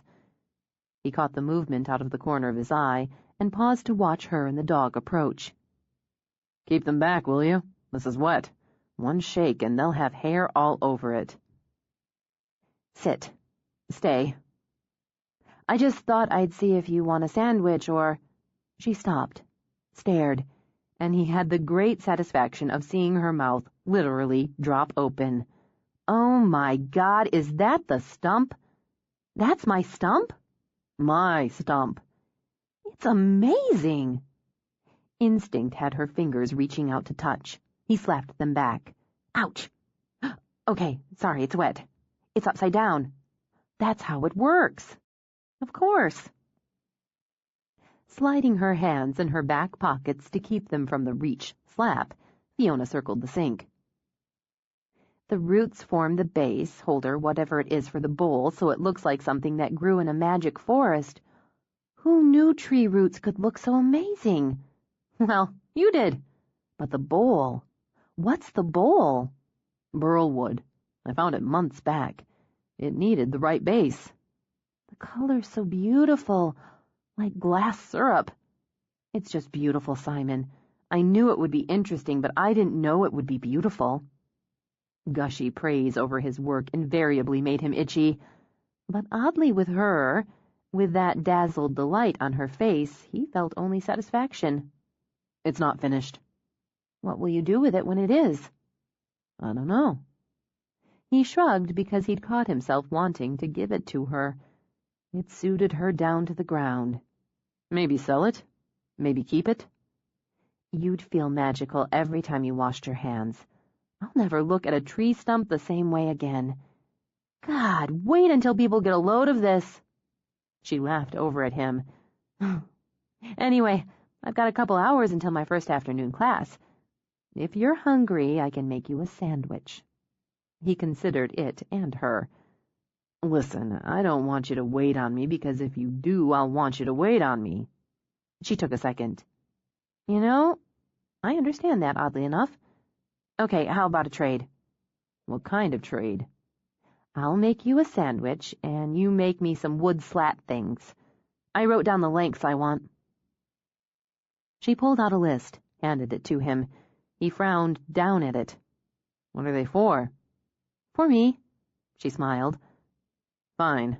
You don't have a width. Oh, like this? She held her thumb and forefinger together. About a 1/4 inch. What kind of wood? The wood kind. Whatever you've got around. Finish? Geez, it's a lot of decisions. Just that stuff, the clear stuff. I don't need fancy. Okay. I'll run them up when I'm done with this. Perfect. It worked out okay, Simon thought later. He got a sandwich without having to make it, and they stayed out of each other's way during the work. Solemn oath or not, she cleaned up after him, subtly. He saw her sweeping off the porch, and when he realized he'd forgotten to restock his shop fridge and went in for a drink, the gleam inside his refrigerator all but blinded him. He heard the suspicious sound of the washing machine running. So fine, they'd trade again. He'd build her some new training equipment when he had the chance. When he stepped back outside, he saw her pacing the backyard with the phone to her ear. Something's up, he thought, and crossed to her. Yeah, sure, that's fine. Thanks for calling. Really. Okay. Bye. She clicked off. Agent Tawney. He was going to try to come out today, but they've got something else to do. I think they have a lead. He was careful not to say, but I think they have a lead. He sounded too calm. Too calm? Deliberately calm. She rubbed the heel of her hand between her breasts, as he knew she did when struggling for calm herself.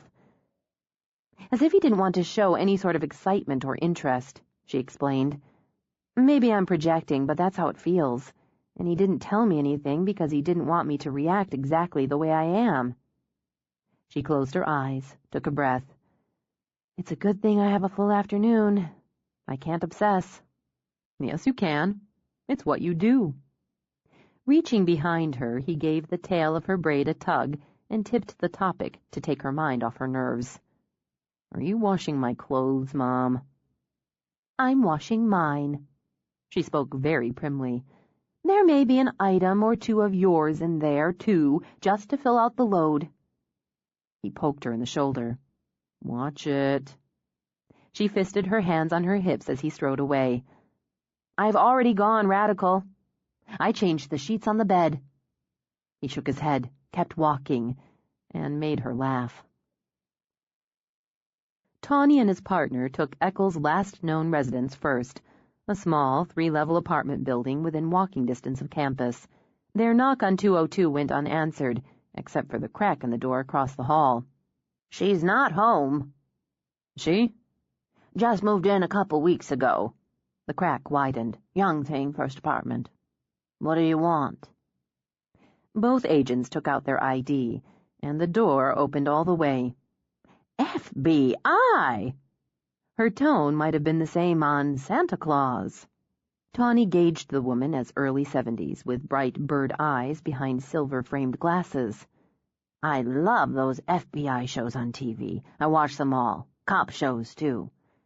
Is that little girl up to something? You couldn't prove it by me. She's friendly and polite, clean, even if she dresses like most of them do. We were actually hoping to speak with Francis Eckel. Oh, he left right after Christmas. His mother took sick. At least that's what he said. I bet he's in some sort of witness protection. Or he's a serial killer. He's just the type. Mance raised her eyebrows. Ms. Hallbaker. Stella Hallbaker. Miss Hallbaker, could we come in and speak with you? I knew he was funny. She pointed a finger. Come on in. You can have a seat. She told them and walked over to shut off the TV. I don't drink coffee, but I've got some for when one of my kids comes by. That and soft drinks. We're fine, Tawny told her. You said Mr. Eckel left after Christmas. That's right. I saw him hauling out suitcases, middle of the day when hardly anyone's around but me. So I said, going on a trip? And he smiled the way he does that doesn't look you in the eye, and said he needed to go help tend his mother, because she'd had a fall and broke her hip. Now, he'd never once mentioned his mother in all the years he lived across the hall. Of course, he hardly mentioned anything. Kept to himself, she added with a knowing nod. That's what they say about people who go out and chop people up with an axe, how he was quiet and kept to himself. Did he mention where his mother lived? He said, because I asked him straight out, she lived in Columbus, Ohio. Now you tell me, she demanded, pointing her finger again, if he had a mother out east, how come he never went to see her before this, or how come she didn't come out to see him? She tapped the finger to the side of her nose. Smells funny. And it smells funnier seeing as he never came back. Left his furniture, or most of it, from what I could tell, when the landlord finally got around to clearing the place out. Not much else, and I know he had cases of books in there, and they didn't go with him. Must have sold them on eBay or something. You pay attention, Miss Hawbaker. She took Tawny's comment with a sly smile. That I do, and since most people don't pay much to old ladies, I get away with it. In the past few months, I've seen him go out hauling shipping boxes or stacks of those mailing bags, and coming back empty. So I figure he sold those books, and whatever. Running money, I'll bet. Never paid the rent from January on either. And, 'cause I talked to the landlord about it, I heard he quit his job and cleaned out his bank account. Every penny. Those bright eyes went shrewd. I expect you know that. Did he have friends, visitors? Mance asked. Any girlfriends? Miss Hawbaker made a dismissive sound. Never once saw him with a woman, or a man either if he went that way. Not natural. Polite, I'll give him that. Well-spoken, but he wouldn't say boo unless you said it first. What'd he do? We're just interested in talking to him. Now she nodded sagely. He's what you call a person of interest, and mostly that means he's a suspect in something bad. He drove one of those little compact cars with the hatchback. That's what he loaded up and drove off in that day. I'll tell you something else, 'cause I'm nosy, and I poked in, and the landlord and I talked about it. There wasn't a single photograph in that place, or a letter, or a postcard. He never planned to come back, that's what I say. And he didn't go to take care of his mother with any broken hip. If he had a mother, he probably killed her in her sleep. Outside, Mance wrenched open the car door. Now that's an insightful woman. I don't think Eckel killed his mother in her sleep, since the records show his mother OD'd when he was 8. She pegged him, Tawny. If that's not our unsub, I'm a Vegas showgirl. You've got good legs, Aaron, but I'm looking the same way. Let's track down the landlord, see what we can find out at the college. Then I guess we're going back to prison. 24. One day, Fiona thought, she hoped to feel something other than dread when she saw Davy's cruiser come down her drive. Uh-oh, we're in trouble now, one of her students joked, and she managed a stiff smile. Don't worry, I have connections. Jana, see the way Lotus is circling? What do you read? She's in the scent pool? Maybe. Maybe she's trying to get a new gauge, work it out. Maybe she's got a cross scent and she's trying to home in. You need to work it out too. Work with her, help her focus. Watch her tail, her hackles, listen to her breathing. Every reaction means something, and hers might be different from, say, Mike's dog. I'll be right back. She moved off, her heart banging against her ribs with every step as Davy walked to meet her. Sorry to interrupt your class, and it's not bad news. How much longer are you going to be? 15, 20 minutes? What? It's not bad news, he repeated, but I don't want to talk to you with the audience. I can wait. It's my timing that's off. No, we would have been done, but this group asked for an add-on cadaver search cross-training. There's only 4 of them, and I had the time, so... She shrugged. I'll let you get back to it. Okay if I watch? Sure. Fee? Janice signaled, then lifted her hands in frustration. She's just not getting it, and she seems confused and, well, bored. We nailed this at home. She loves this behavior, and we've got it down cold. Focus, Fiona ordered herself. You're not at home. Remember, a new place, new environment, new problems. Yeah, I know you've said that before, but if we make it, every time she goes out on a search, it's a new place. Absolutely true. That's why the more experiences she has, the better. She learns every single time. She's bright and eager, but she's not pulling it in today. And she feels your frustration, too. First thing, relax. Do the same yourself, Fiona thought, and glanced back to where Davy stood watching. Go back to where she started to circle and lose interest. Refresh, reward, reestablish. If she just can't get it today, take her to the source. Let her find it. Reward. They were a good team, Fiona thought as she hung back, but the human partner tended to want quick results. Still, she put in the time and energy, had a strong relationship with her dog. She turned to watch Mike and his Australian Shepherd mix celebrate the find. The dog happily accepted the food reward and praise before Mike pulled on his plastic gloves and retrieved the cylinder containing human bone fragments. Well done, she thought, and her third student held both his nose and his tail in the air, which told her he should find his source soon. One day, she thought, one or all of them might go out on a call, search woods, hills, fields, city streets, and find human remains. And finding them would help give closure to family, help police find answers. Bodies, she thought, like that of Annette Kelworth, cruelly posed under a couple feet of dirt, left like a broken toy while the one responsible hunted something new. Would there be another? Closer yet, would her own unit be called in to search? She wondered if she could do it, if she could take one of her precious dogs and search for a body that could have been her own. That would be hers if a man she didn't even know had his way. She got it! Jana called out as she bent to hug her Lotus. She did it!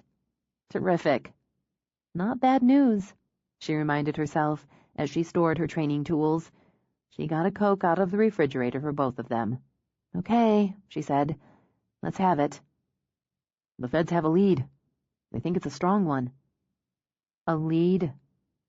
Now her knees could tremble. She braced a hand on the counter stool to stay on her feet. What kind of lead? They're looking for a specific individual, one who had contact with Perry inside the prison, an outside instructor, an English teacher from College Place.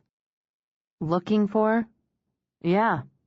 He quit his job, packed up some of his things, and took off between Christmas and New Year's, cleaned out his bank account, left his furniture, defaulted on his rent. He fits the profile, they say. The thing is, he hasn't had contact that they can verify with Perry in nearly a year. That's a long time. He's patient, Perry. He's patient. The feds are putting pressure on Perry right now, trying to find out how much he knows, and they're digging into this guy's background. What we got from them is he's a loner. No relationships, no family. His mother was a junkie, so he was in the system even before she OD'd when he was 8. Mother issues, she murmured, as hope and fear bubbled up in a messy stew. Like Perry. They've got that in common. Davy took a fax out of his pocket, unfolded it. Does he look familiar?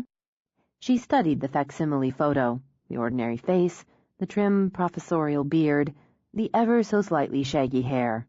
No, I don't know him. I don't know him. Is this really him? He's who they're looking for. They're not calling him a suspect. They're careful not to.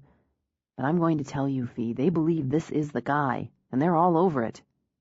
He gave her shoulder a quick rub. I want you to know they're all over it. Who is he? Francis Eckel.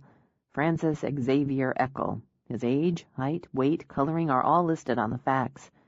I want you to keep this picture, Fee. He may have changed his appearance, cut the beard, dyed his hair. So I want you to keep this, and if you see anybody who looks anything like this guy, you don't hesitate. You call. Don't worry, I will. Even now, his face was burned into her mind. You said he was a teacher. Yeah, his record's clear. He had a rough childhood, but he didn't make any waves. Not on record, anyway. They'll be talking to his foster families, his caseworkers. They've already started that, and interviewing his co-workers, supervisors, neighbors. So far, there's nothing in his background that you'd look twice at, but people can be trained, just like dogs. They can learn good behavior or bad. It just depends on the motivation and methods. They're going to get him, Fee. Davy put his hands on her shoulders, gave them a squeeze when their eyes met. You believe that? Because she needed to believe it, she rushed over to Simon's shop. He stood at the lathe, music blaring, tool humming as he hollowed and smoothed the pale wood in his hands. A bowl, she realized, one of those lovely ones he made with a sheen and texture like silk, and a thickness that seemed hardly more than tissue. She watched how he turned and angled, trying to figure out the method to help keep herself still. He switched off the machine. I know you're over there breathing my air. Sorry. Why don't you have any of those? You need one about twice that size for your kitchen counter for seasonal fruit. He'd pulled off his ear protectors and goggles and simply stood. Is that what you came in here to tell me? And looked down as Jaws dropped a scrap of wood at his feet. See what you started? I'll take them out for a game before my next class. Simon? She held up the facts. His body language changed. Alerted, she thought. Do they have him? She shook her head. But they're looking, and Davy said, they think... I have to sit down. Go outside in the air. I can't feel my legs. With a half laugh, she stumbled out, dropped down onto the shop porch. Seconds later, he came out with a bottle of water. Let me have that. He shoved the water at her, snatched the facts. Who is this motherfucker? Nobody. Mr. Average Joe, except not really. Where's the rope? Go get the rope. All 4 dogs stopped poking with noses and bodies and shot off. That'll take a few minutes. Davy came to tell me what the FBI told them. His name's Francis Xavier Eckel, she began. He continued to study the photo as he listened. When the dogs came back, the crafty Newman the winner, Simon took the rope. Go play, he ordered, and heaved it hard and long. Don't they check people out before they let them work at a prison? Yes, of course. I guess, she added after a moment. The point is, there wasn't anything there. Not that they found so far, but he had contact with Perry, and now he's changed his behavior, drastically. They probably know more now, more than they told the sheriff's office, or more than Davy could tell me. I'm looking at this because Tawny cleared it, because he wants me to look at it. Teaching at a small college, Simon speculated, looking at long-legged co-eds all day who probably don't look back. It's still a big leap from ordinary to Perry copycat. Not so big if the predilection was there all along, if the drive was in place but he never knew how to engage it, or didn't have the nerve. She'd trained dogs like that, hadn't she? Recognizing or finding hidden potentials, exploiting suppressed drives, or channeling overt ones, systematically altering learned behavior. You talked about the importance of motivation before, she pointed out, and you were right. It's possible Perry found the right motivation, the right game, the right reward. Trained his replacement. He taught there 4 times, she added, and Perry signed up for all the classes. He's a chameleon. Perry, he acclimates. He's acclimating in prison, doing his time, keeping his head down, cooperating. So he becomes, in a way, ordinary again. And they don't pay as much attention? Simon shrugged. Maybe. He's a student of observation. It's how he picked his victims, and how he blended so well for so long. He probably stalked and discarded dozens of women before the ones he abducted. Watching them, judging their behavior, their personality type. Moving on if they didn't fit his needs well enough. That, and calculating the risk factors. Maybe this one's too passive and not enough of a challenge, or this one's too chaotic and difficult to pin down. She rubbed her hand between her breasts, on her thigh, couldn't keep it still. He knows what to look for in people. It's how he killed so many, how he traveled and engaged others so easily. I understand that. I can usually tell if a dog will respond to advanced training, if the dog and the handler will forge a team, or if they're better off strictly as a family pet. You can see the potential if you know where and how to look, and you can begin molding that potential. Perry knows where and how to look. Maybe she just needed to believe it, Simon thought, but she was damn convincing. So you think Perry saw, we'll say, potential in this guy? It could be it. It could be this Eckel approached Perry. Nobody's really above flattery when it comes to their work, and killing was Perry's work. But if either of those happened, if these two made that connection, Perry would know how to begin the mold. And, Simon, I think, if this is how it went, that the payment for that training, that molding, is me.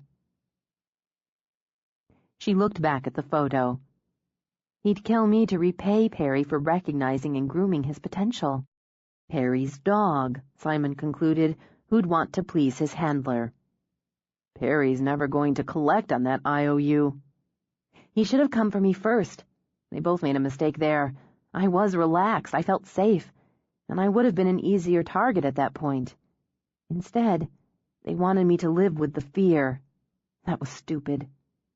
He saw it happen, saw the nerves funnel into a steady anger and steely confidence. I've lived with fear before, and I'm older and smarter and stronger than I was then. Knowing I'm not invincible and that terrible things happen, that's an advantage. And I have you. I have them. She looked over as the dogs played a kind of tag team tug-of-war with the battered rope. You're older and smarter and stronger. Good for you. But if he tries to put a hand on you, I'll break him to pieces. When she turned her head and stared, he met her eyes with a blink. I don't say what I don't mean. No, I know you don't. It's a reassuring, if occasionally frustrating behavior. It helps hearing you say it and knowing you mean it. And I'm really hoping you don't have to follow through.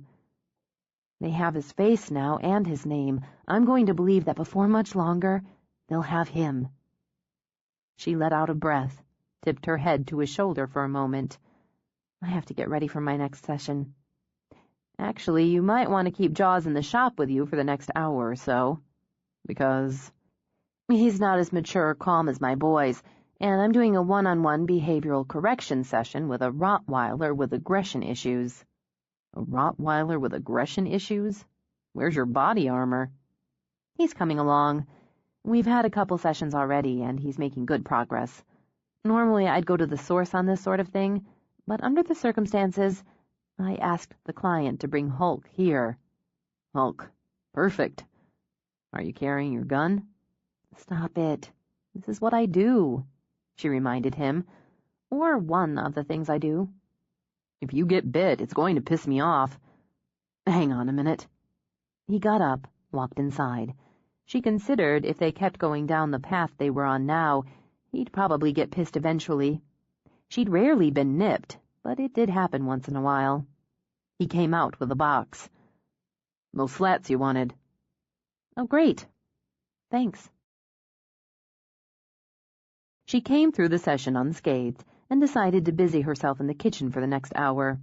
And since she had a chunk of time on her hands and was, more or less, confined to quarters, she thought she might make use of what could very loosely be termed Simon's home gym once she'd finished up her kitchen project. Dogs weren't the only ones who needed to keep up with their training. Pleased with her first project, she emptied one of the kitchen drawers, scrubbed it, measured and cut the liner she'd asked Sylvia to pick up for her. Using the pattern she'd outlined in her head, she slid in the wood dividers, and deemed them perfect. She'd nearly completed the third drawer when the phone rang. Her mind on organization, she answered it without thinking. Hello? Oh, I must have the wrong... I'm looking for Simon." Fiona laid spatulas, slotted spoons, serving forks in their allotted space. "He's here, but he's out in the shop.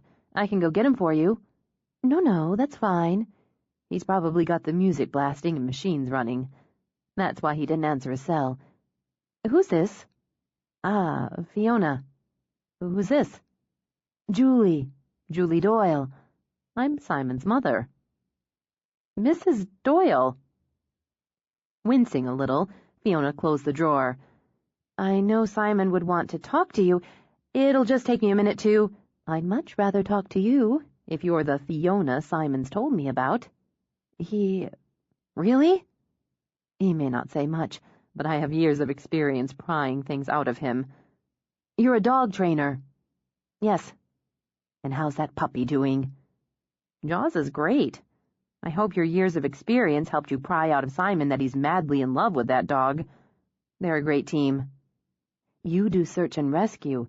Simon mentioned to his brother you're training the pup for that." "He mentioned to his brother?" "Oh, we email a lot, all of us. But I need a phone conversation at least once a week.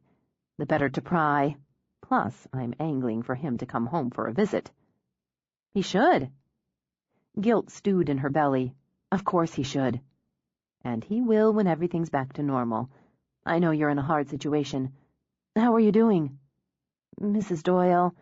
"Julie, and why would you want to talk about all of that with a perfect stranger? Just tell me, are you staying with Simon now at his place?" "Yes, he's been wonderful. Generous, supportive, understanding, patient." "I think I must have the wrong number after all." Fiona laughed and leaned back on the counter. "He talks about you. Just little things he says once in a while. He's madly in love with you, too." The madly's often the key word in the Doyle family. It was easy to chat. Relaxed, Fiona opened the drawer again and filled it systematically as she and Julie Doyle got acquainted. When the door opened, she glanced over her shoulder. "Well, here's Simon now, so I'll turn you over. It was really nice talking to you. We'll do it again soon." "Your mom," Fiona mouthed and offered the phone. "Hey."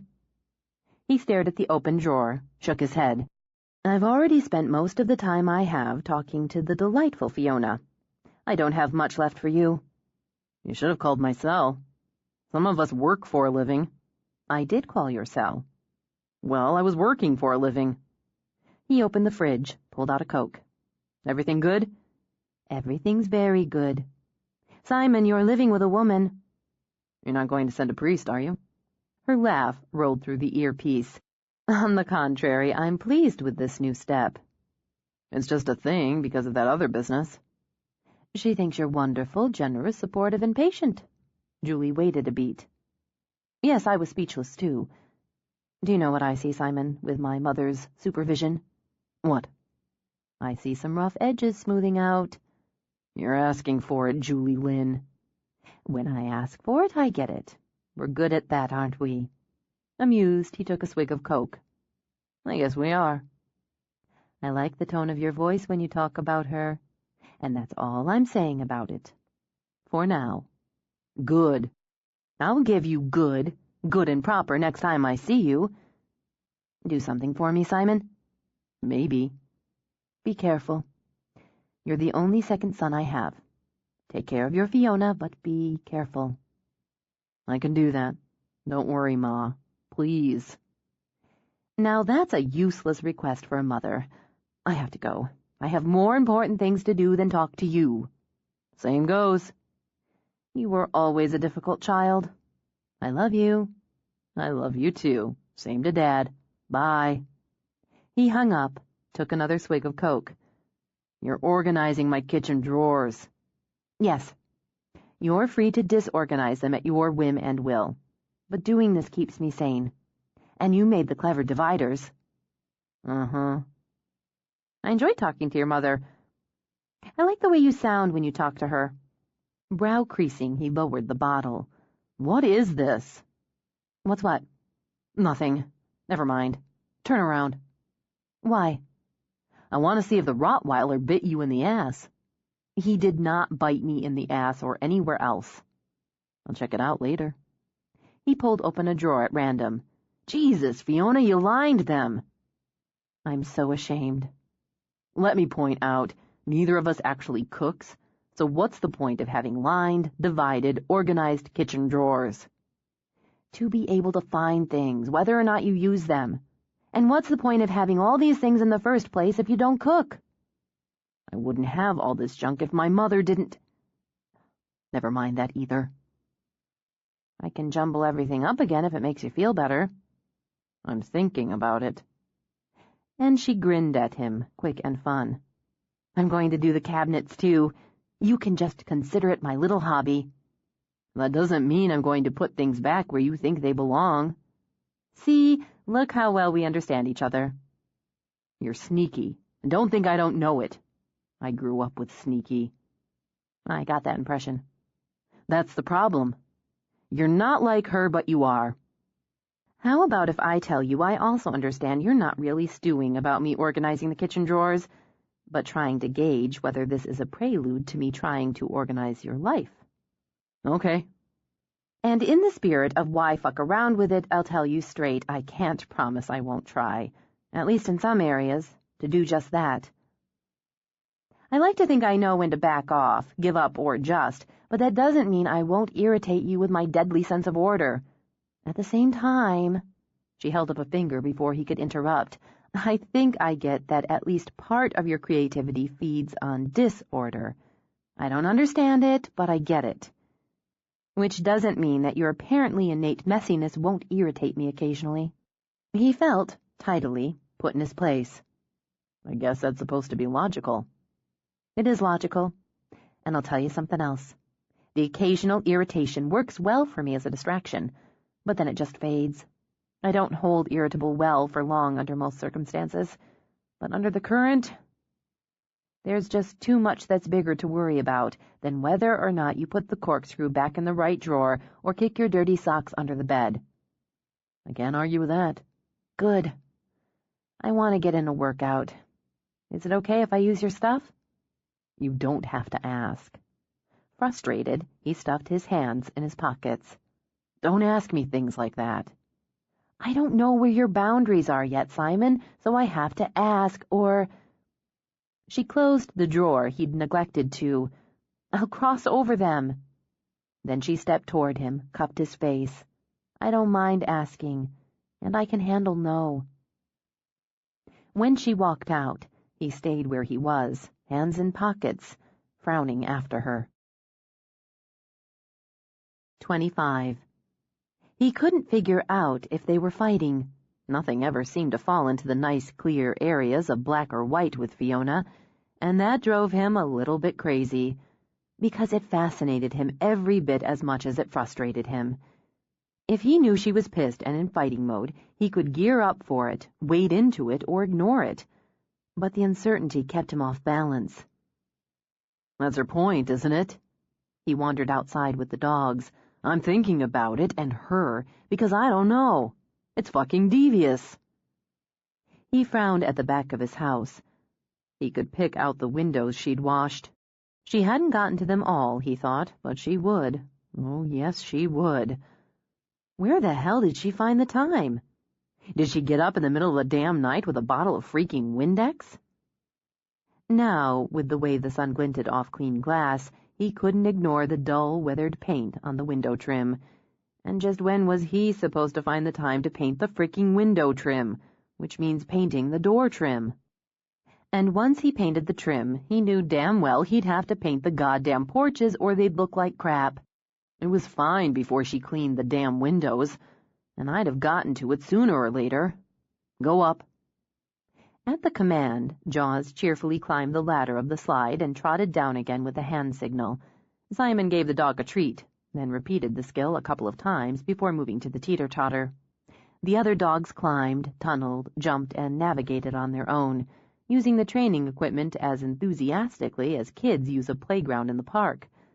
Simon glanced over as Bogart barked, then watched as the lab picked his way agilely over a length of board no wider than a gymnast's balance beam.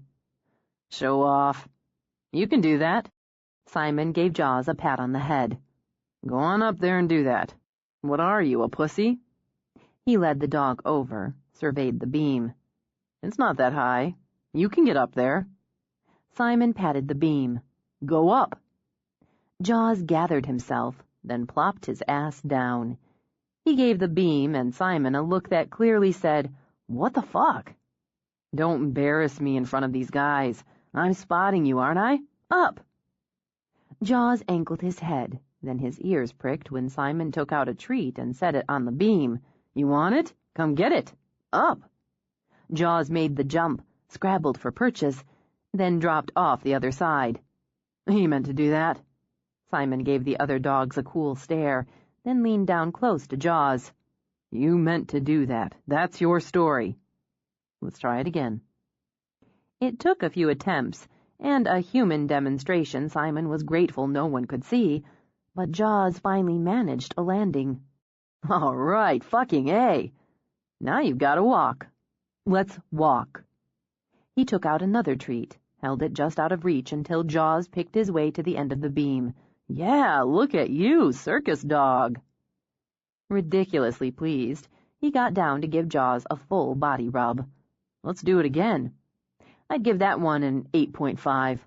We're going for the perfect 10.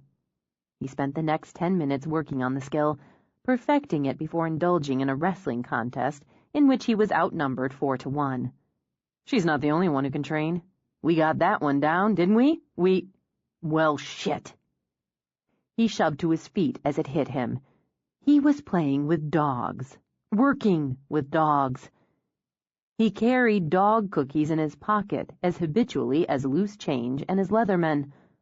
He was thinking about what color to paint his exterior trim and porches. He'd made organizers for his kitchen drawers. "This," he said with feeling, "is nuts."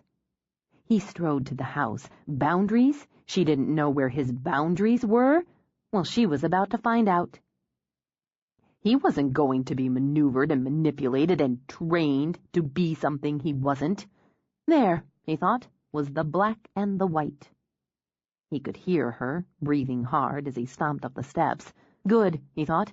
Maybe the workout had worn her out, and she wouldn't have enough breath to argue her way out of it. Then he stepped into the doorway and just stood. He didn't notice the clean floor or windows, or that the sweaty shirt he'd peeled off when he'd done some lifting the day before wasn't on the floor where he'd tossed it. How could he? All he could see was her. She executed some sort of martial arts routine and looked as if she could kick some serious ass. Lust added the final grip to interest and admiration to choke out temper. Sweat dampened her face and the skinny tank she'd changed into. Those long legs, highlighted in a pair of snug black shorts, kicked, set, spun, while the wiry muscles in her arms rippled. He'd be drooling in a minute, he thought, as she balanced on one leg, kicked, then landed on the other in a graceful blur. He must have made some sound because she pivoted, set into a fighting stance, eyes cold and fierce. Just as quickly, she relaxed and laughed. Didn't see you there." She sucked in air. "Scared me." She hadn't looked scared, he thought. What was that, Taekwondo? She shook her head, gulped from the bottle of water she'd set on the weight bench. Tai Chi, mostly. I've seen people doing Tai Chi. It's like sissy new age in slow motion. First, it's really old age, and the slow moves are about control, practice, and form. She crooked a finger. It's organic, she said, and about centering your power. I'm still hearing sissy new age, and that's not what I was looking at a minute ago. There's a reason many of the moves have pretty names that come from nature, like push the wave. She demonstrated, slowly, again gracefully pushing her hands out, palms toward him, then drawing them back, palms up. But if I intensify that same move for defense, it's... She shoved him back, knocking him off balance, then pulled him in and past her. See? I wasn't ready. Grinning, she spread her legs, bent her knees, and gave him a come-ahead gesture. Okay, you've seen the Matrix, he said, and made her laugh. You're stronger than I am, bigger, taller, longer reach. You may be faster, but we haven't tested that yet. If I have to defend myself, I need to be able to center my power and use yours. I used to practice every day in my obsessive way.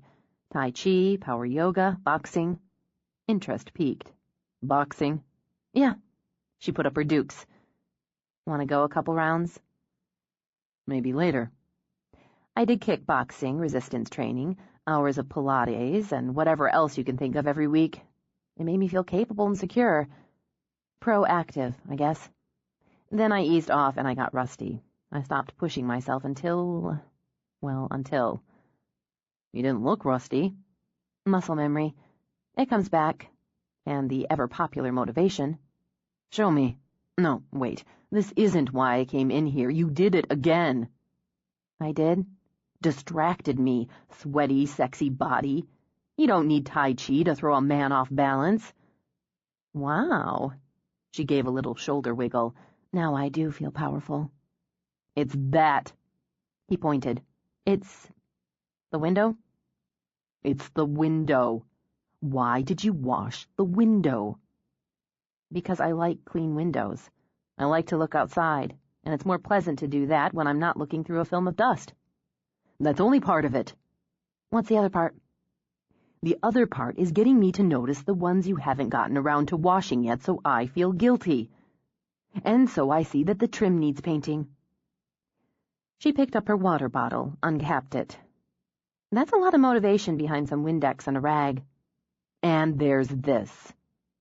He dug in his pocket, pulled out a handful of dog treats. Thanks, I'm trying to cut down. Funny. I put these damn things in my pocket every day. I don't even think about it, I just do it. I just spent a good half hour, maybe more, out there working with the dogs. All patient attention, she sipped her water. Because I washed the window?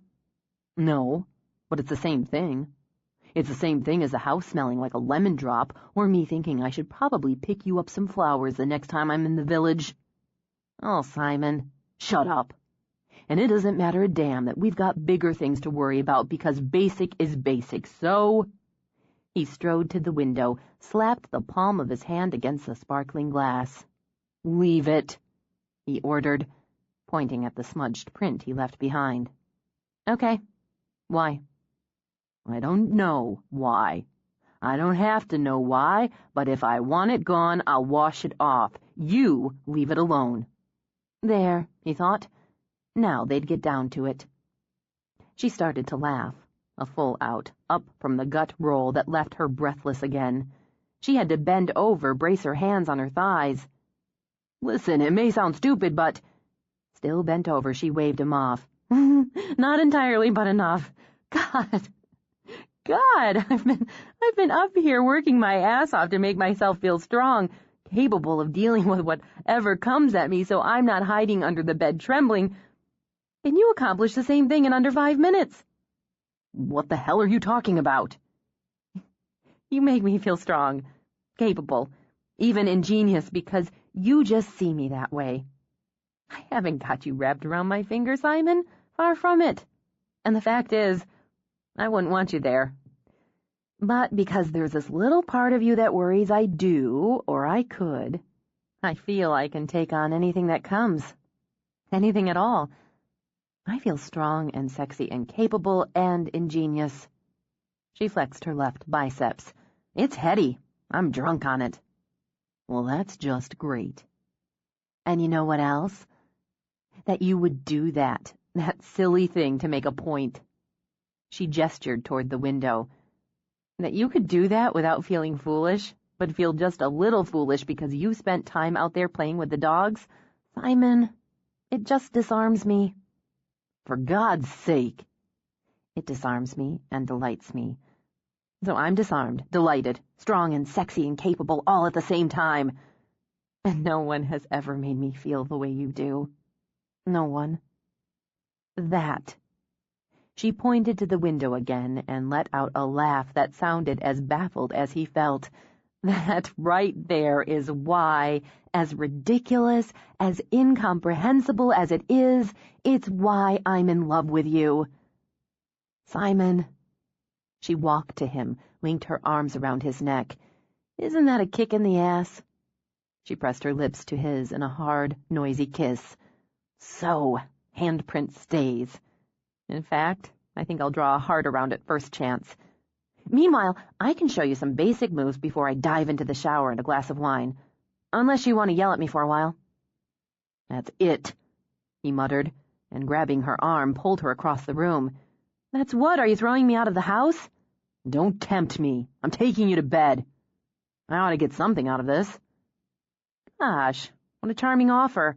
But I really need that shower, so I want you sweaty. He used the momentum, gave her arm a quick whip, and more or less slingshot her onto the bed. I'll show you some moves. I think you just did. She pushed herself up, cocked her head. Maybe I'm not in the mood. And her breath caught when he yanked the damp shirt over her head, tossed it. Or... You can pick that up later. He cupped her breasts, rubbed her nipples with calloused thumbs. You made the bed. Yes, I did. A lot of good it did you. When she shivered, he pushed her onto her back. And you're going to show me the error of my ways? Damn right. He hooked his fingers in the waistband of her gym shorts, pulled. Smiling, she trailed a fingertip from her collarbone to her belly and back again. Then come and get me. He stripped, watching him. I should just keep you naked, he considered as he straddled her. I know what to do with you when you're naked. I like what you do with me when I'm naked. Then you're going to love this. He took her avid, inviting lips with his, roughening the kiss, even as he deepened it. He used his weight to pin her as her heart began to gallop, used his hands to exploit her so that hot, damp skin trembled. Strong and capable she was, down to the marrow, he thought. It was part of what made her irresistible.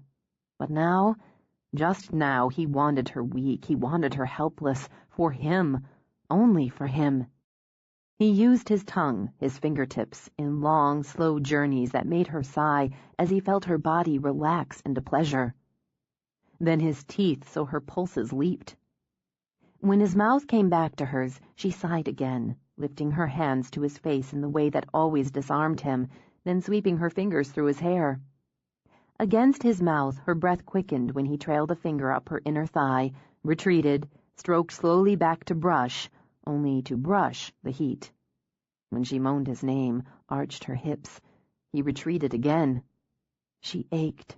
Her body quivered, rising toward that lovely release, only to have it denied. Even as she said his name again, he feathered his fingers over her, made her writhe, and his mouth began the same torturous assault on her breasts. He gave, took her to within a breath of peak, then eased away to leave her churning. I want you, Simon, please. Still, he played her until her gasps mixed with moans, until her hands pulled at the spreads she'd so neatly smoothed that morning. He drove into her, hard, fast, a shock to her tormented system. The orgasm tore through her, center to throat. She heard her own scream, heard it, felt it deepen into a shuddering moan of release.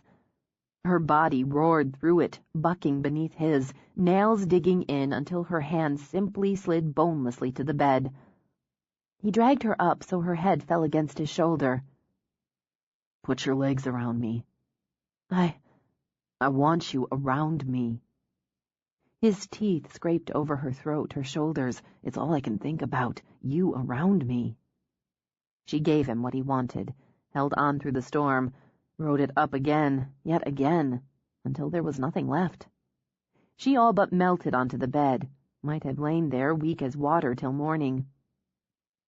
But he pulled her over, anchored her so she sprawled over him with her head on his chest over his raging heart.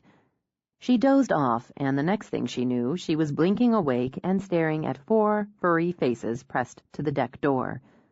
Simon's chest rose and fell steadily under her head, but his fingers played with her hair, sliding through it, twining it, sliding. Everything about the moment made her smile. The dogs want in, she murmured. Yeah, well, they can wait a minute. I'll get them. But she didn't move. I'm starving.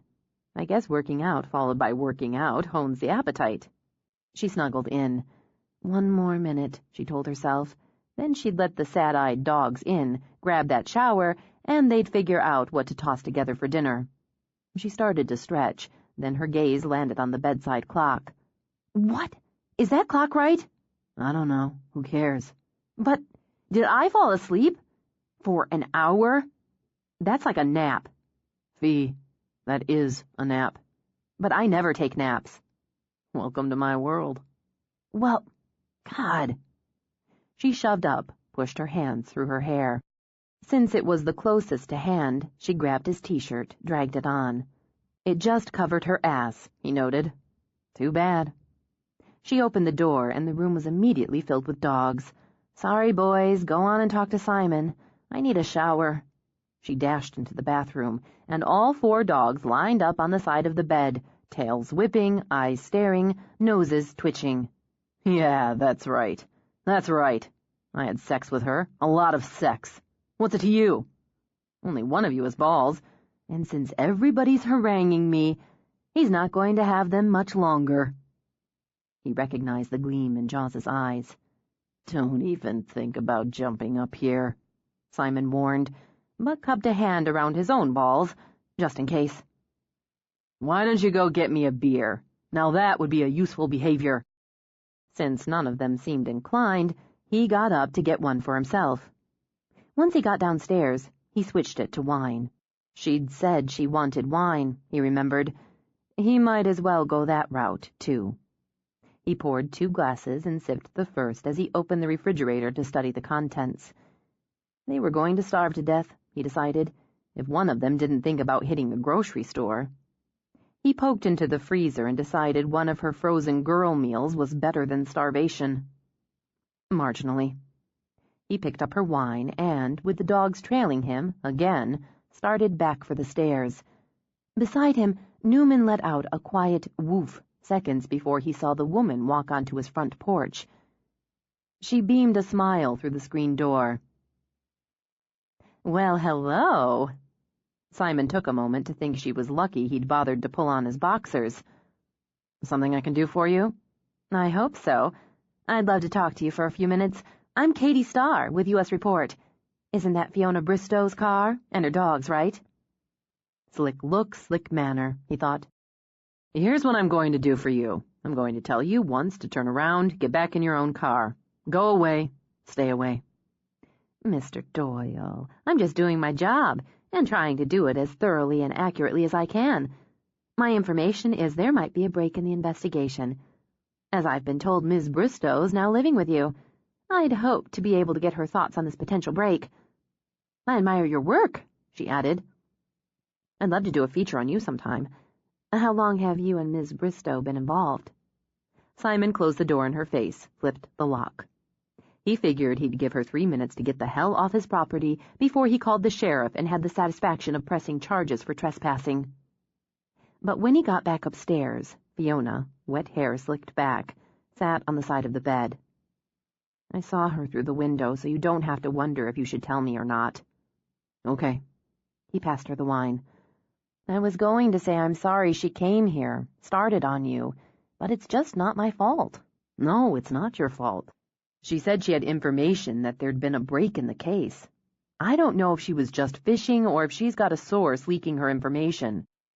Fiona let out a muttered oath. I guess we'd better tell Agent Tawny just in case. What did you say to her? I told her to go away, and when she didn't, I just closed the door. Smarter than I was. Well, I considered giving her a quote, but I thought, fuck you, bitch. Didn't have any real creative zing. And it was all I could think of.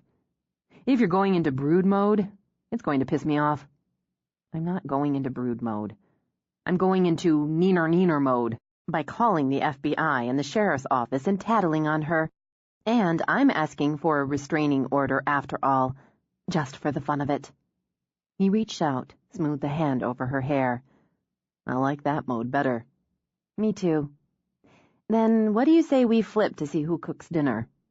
Buzzing up sissy frozen dinners isn't worthy of a flip. I was thinking of the steaks we have in the meat drawer of the fridge. We have steaks? The day got brighter. We have a meat drawer? She smiled and got to her feet. Yes, we do. Okay. The meat drawer probably came with the fridge. How did we get steaks? Do you have a magic cow somewhere? No, I have a fairy stepmother who delivers. I asked Syl if she'd pick us up a couple of steaks, Idaho's, some staples I needed. She dropped them off today, including a bunch of fresh vegetables and fruit because she thinks we need those too. That's why there are fresh vegetables in the crisper. And yes, we have a crisper. He decided there was no point in telling her he'd looked in the fridge and seen none of those things.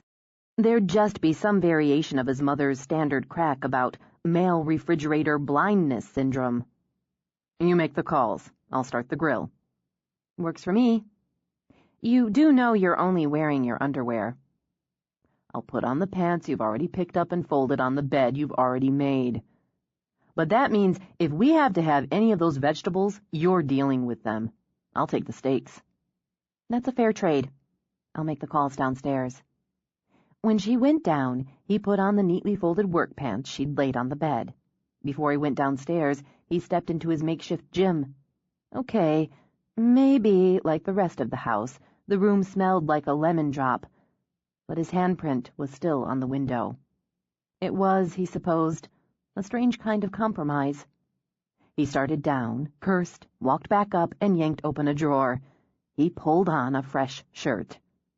She'd gotten the steaks, he reminded himself. Steaks, fresh shirt. It was just another kind of compromise. 26. Tawny studied Perry on the monitor. He sat at the steel table, shackled, his eyes closed, the smallest of smiles on his face, as a man might when listening to pleasant music. His prison-pale face, doughier than it had been 7 years before, expressed quiet contemplation.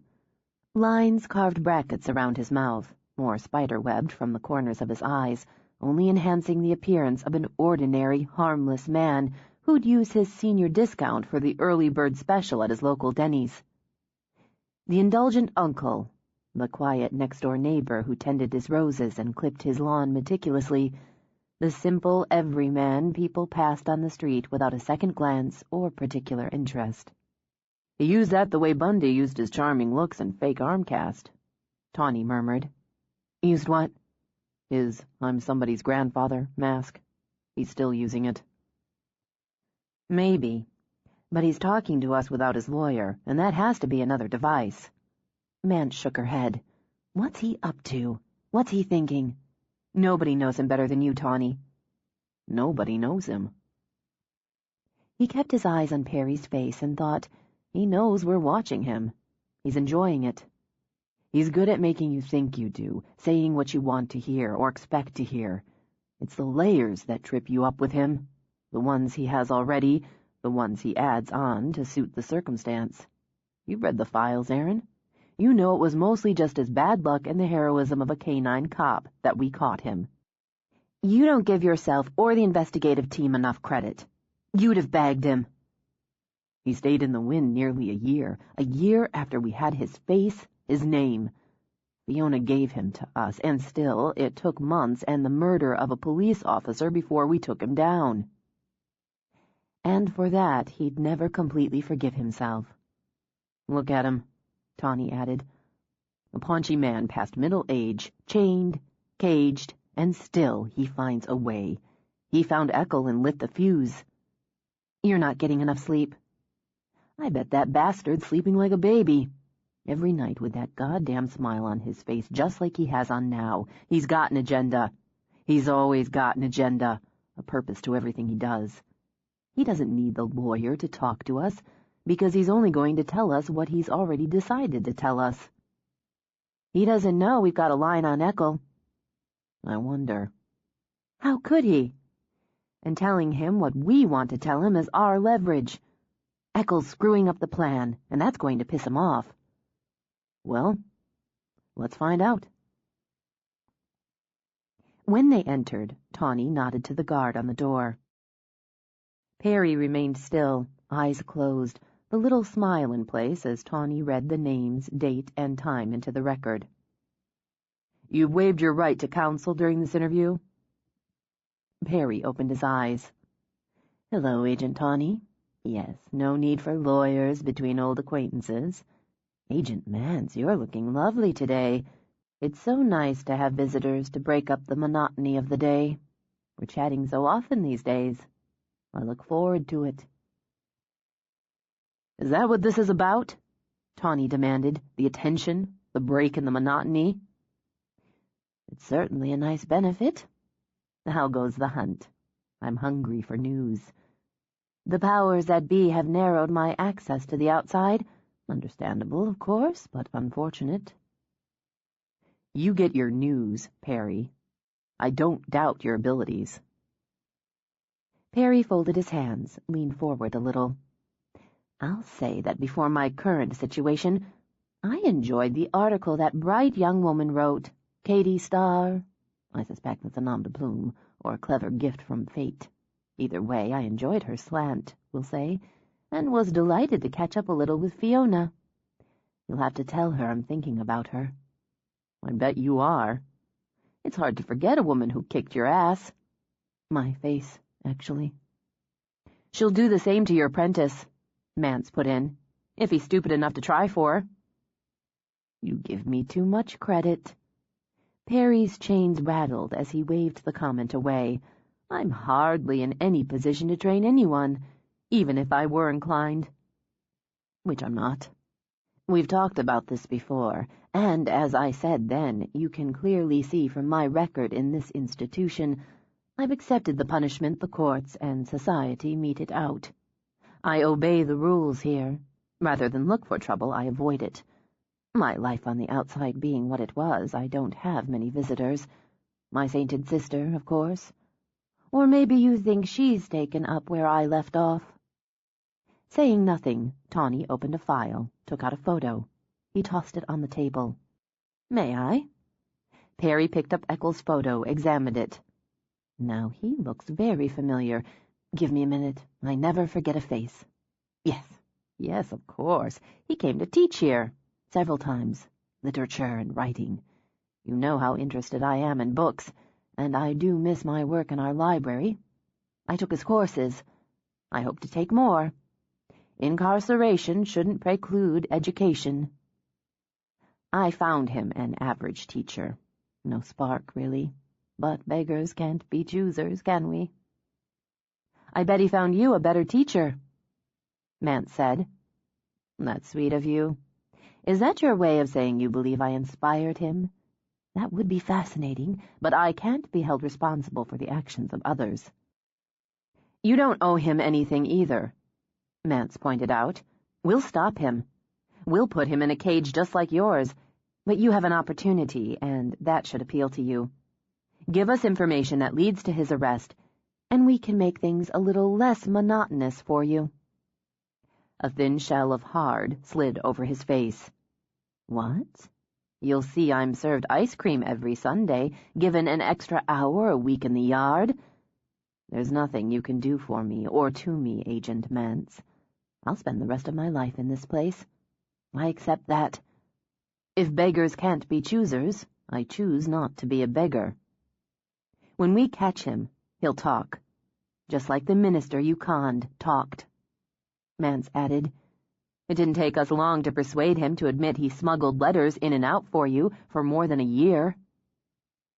Correspondence with my prayer group. Perry folded his hands piously. Reverend Garley sympathized with my need for spiritual comfort and privacy for my soul, which the system fails to respect. Everyone in this room knows you don't have a soul. Echo will roll on you, Mance continued, and you've already considered that. When he does, your life in here will get a little more, how did you put it? Narrow. You'll be charged with multiple counts of conspiracy to murder. The years added to your time won't mean a damn, but we'll see to it your time in here is a fucking misery. Perry only continued to smile at her in his calm, pleasant way. You think it's not already? It can be worse, Tawny promised. Believe me when I tell you, I'll make sure it's worse. And for what, Perry? For this? He flicked a hand at the photo. He's a screw-up. Impatient, careless. You stayed ahead of us for years. We're breathing down his neck within months. He's not worthy of you." "Flattery," Perry sighed. "I am susceptible to flattery. You know my weaknesses, Don." He tied a red scarf to Fiona Bristow's mailbox. With her eyes trained on Perry's, Mance saw the quick flicker of irritation in his. There was something he hadn't learned yet. He'll never get her for you now, never finish it for you. That was immature of him.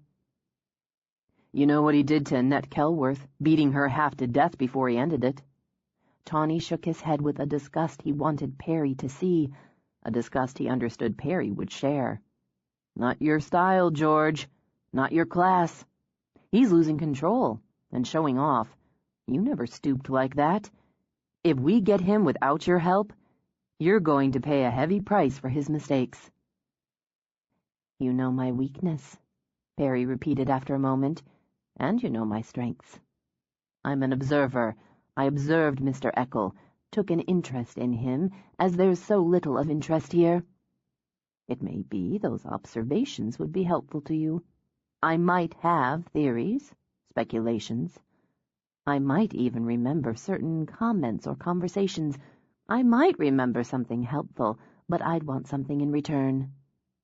"What flavor ice cream?" Perry smiled at Tawny. "Something a little sweeter. I want to speak with Fiona.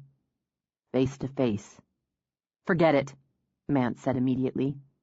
"Oh, I don't think so." Perry kept his eyes on Tawny. "Do you want to save lives? Do you want to save the life of the woman he's stalking even now?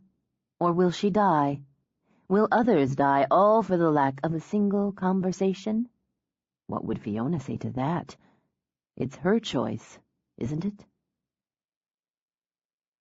"We should push him harder," Mance insisted. "Dig under his skin. He responded when you said Eckel wasn't worthy of him. It fed his ego." "It only affirmed what he'd already concluded himself." "Exactly, so we push that button. Let me do it. I'll work him alone. Flattery and fear from a woman may turn it." "Aaron, he barely acknowledges you." Because it was his turn to drive, Tawny slid behind the wheel. "As far as he's concerned, you're not even part of this. You weren't around during the investigation that brought him down, and this is all about that. All about him. Eckel's just his vehicle, his conduit." Mance slammed the buckle of her seatbelt into the lock. "I don't like being the ones making the down payment." "Neither do I." "Will she do it?" "A part of me's sorry to say yes. I think she will." While the FBI flew east, Francis Eckel stepped in line a few places behind his prey. She'd worked late tonight, he thought. Just an hour or so, but it pleased him to know she was hard at work. Pleased him that, as usual, she made the stop at Starbucks for her evening pick-me-up. Skinny latte, he knew. Double shot of espresso. Tonight was yoga class, and if she hurried, she could fit in 20 minutes on the treadmill in the upscale fitness club she treated herself to. He'd noted, thanks to his 30-day trial membership, she rarely did more than 20, and often skipped even that. Never touched the weights, never bothered with the other machines.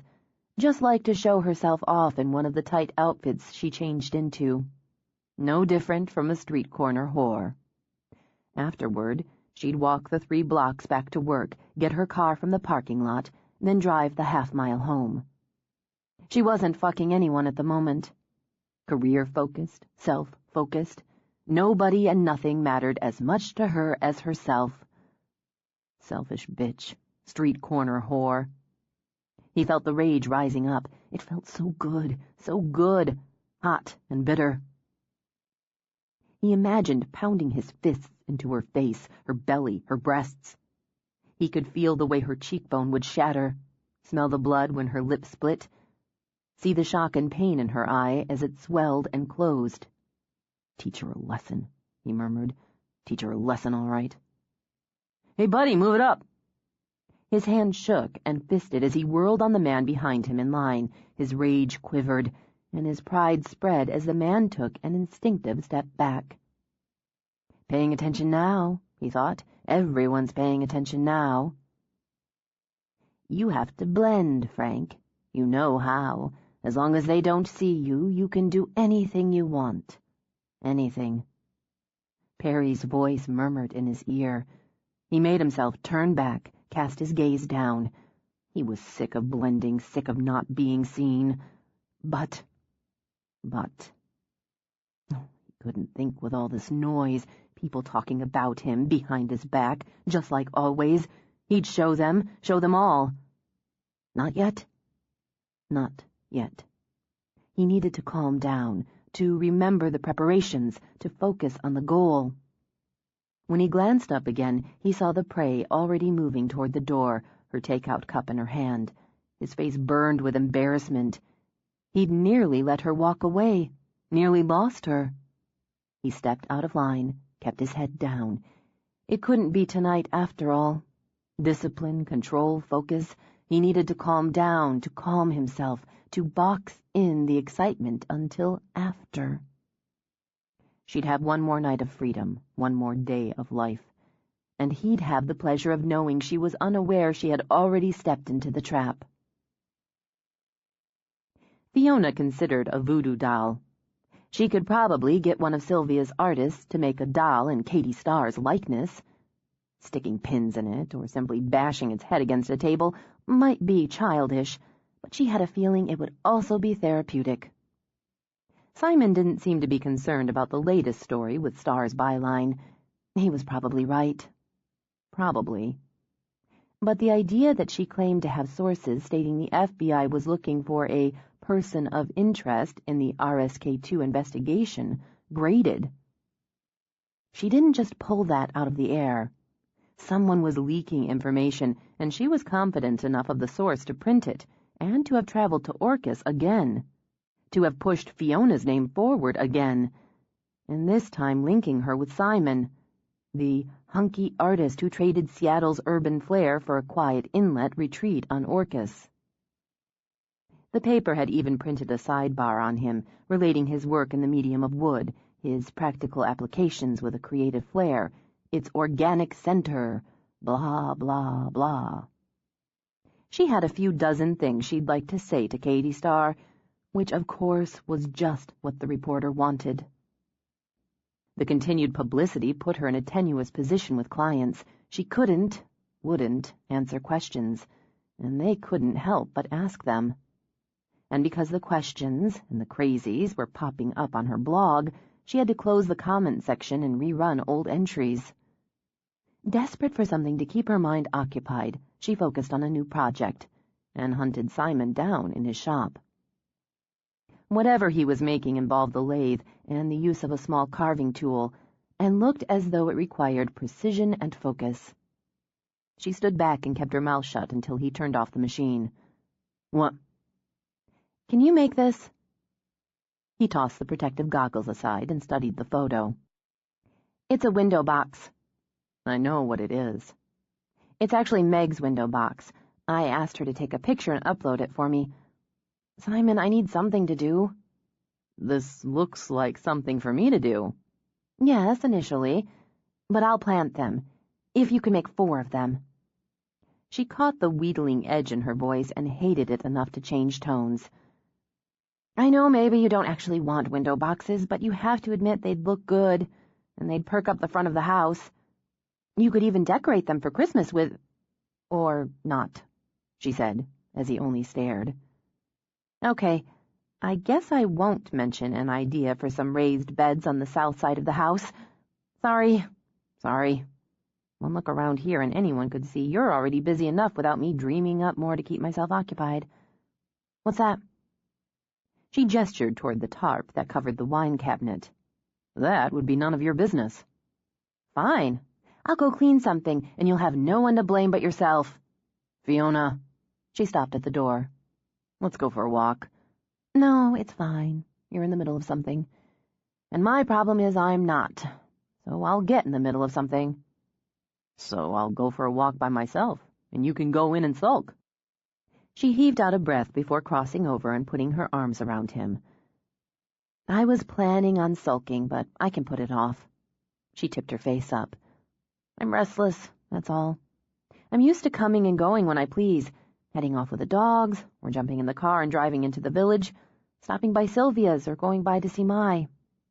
I promised I wouldn't go anywhere alone, and I didn't realize how stir-crazy I'd get when I couldn't. So now I'm a pest, and it annoys me. Probably more than it annoys you. Doubtful, he said, and made her laugh. Go back to work. I'm going to take some new pictures of the boys and update the website. We'll go out later. Go out for dinner or something. I feel sanity returning. I'll see you when you're done. She walked back to the door, opened it, stopped. Simon? What now? Agents Tawny and Mance just pulled up.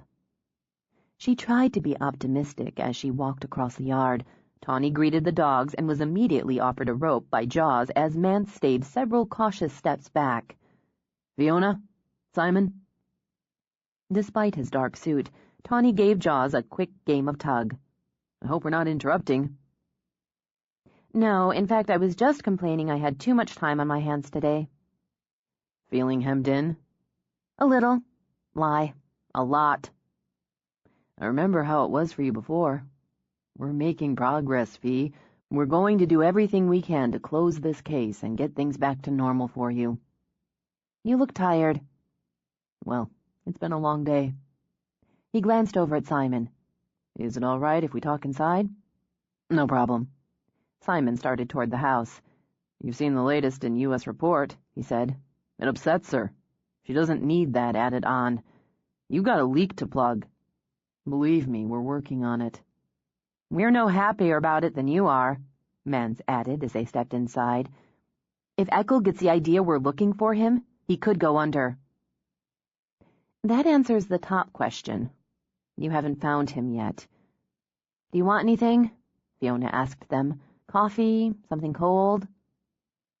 Let's just sit down. We're going to tell you as much as we can.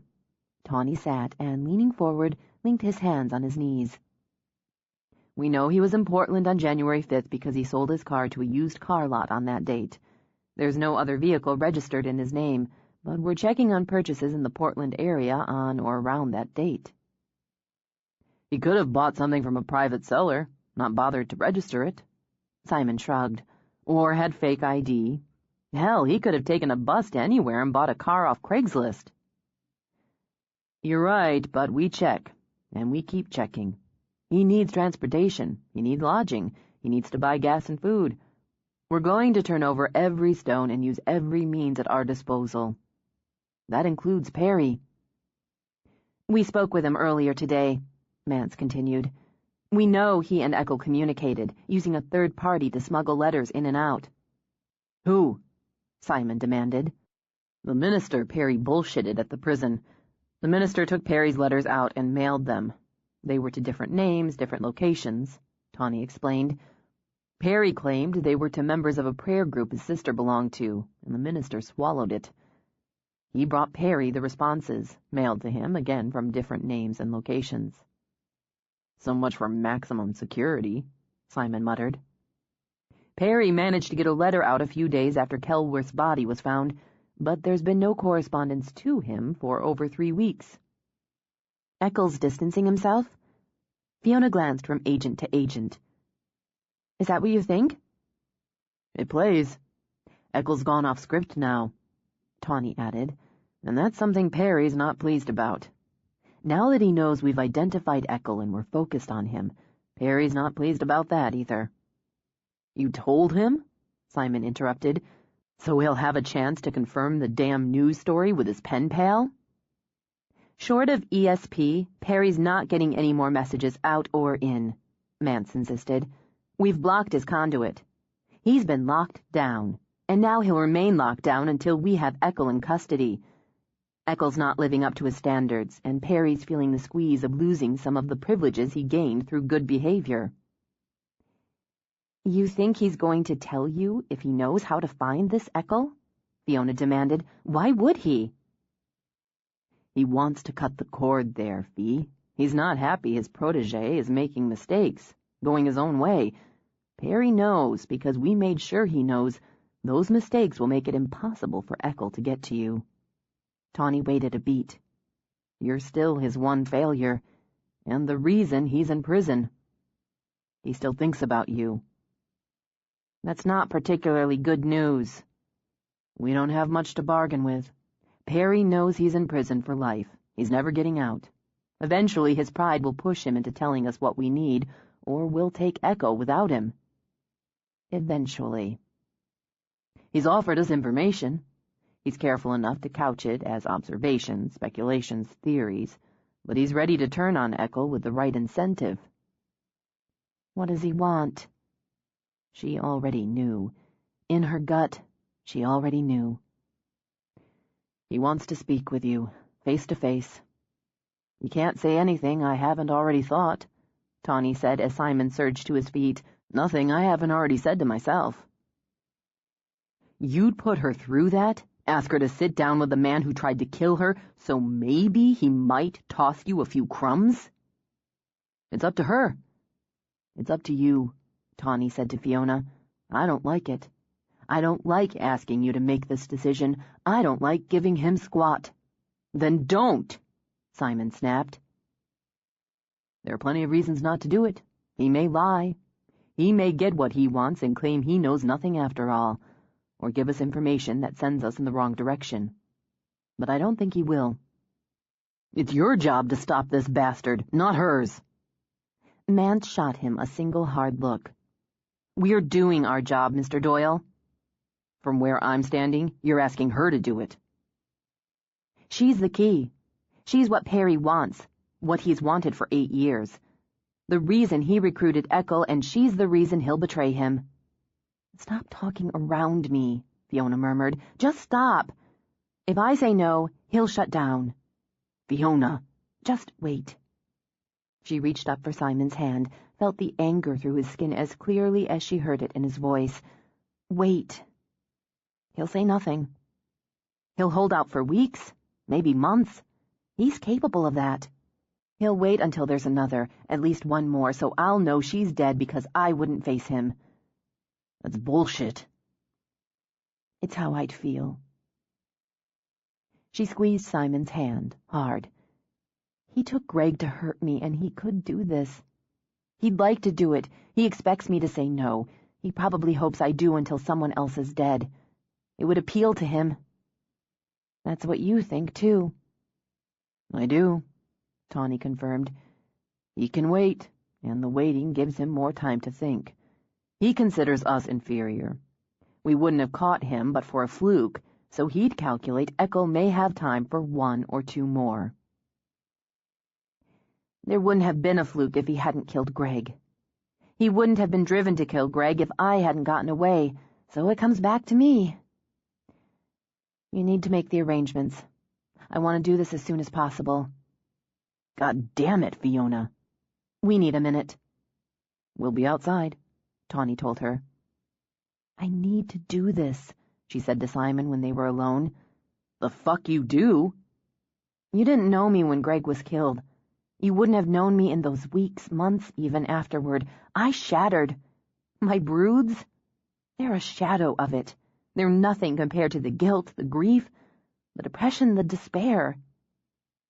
She took both his hands now, hoping to transmit her need through his rage. I had help through it. The counseling, sure, but it was friends and family that pulled me out.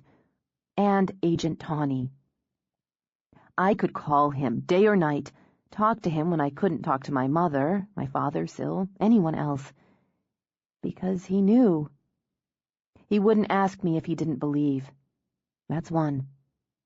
She took a breath, steadied herself. If I don't do this, don't try, and someone else dies, I think it'll break something inside me. He'll have won after all. He didn't win when he took me. He didn't win when he killed Greg. But Simon, God, you can only take so many beatings and get up again. That's 2. Last, I want to look him in the eye. I want to see him in prison and know he's there because of me. He wants to use me. He wants to manipulate me. She shook her head, the gesture as fierce as the sudden fury that lit her face. Fuck him. I'll use him. Maybe, I hope to God, he'll tell them something that leads them to Eckel. I hope to God. But whether he does or not, I'll have used him and done what I needed to do to live with whatever happens after. I'll be the one who wins. I'll be the one who beats his sorry motherfucking ass again. And when it's done, he'll know that. He pulled away, walked to the window, stared out, then walked back to look down at her. I love you. Knocked sideways, she lowered to the arm of the couch. Oh my God. I'm so pissed off at you right now. I don't think I've ever been more pissed at anyone in my life, and I've been pissed at plenty. Okay. I'm really trying to keep up, but with my head spinning, it's hard to focus. You're pissed off because you love me? That's a factor, but not the main thrust. I'm pissed off because you're going to do this, because you, being you, have to do it. I'm pissed off because short of tying you to the bed, I can't stop you. You're wrong. You could. You're the only one who could. Don't give me the opening, Simon warned. I'm pissed at you. And I think you're the most amazing woman I've ever known. And my mother sets a damn high standard for amazing. If you cry, he said when she teared up, I swear to God, I'm having a hell of a day. Give me a break. She got to her feet. You don't say what you don't mean. Goddamn right. What's the point? Tact, diplomacy. But we won't get into that. Simon. Needing to touch, she ran her hands over his chest. Simon. Everything you just said to me, all of it. There's nothing you could have said or done that could have made me feel better or stronger or more able to do what I need to do. Great. A few grains of bitterness came through. Glad I could help. Would you tell me again? Which part? She rapped a fist on his chest. Don't be an ass. I love you. Good, because I love you. So, we're balanced. Simon. She laid her hands on his cheeks, and when she kissed him, it was strong and sweet. Try not to worry. He's going to try to mess with my head. It's the only power he has now. And he can't because I'm going in armed with something he'll never have and never understand. When I do what I need to do and walk away from him, I know I'm coming back here. I know you'll be here. And you love me. You want me to buy that? I'm not selling it. I'm giving it, and it's truth. Let's go out and make this deal. I want it done and over so I can come back to the good part. They walked outside.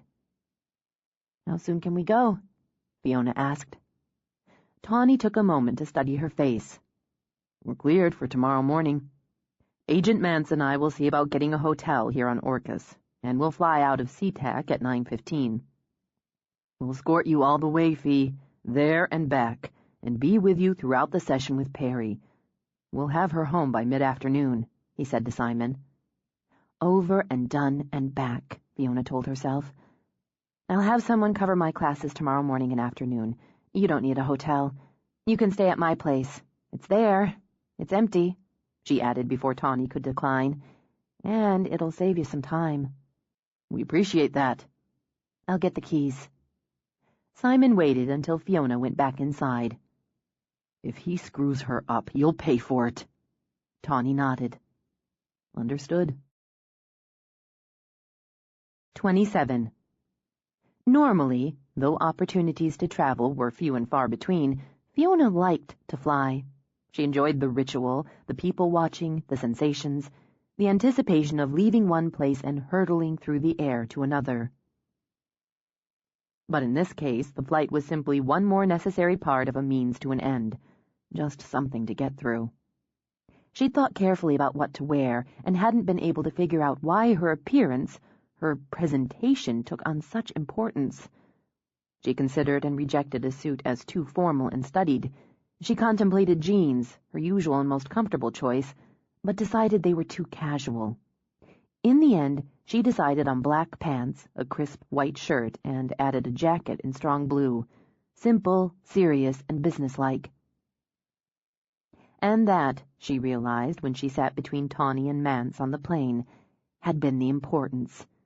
What she wore, how she presented herself, indicated tone. Perry thought he was in charge, she reasoned.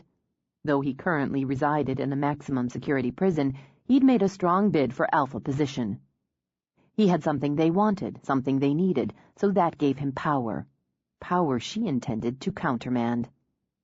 The clothes would help remind her, and him, at the end of the day, she'd be the one walking out, going back to her life, to freedom. He'd be the one going back to a cell. Nothing he had to trade changed that. And that, she reminded herself, was her power, that was her control. I want to go over some of the procedure with you. Tawny shifted toward her. You'll go through security, and there'll be some paperwork. She knew by the way he studied her face, he wondered if her nerve would falter. There always is. We'll be escorted to an interview room rather than the visitation area. Perry will already be there. He'll be secured with wrist and ankle shackles, Fee. You will never, not for 1 second, be alone with him. He won't be able to touch you. I'm not afraid of him.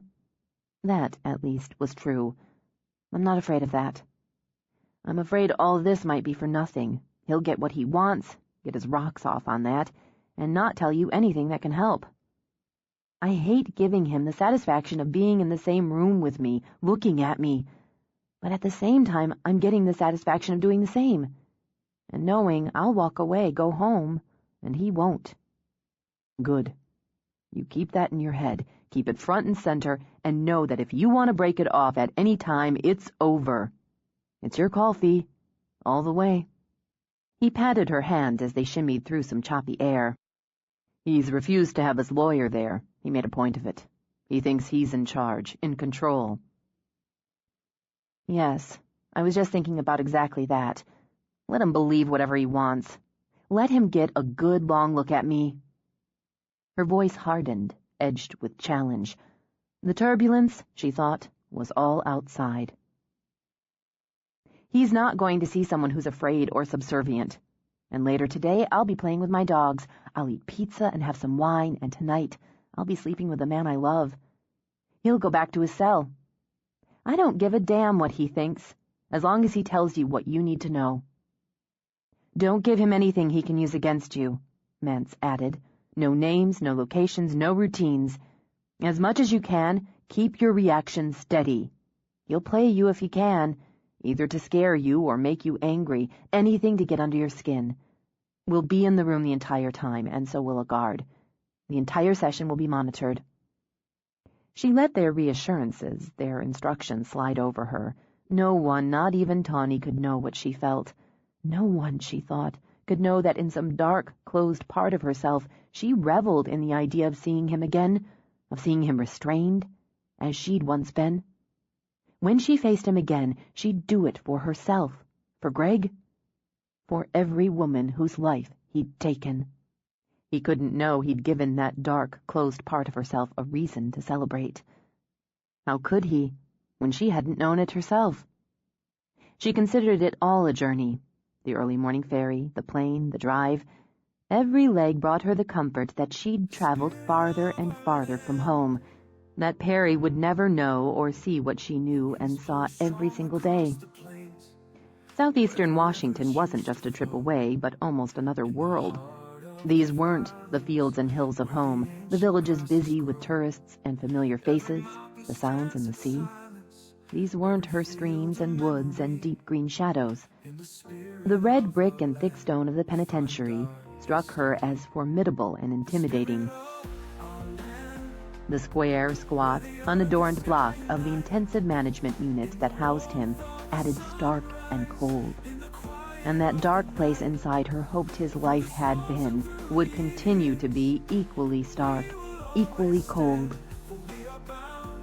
Every length of iron, every foot of steel added to her comfort, and her secret celebration. He believed he'd caused her pain and distress by bargaining for this meeting, she thought, but he'd done her an enormous favor. Every time she thought of Perry now, she'd think of the walls, the bars, the guards, the guns.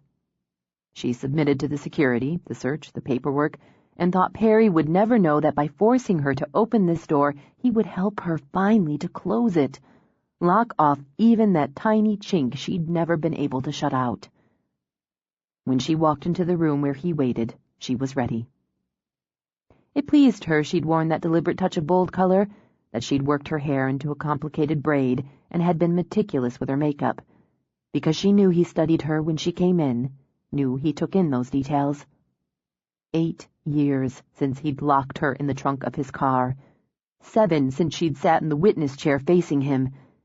They'd both know the woman who faced him now wasn't the same person. "Fiona, it's been a very long time.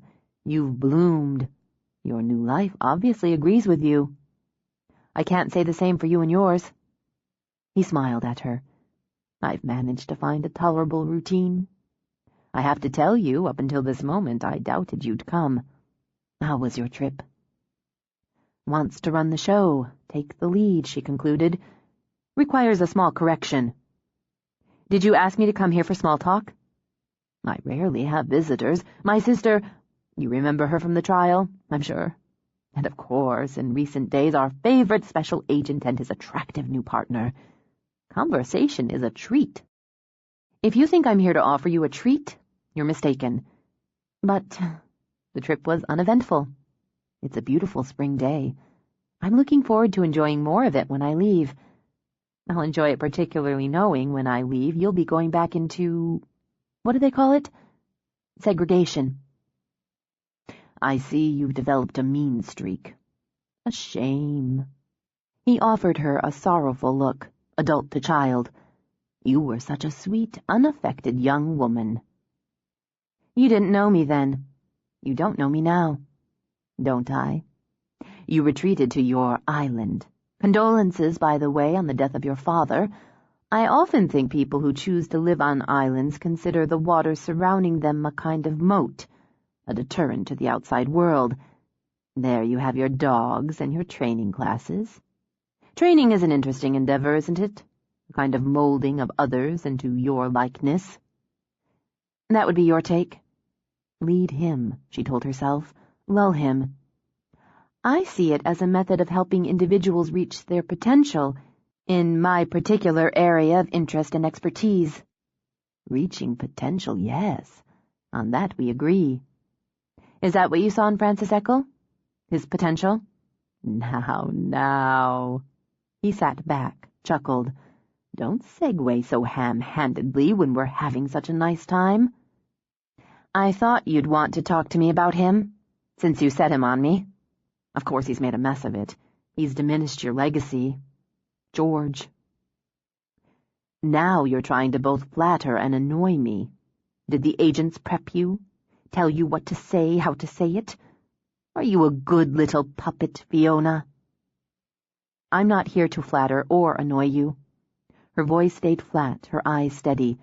"I've got no interest in doing either. And no one tells me what to say, or what to do, or when to do it. Unlike your situation. Are you a good little puppet in your cage, George?" "Feisty." He laughed out loud, but it wasn't only humor that sparkled in his eyes. She'd hit a switch, she knew, and turned on the heat. "I've always admired that about you, Fiona, that classic and cliched redhead spunk. But as I recall, you weren't so feisty after your lover and his faithful dog took bullets." It hurt, brutally, and she held on to the pain. "You needed medication and therapy," he added, putting quotes in the air. "You needed your own fatherly special agent to protect you from me and the drooling press. Poor, poor Fiona. First a heroine through a stroke of luck, then a creature of tragedy and frailty." "Poor, poor George," she said in the same tone, and saw the temper flash, for just an instant, in his eyes.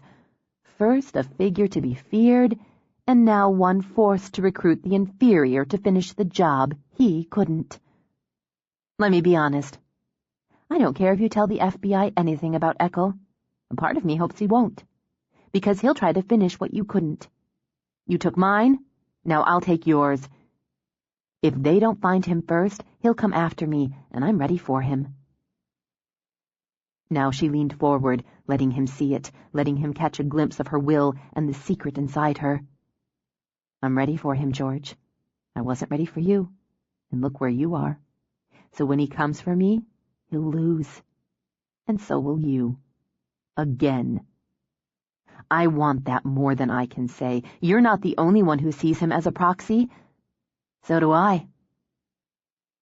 Have you considered he wants you to feel so confident? He's manipulating you into this sense of power and security? She let out a half laugh as she leaned back again. Who's being ham-handed now? He's not what you thought he was. Judging character and abilities is one of the traits of a good trainer. Not just teaching, instructing, but recognizing the limitations and the pathology of those you train. You missed that one. You know you did, or I wouldn't be here.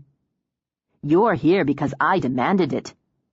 She hoped she pulled off an expression between bored and amused because her heart thumped riotously.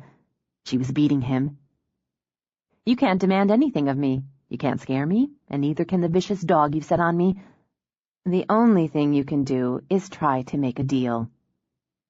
There's no telling who a dog might attack, no telling how many he may bloody along the way. She cocked her head, smiled a little. Do you really think that keeps me up at night? I'm on my island, remember? I have my moat. I'll only be sorry if he screws up before he gets to me. Feel free to let him know that. That is, if he's still listening to you. I don't think he is. I think your dog's off the leash, George, and going his own way. As for me... Deliberately, she glanced at her watch. That's really all the time I have to spare. It was good to see you here, George, she said as she rose. It really made my day. I'll escort you out. Mance got to her feet. I'll find another. Sooner or later I'll find another.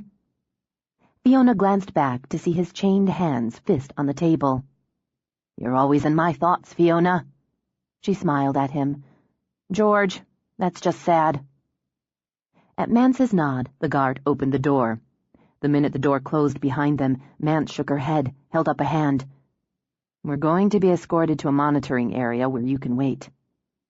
Fiona held on to her composure, following Mance's example, saying nothing, keeping her eyes straight ahead.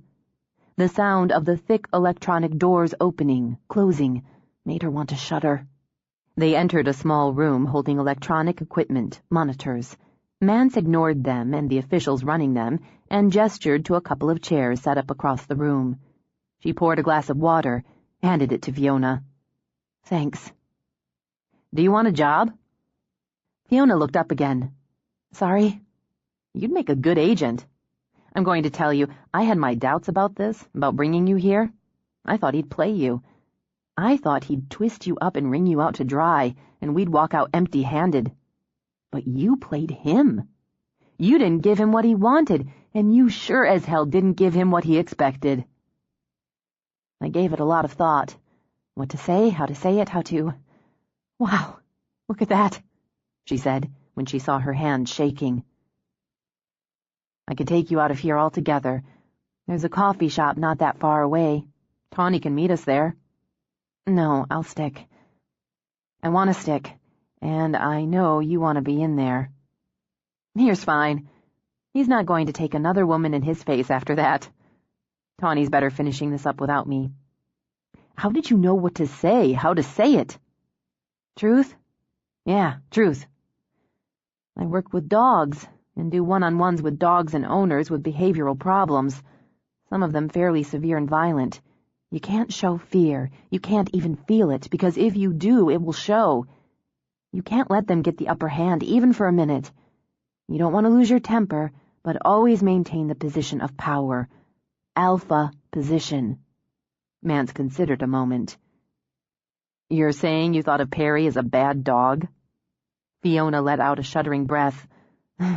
More or less. Do you think it worked? I think you did your job. Now we'll do ours. Perry strung it out, dribbling out information, stopping to request a meal, dribbling more.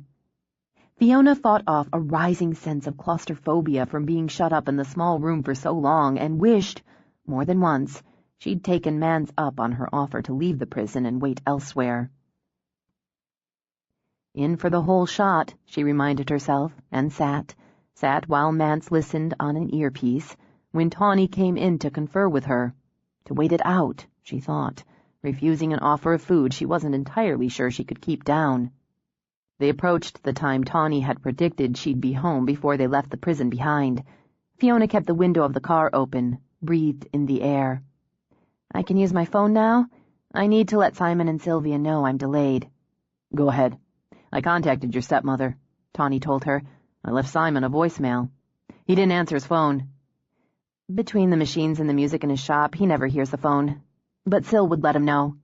She's taking my classes this afternoon. I'll wait until we're about to board the plane. "Aaron said you didn't eat." Still a little unsteady in that area. You have to tell me something. You have to tell me if this helped.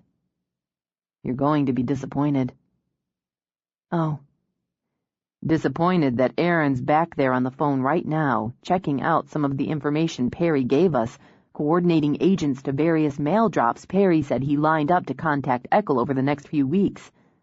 He gave us locations, trolling sites they agreed on, and the 2 alternate identities Eckel's using." Thank God. "He wants Eckel to go down.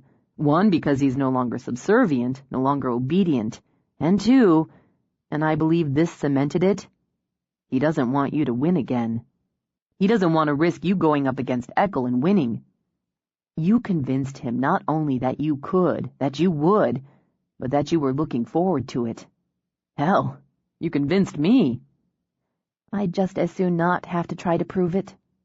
Mance returned. "We've got agents on the way to the locations he gave us, and a team to the trolling site, which geographically should be next on Eckel's list. We have another taking Kelworth's college, as that should have been his target for this time frame. He could repeat there if he decides to go back to Perry's game plan." "I don't see that," Tawny said, "but it's better to cover it." "We've issued a bolo for Eckel, including his aliases. And we got a jackpot, Tawny.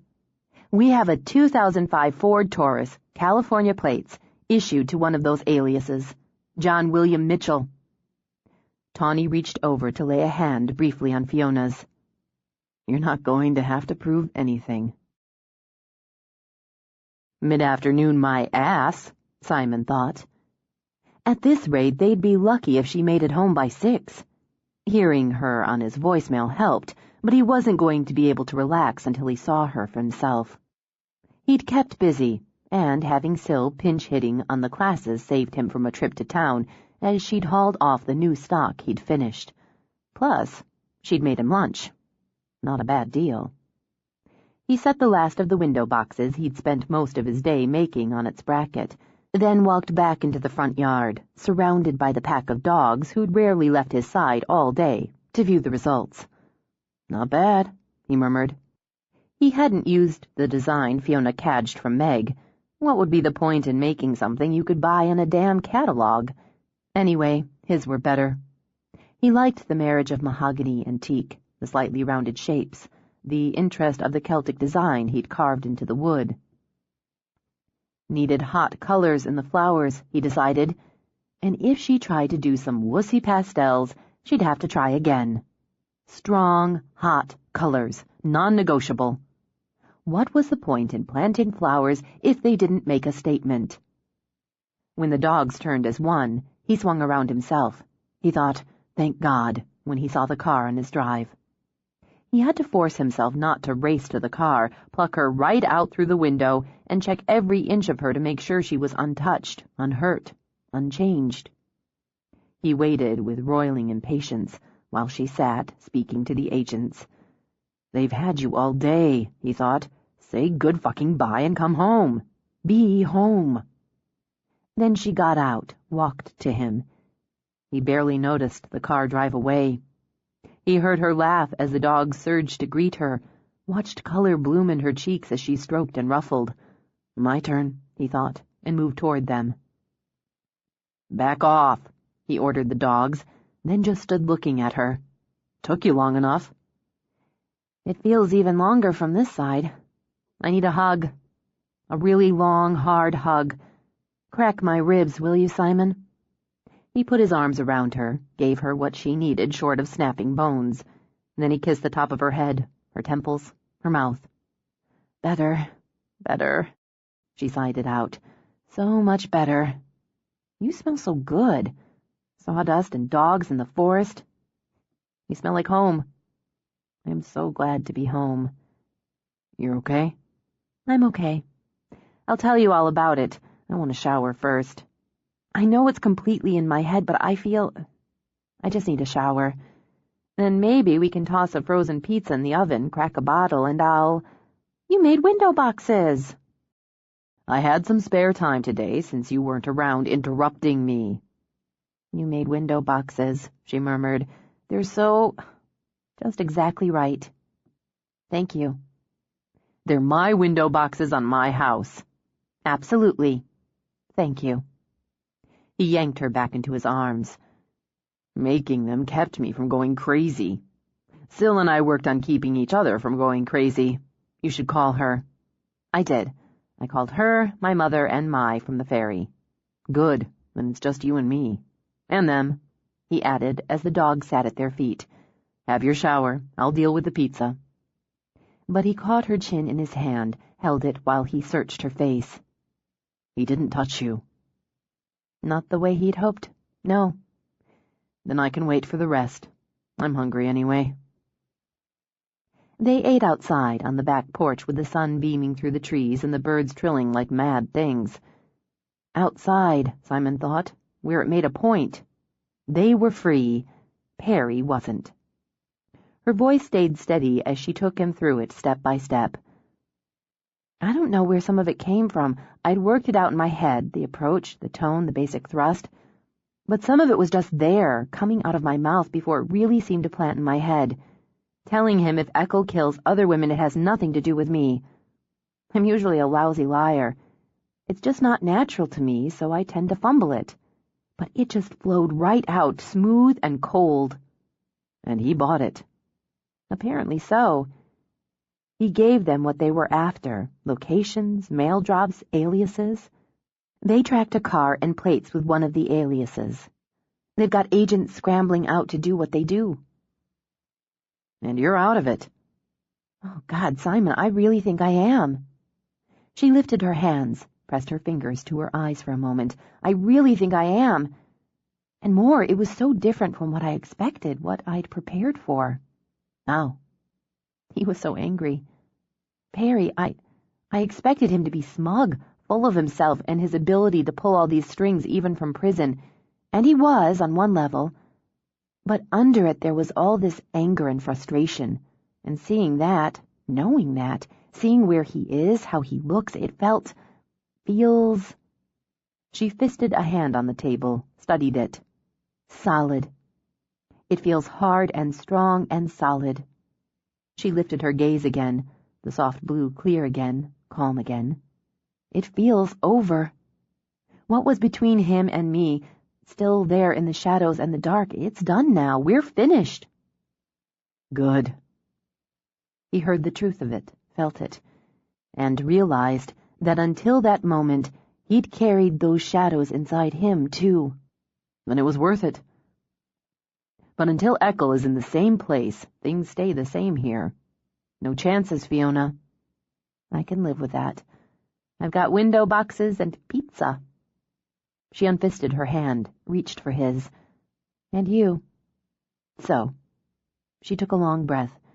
Tell me something else. What did you do besides window boxes?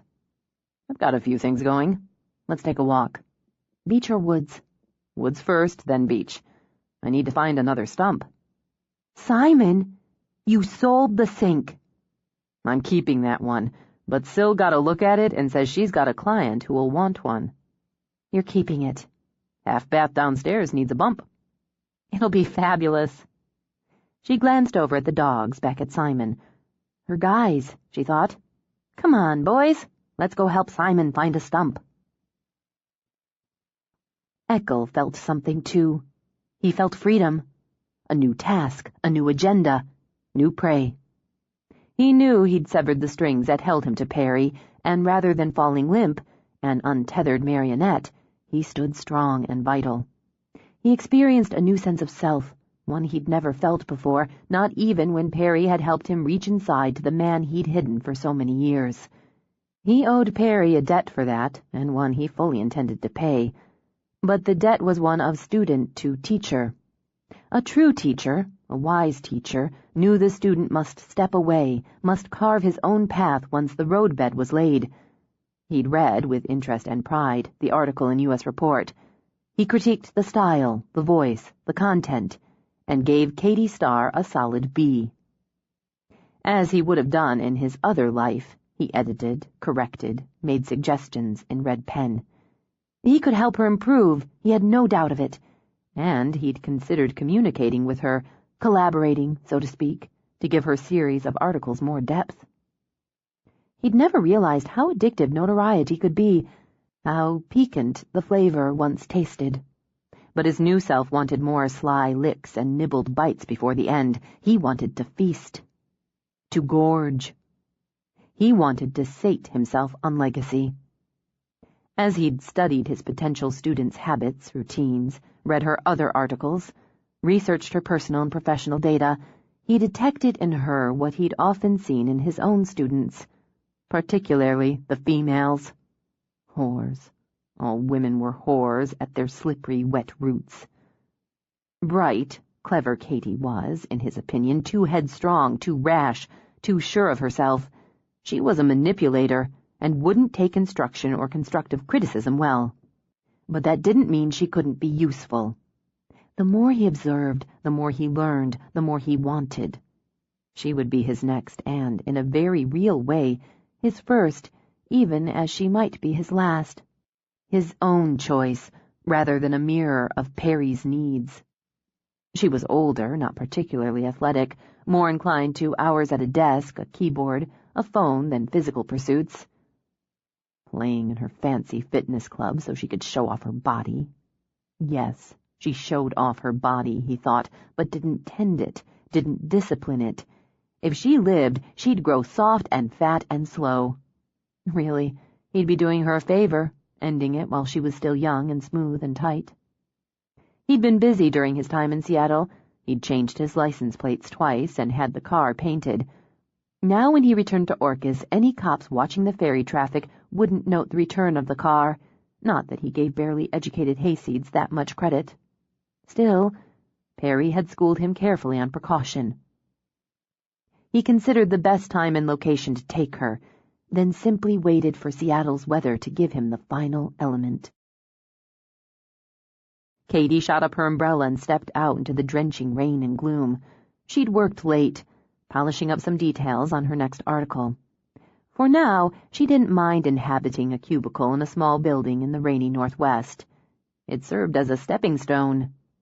Her series was gaining her the attention she wanted, not only from readers, but from the powers that be.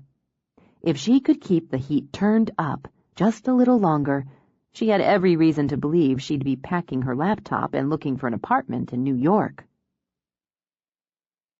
Fiona Bristow, George Perry, and RSK2 created and stamped her ticket out of Seattle and into the Big Apple. And it was there she'd shop her book. She needed to crack Fiona open a bit, she thought, as she dug for her keys.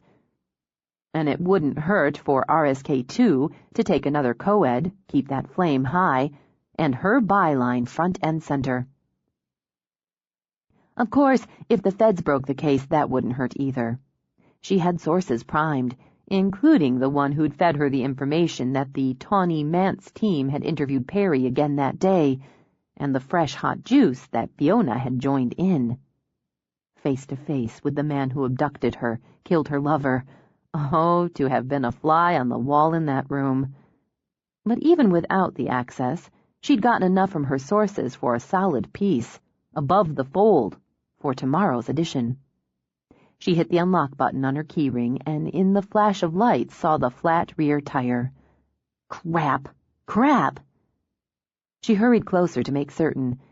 Even as she turned, digging into her bag for her phone, he boiled out of the gloom, out of nowhere, no more than a blur.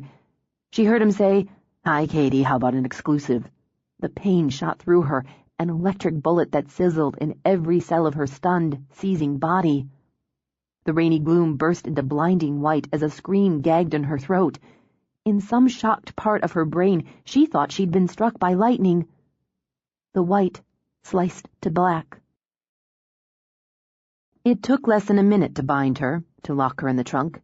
He stowed her bag, her computer, her umbrella in the back, for now, carefully turned off her phone. Filled with power and pride, he drove off into the rainy night. He had a lot of work to do before he slept. 28. Katie's phone provided a wealth of information. Scrolling through, Eckel carefully copied down all the names and numbers, studied her incomings, outgoings, her calendar, reminders. It fascinated him that virtually every communication, every appointment in her logs, but for an upcoming dentist appointment, dealt with professional interests. Really, he mused as he wiped the phone clean, he and Katie had a great deal in common. No real connection to family, no particular friends, and an absorption with rising in their chosen field. They both wanted to make a name for themselves, leave a deep mark. Wouldn't that make their brief time together all the more important? He tossed the phone in the trash at the rest stop where he'd parked, then backtracked, exited the interstate, and drove the wandering 20 miles to the motel he'd chosen for this leg of the work. He paid cash for a single night's stay, then parked away from the lights. Though he doubted he'd need it, he angled her umbrella to shield his face as he climbed out of the car. People who frequented motels of this type didn't sit around their shitty little rooms looking out the window at a rain-swept parking lot, but it paid to be cautious. He opened the trunk. Her eyes were wide open, full of fear and pain, with that glaze of shock he found so arousing. She'd struggled, but he'd learned a thing or two, and had linked the bindings on her wrist and ankles together in the back, hog-tying her so she could do little more than hump like a worm. Still, it was best to keep her absolutely still, absolutely silent through the night. "We'll talk in the morning," he told her, as he pulled the syringe from his pocket, removed the tip. Her screams were no more than harsh whispers swallowed by the rain as he gripped her arm, shoved up her sleeve. "Sleep tight now," he said, and slid the needle under the skin. He replaced the tip. She, like the others, wouldn't live long enough to be bothered about any infection from shared needles. He watched her eyes dull as the drug took her under. After securing the trunk, he got his suitcase and her belongings out of the back and carried them across the broken pavement of the lot to his room. It smelled of old sex, stale smoke, and the cheap detergent that couldn't mask the brew. He'd learned to ignore such annoyances, and he'd learned to ignore the inevitable groans and thumps from adjoining rooms. He switched on the TV, scrolled until he found local news. He entertained himself first with a pass through Katie's wallet. She carried nearly $200 in cash. For payoffs? Bribes? He wondered. The money would come in handy. Another advantage of changing his target type. The co-eds rarely had more than 5 or 10, if that. He found the current password for her computer hidden behind her driver's license. He set it aside for later. He made piles of what he could keep and what he would dispose of from her handbag, and munched on the M&Ms she had in an inside pocket, toyed with her bag of cosmetics. She carried no photos, not his all work and no play Katie. But she had a street map of Seattle and one of Orcas, tidily folded. On the Orcas map, she'd marked several routes from the ferry. He recognized the route to Fiona's, wondered about the others. If time permitted, he'd check them out. He approved of the fact that she carried several pens and sharpened pencils, a small cube of Post-its, a bottle of water. He saved her breath mints, towelettes, pack of tissues, removed her IDs and credit cards to be cut up and disposed of along the way. He used the money in her change purse to buy a Sprite and a bag of Lay's potato chips from the vending machine outside the room. Organized and settled, he opened her computer. As with her phone calls and texts, all of her emails centered on work and many were cryptic, but he could follow the dots, as he'd been following her. While he, Perry, and Fiona weren't her only stories, they were, unquestionably, her focus. She'd pushed, and was pushing, for nibbles and bites from numerous sources. Tenacious thy name is Katy Starr.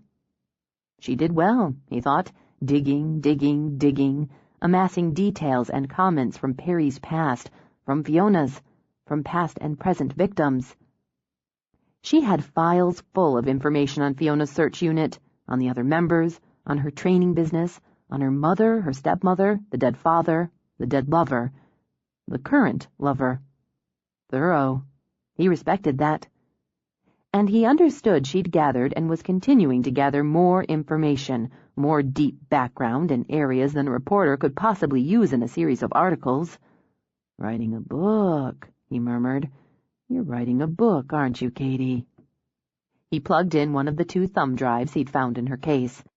Rather than the novel or true crime book he'd expected to find, he brought up the file containing her next article, for tomorrow's edition. He read it through twice, so engrossed he barely noticed when the couple next door began to fuck. The betrayal. For he had little doubt Perry had betrayed him. Slashed.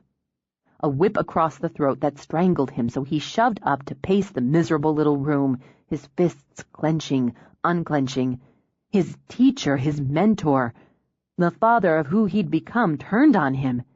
And that turning could, almost certainly would, hasten the end of him. He considered running, simply abandoning the plans he'd so meticulously set in place and driving east. Kill the reporter along the way, he thought, far along the way, out of what he knew the police would call his hunting ground. Change his looks, his identity again, change everything, the car, the plates, and then... What? He wondered. Be ordinary again, be nothing again, find another mask and hide behind it? No, he could never go back, never be the pathetic shell again. Calmer he stood, eyes closed, accepting. Perhaps it was true and right and inevitable that the father destroy the child. Perhaps that formed the circle, brought the journey to its better, bitter end. And he'd always known it would end. This new life, this sharpness of being was transient. But he'd hoped, he'd believed he had more time. With more time he could, and would, surpass Perry in song and story, thought the teacher, the lover of books. No, he would not go back, could not go back, would not hide like a rat in a hole. He'd go forward, as planned. Live or die, he decided, but he would never simply exist again. He sat and read the article again, and this time felt a sense of destiny. Of course this was why he took the reporter. Everything was happening as it was meant to happen. He was at peace with that. By the time his neighbors finished and had checked out to go home to, he assumed, the spouses they'd cheated on, he'd found the book. He read through the draft, noting she worked in what he thought of as a patchwork style, scenes and chapters mixed out of order that she'd link and weave together in another draft. He looked at her key ring with some regret. How he wished he could risk going through her apartment. She'd have more there, files, notes, books, numbers. He began to read again, this time making some changes, some additions. He'd keep the computer, the drives, and merge her work with his if he survived the next stage. For the first time in months, he felt a bubble of excitement over something other than killing. He'd include the portions of his own book, the draft he'd begun in the first person with her third-person reporter's point of view, juxtaposing his parts of the story with hers, his evolution and her observations. And with Katy's help, he would create his own song and story. Death, even his own, would be his legacy. In the conference room where she and Tawny worked together, Mance held her phone in one hand and tapped her keyboard with the other. "Yeah, got it, thanks. Tawny!" She set the phone down, gestured. "I just got word that U.S. Report is hyping Star's article for tomorrow. They've got a teaser online. You should see this." He stepped over to her desk, read over her shoulder. Under sneak peeks, the headline glared. Face Off. Fiona Bristow goes to prison to confront Perry, a Katy Starr exclusive. Son of a bitch. Tawny murmured it, the low tone more violent than a shout. The unsub will read this and it puts Fee right back in the crosshairs, front and center. And Star's billing's going up. She's piling up career capital with this. Whatever she's invested to get information, it's paying off for her. We need to find the leak, and we need to see this goddamn story. I'm going to push on her editor, her publisher. She's hampering the investigation by printing sensitive information she may have obtained by illegal means. Yeah, we try that and ball it up with lawyers on both sides. I've got a more direct idea. I can move on that while you try the push. I'll try a little face-off myself with Star. No way she'll reveal her sources. Tawny stalked over to the coffee maker. She'll lap it up. Yeah. But I'll go see her, now, off hours late. Try to pump her while she's trying to pump me. I might get something. Mance checked her watch as she outlined the scenario in her head. Either way, I bring her in tonight. Obstruction of justice. Interference with a federal investigation. Harassing a federal witness.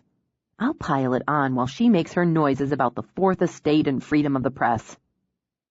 Tawny sipped his coffee. Okay, then what? We sweat her a while. She'll want a lawyer, she'll call her boss, but we might be able to get her to hold off just a bit. She wants attention, and she wants information. If we make it seem like we have more, she might try to play us, buy us time. For letting it leak she's talking, that we're breaking her down. Considering, Tawny edged a hip onto Mance's desk. So her source or her sources start to sweat. Worth a shot. It's probably a waste of time, but why shouldn't she lose some sleep over this, feel some pressure? She's shortcutting her way through this, Tawny, and using Bristow every chance she gets. We can work with the media. We do. We use them, they use us. That's the way it's done. But she's not interested in cooperation. She's just looking for the byline. You're not going to get an argument from me. I'll work from here, play the game with her bosses. You go direct. Let me know if and when you're bringing her in, and I'll set it up. He rubbed the knots of tension at the back of his neck. Maybe he won't see the paper. Maybe he'll make a move tomorrow, one of the mail drops, or we'll spot his car at one of the trolling sites. Mance nodded as she put on her jacket. If he's following current events, and we know damn well he is, Star's telegraphing our leads, or enough of them to put him on alert. The mail drops are a long shot. I think he's done with Perry, and if not, he will be once he knows Bristow went to see him. She paused at the door. Are you going to let her know what's coming? Like you said, it's late. Let her get a decent night's sleep. Tomorrow's soon enough for that. Work Star, Aaron. Then bring her in and we'll work her harder. Looking forward to it. It felt good to be outside, to do something that didn't involve the keyboard or the phone. Mance didn't mind the rain. In fact, Seattle's weather suited her perfectly. She enjoyed catching sight of Mount Rainier on sunny days, just as she enjoyed the cozy sense of intimacy the rain offered her. Tonight she considered it an added bonus. Pulling Star out of her office or dry apartment into a downpour piped a little icing on the cake. She really wanted to go at the reporter on a personal level, as much as professional. While she wasn't a one-for-all because we're women sort, she saw Star's barrel-ahead style on this story as a woman climbing over the bodies of other women, dead and alive. She'd climbed her own rocky cliff to get where she was in the Bureau, Mance thought. But by God, she hadn't taken shortcuts. She hadn't stepped on anyone's back to do it. Those who did deserved to be kicked down a few rungs. With her windshield wipers swishing and the lights blurring wet on the glass, she drove toward the paper first. Most likely Star had called it a night by this time, but the building was en route to the apartment. Might as well do a check there. As she drove, she considered her strategy. Go in soft first, she thought. Let the fatigue and the stress show. Try the girl-to-girl appeal. Her instinct said that approach would bomb, and Star would see it as a weakness. That was just fine. It would add an element of what the fuck when she kicked in, bore down, and charged Star with obstruction. Maybe tossed in suspicion of bribing a federal employee. She'd see how it went. She turned into the parking lot and lifted her eyebrows when she spotted the apple-red Toyota. A scan of the plate verified it as Starr's car. Burning the midnight oil? That was just fine.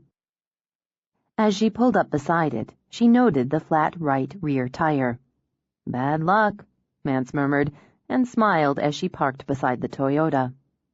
Even as she reached for her umbrella, something tickled in her gut. She sat for a moment, studying the lot, the rain, the building. Dark, but for the security lights on the main level, she noted. You'd need a light in your office to burn the midnight oil. She left the umbrella in the car, hitched her jacket back for easier access to her weapon. She heard nothing but the rain and the wet whoosh of sporadic traffic when she got out. Traffic light enough, she observed, distant enough, so the lot, the position of the car, wouldn't be in clear view. And the rain? There was that icing again. She circled the car, studied the pancaked tire, and, going with impulse, tried the door. That tickle went to a buzz when she found it unlocked. Following the buzz, she hiked to the building, banged on the locked glass doors. When the security guard crossed the tiled lobby floor, his walk, his body language said retired cop. 60 couple, she judged, and sharp-eyed. She held her ID up to the glass. He studied it and her, then used the intercom. "Problem?" "I'm Special Agent Errant Mance. I'm looking for Katie Starr. Her car's in the lot. Rear right tire's flat. It's unlocked. I need to know if she's in the building, or what time she logged out." He scanned the lot, then her face again. "Hold on." Mance took out her phone. She gave her name, her ID number, and asked for the numbers for Starr's home phone, cell, and office. The cell transferred her to voicemail as the guard came back. "She signed out at 9:40. There's nobody here. Even the cleaning crew's finished up." He hesitated a moment, then unlocked the doors. "I tried her home phone and her cell," he said as he opened the glass.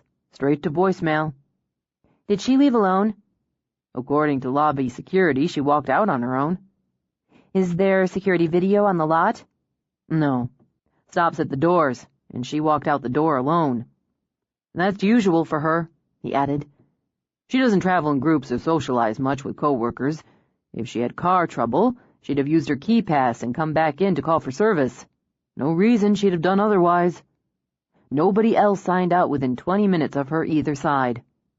Mance nodded, keyed in the number for her partner. "Tawny? We've got a problem." Within an hour, agents had convinced the building super to open Katie Starr's apartment, roused her editor, and took statements from the guard and the cleaning crew. The editor blocked the request to open her desk computer. "Not without a warrant. Look, odds are she's following a lead, or she's banging her boyfriend." "Does she have a boyfriend?" Mance demanded. "How the hell should I know? Starr keeps her personal life private." "So she got a flat tire. Probably called a cab." "None of the local cab companies made a pickup at this location." "And you want me to leap from there to foul play? So you can poke around in her files? Not without a warrant." Mance pulled out her phone when it signaled and turned away in disgust to answer. "Where?" "Keep on it. We're on our way there. We got a ping on her cell phone." "There, see?" The editor shrugged. "With a boyfriend, or out having a drink. She's earned it." "Out having a drink," Mance said between her teeth as they stood in the rainy parking lot of the rest stop. She snapped on protective gloves. "He left the phone turned on so we'd get a signal. So we'd come out here." She waited impatiently while the forensics team documented the scene. She took the iPhone. "We'll need to dump the data, go through it." She looked over at Tawny. "It's gotta be Eckel. It's not a damn coincidence she gets taken from her office lot. He's got her. He grabbed her right under our noses. She doesn't fit his victim profile, but she fits him. Like a glove. We didn't see it." "No, we didn't see it." He handed her an evidence bag for the phone. "He's got a couple hours on us, but he expected more. A lot more. Nobody would notice she's not around until morning, and even then, maybe her editor gets pissed when she doesn't show, but he's not going to call the cops. Maybe not for hours more, until somebody notices and mentions her car's in the lot." He figures he's got 12, maybe 15 hours on us. He's only got 2. We need boots on the ground. Now. I'll drive, you work the phone. He swung toward the car. We want badges checking every hotel, motel, vacation rental. Focus on out-of-the-way spots first. Cheap. He's used to living frugally. He doesn't need shine. He wants a place where nobody looks too close. Nobody cares. Tawny peeled out. He needs supplies, food, he continued, even as Mance relayed the orders. Fast food joints, places he can pick up road food. Gas. Gas marts would work best. Get everything in one stop. Move on. He's got her computer. She walked out with it, so he has it. Maybe he'll use it. We can trace that. He thinks he's clear, at least until morning. Maybe we send her an email. We set up a name, a URL, send her a message, a tip. I've got information on RSK2. What's it worth to you? Mance flicked Tawny a glance. He might bite on that. If he answers, we can track it. Bargain with him, keep him involved. It could work. Get the geeks working on it. Eckel slept on top of the thin bedspread, fully dressed. Still his mind raced, so much to do, so much to relive, so much to imagine. His life had never been so full that even his sleep swirled with color and movement and sound. He dreamed of what he would do with Katie, bright, sharp Katie. He had the place for it, just waiting for him, the perfect spot, all the privacy he'd need. And the irony of it tasted sweet as candy. Then, when he was finished with her, or maybe not quite, he would take Fiona. While they looked for one, he'd take Perry's lost prize. Maybe he'd make her watch while he did things to Katie, make her watch while he turned her from alive to dead. He'd have so little time with Fiona, wouldn't that enhance the brevity? So he dreamed of 2 women, bruised and bleeding, dreamed of their pleading eyes, dreamed of them begging him, bargaining with him, doing whatever he told them to do, saying whatever he told them to say, listening to him, as no one ever had. He'd be the single focus of their life, until he killed them. He dreamed of a room shuttered from the light, a room washed with red, as if he looked through the thin silk of a red scarf, dreamed of muffled moans and high, thin screams, and woke with a jerk, breath wheezing in, eyes wheeling. Someone at the door? His hand shot under the pillow for the .22, the gun he'd use to put a bullet in his own brain should there be no escape. He would never go to prison. He held his breath, listening. Only the rain, he thought. But it hadn't been only the rain, a click, like the turn of a knob, but... His breath eased out again. Email. He'd left the computer on while he charged it. He pulled the laptop back onto the bed, studied the unopened email. The subject line read RSK2, and reading it sent a thrill over his skin. Cautious, he checked the sender's address against Katie's contact list. A new one. He sat studying the subject line, the sender's name, while the thrill ebbed and flowed like a tide. And he opened it. Katie Starr. I've read your stories on RSK2. I think you're pretty smart. I'm smart, too. I have some information on our mutual interest. Information I think you'll want for your next article. I could go to the police, but they don't pay. I want $10,000, and to be reported as an anonymous source. The girl's already dead, so I can't help her. I'll help you and help myself. If you want what I have, let me know by noon tomorrow. After that, I'll send my offer to someone else. E.W. Eyewitness. No. No. He shook his head, jabbed the screen with his finger twice. You're lying. You didn't see anything. Nobody sees me. Nobody. Except them, he thought. Except the women he killed. They saw him. A trick. Just a trick. He pushed off the bed to pace the room as the tide over his skin rose high and fast. People were liars, tricksters. He told the truth. In the end, he told them the truth, didn't he? When he tightened the scarf around their neck, he looked them right in the eye and told them. He gave them his name and told them who killed them and why. Simple truth. My name is Francis Eckel, and I'm going to kill you now. Because I can. Because I like it. So they died with his truth, like a gift. But this E.W., he or she was a liar, extorting his work for money. No one saw him. But he thought of the man in line at Starbucks, of the pimply-faced clerk at the gas mart whose eyes had passed over him with boredom, of the greasy-haired night clerk at the motel who'd smelled of pot and smirked at him as he handed over the key. Maybe. He sat again, studied the email again. He could answer it, demand more information before any discussion of payment. That's what she'd do. He poured himself a short glass of whiskey and thought it through. He composed a response, editing, deleting, refining as carefully as he might a thesis. When his finger hovered over send, he hesitated. It could be a trap. Maybe the FBI was poking a finger in, trying to trap Katie. Or him. He couldn't see it clearly, so he rose and paced again, drank again, thought it through again. Just in case, he decided. Safety first. He took a shower, brushed his teeth, shaved the faint shadow over his skull, his face. He stowed all his things in his duffel. Moments after he hit send, he left the room. He bought a Coke at vending for the caffeine jolt, but realized he didn't need it. The idea of being seen, the vague possibility of being tricked, energized him, excited him. In some secret part of his heart, he hoped he had been seen. It made it all the more worthwhile. He gave the trunk a little pat as he passed it. Let's take a drive, shall we, Katie? Jesus, he answered it. Mance leaped toward the tech. He bit. Can you track it to the source? Give me a minute, the tech told her, tapping keys. E.W., she and Tawny read. I'm very interested in good information. However, I can't negotiate any sort of payment without more data. 10,000 is a lot of money, and the paper will require a show of good faith on your part. You claim to be an eyewitness. To what? You'll have to give me some details, of your choosing, before we can go to the next step. I can meet you in a public place, again of your choosing, if you don't want to put those details in writing or on the record at this time. I'm eager to discuss this. Katie Starr.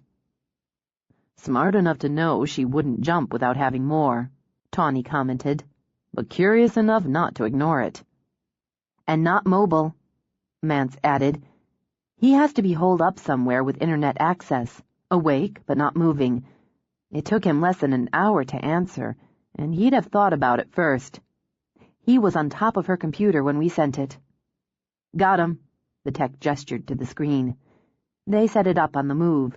Agents, snipers, hostage negotiators, all with orders to surround, to go in silent. The agent who roused the night clerk said 4 single men have checked in tonight. Mance relayed as they raced through the night. 2 paid in cash. He's got no holdovers from yesterday or any day. He can't make Eckel from the photo, didn't see any of the cars, and can't say if any of them went into the rooms alone. Basically, he's stoned and could give a rat's ass. Let's get a team in rooms next to the 4 check-ins, hold positions. There's always a chance he took her with him. They parked in the lot of the all-night diner next to the motel, donned their vests. As Tawny assessed the lay of the land, he nodded to an agent. Cage, give me the word. We've got it down to 2 rooms. The other 2 have dual occupancy of the consenting kind. One's got a couple banging like it's the 4th of July, and the other's got a woman ragging on a guy about leaving his bitch of a wife. Team said the walls are like paper. It's like being there. The other 2? One's got somebody snoring loud enough to peel the paint off the walls. He paused, held up a finger to his earpiece. Just heard a woman's voice saying, "Shut the fuck up, Harry." I'd say that leaves the one. Number 414, corner room, back east side. Team on that says it's dead quiet. Not a sound. I want the other rooms covered, and the parking lot blocked off. He doesn't slip through. Affirmative. Desk clerk have a problem with us taking down the door? He's stoned to the eyeballs, said do what we gotta do, and probably went back to his bong and porn. Tawny nodded as they walked. I want to take it down fast. I want lights in there the second it goes down. Blind his ass.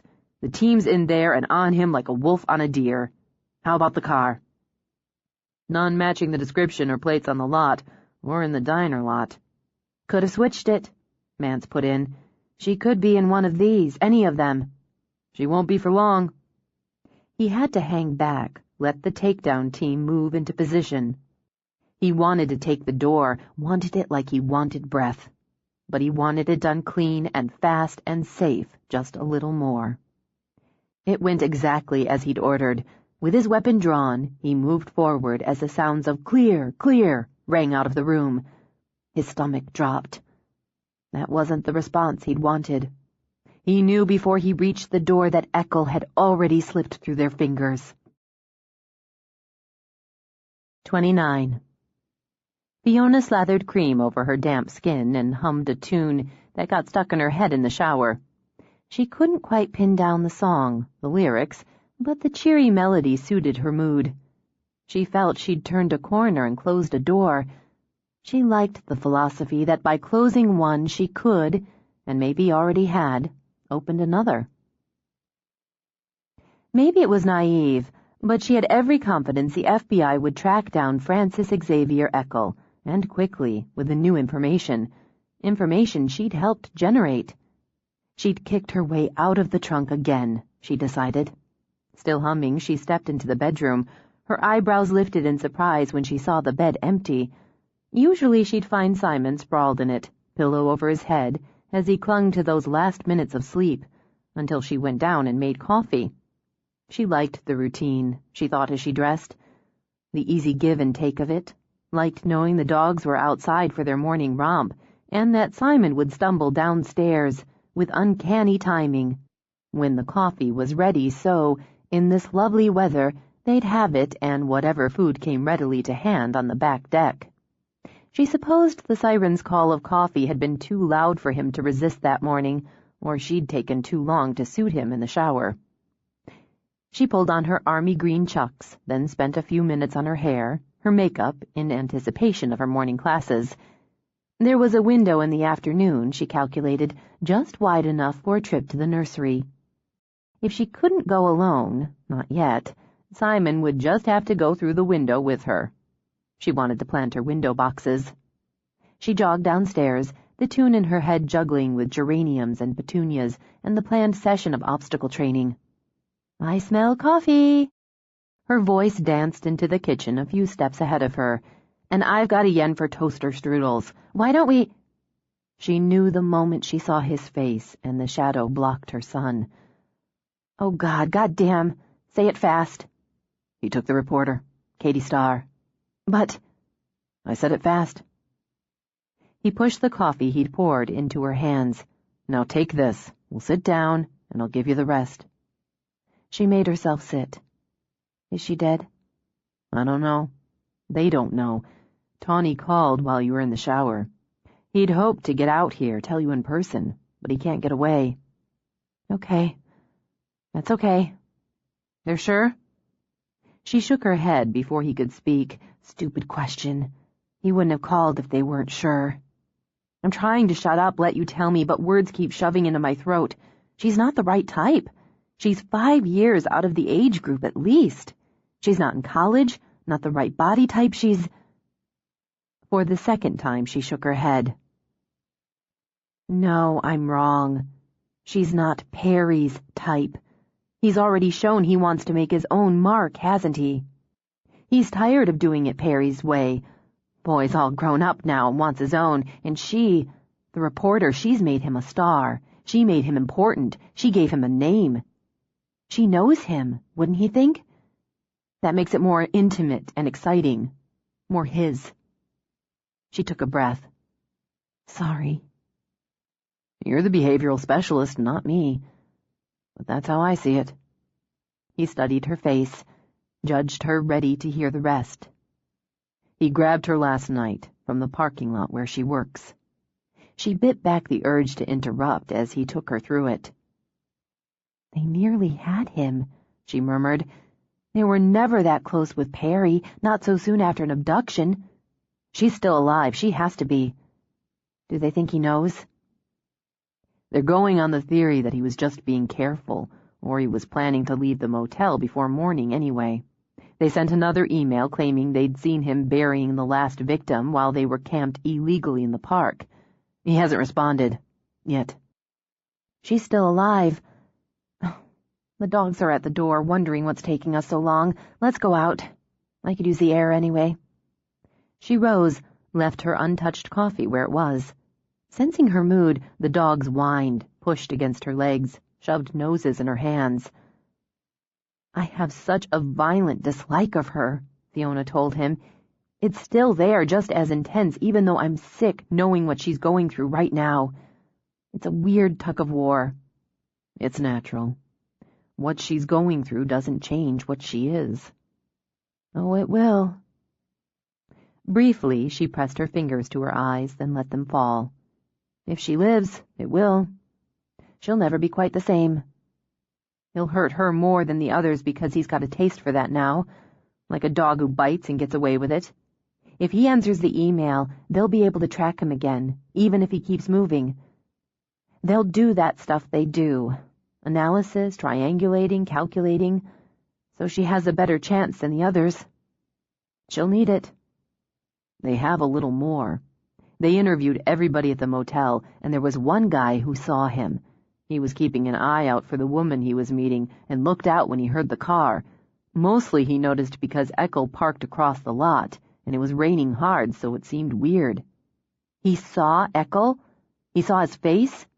He didn't really get a look at him. Eckel had an umbrella, had it angled so his face was behind it, and the guy only glanced out for a few seconds.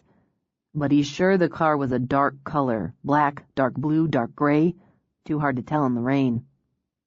He changed cars, or the color anyway. More they know that he's unaware of. The guy's going to work with an FBI artist. He's even agreed to try hypnosis. Apparently he's into it. They're working the desk clerk, too. They're pretty sure he's ditched the beard. Okay, that's as good as it gets. She tried not to think about the miles of back roads and interstates a beardless man in a dark-colored car could travel, or the acres and acres of parkland he could wander. What do you want to do? I want to go pull the covers over my head, brood and curse God. What I'm going to do is take my morning classes, then drag you to the nursery this afternoon so I can pick out flowers for the window boxes. Crap. If we're doing that, I'm going to stop and pick up some lumber and drop some designs off at the Inlet Hotel. Fine. I have to be back by 4. Then we'll be back by 4. She worked up a smile for him. Let's go by and rent a movie while we're at it. Something fun.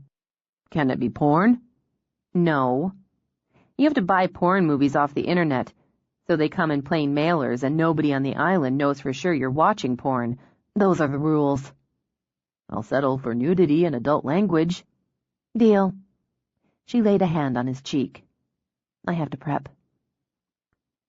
He covered her hand with his before she could step back. We're stuck now because you wheedled me into falling in love with you. So we get through whatever there is to get through. He kissed her. With or without porn. If I could needlepoint, I swear I'd make that into a sampler. She kissed him back. Come on, boys. It's time for work. Eckel bought a copy of the paper to read at his leisure on the ferry. He'd given Katie another dose that morning before she'd fully come out from the first. He needed her nice and quiet and peaceful. That was one of the mistakes Perry made that he hadn't, and wouldn't. Perry had wanted them at least semi-aware while they were trapped. And that's how Fiona had beaten him. Eckel liked the idea of Katie unconscious and helpless in the trunk, appreciated the fresh terror she'd experienced when she woke in a different place entirely, as if by magic. But for now, he'd just enjoy the ride on the ferry, busy with tourists and summer people. He might have preferred to sit in his car the entire way, but he understood that might rouse some suspicion if anyone paid attention. Besides, wandering, mingling, even speaking to people here and there was good practice and better cover. He made a point of talking to a pair of hikers who'd boarded the ferry on foot.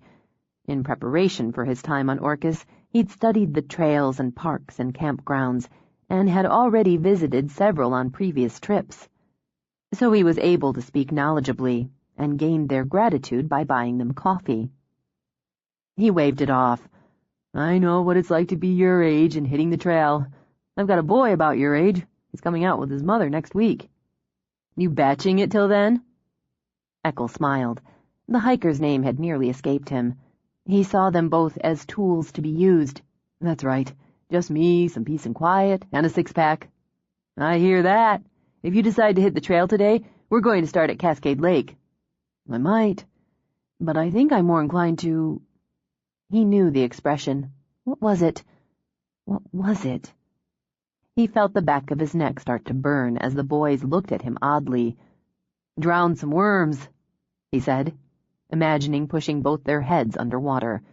"Listen, if you're heading for the lake, I can give you a lift as far as Rosario.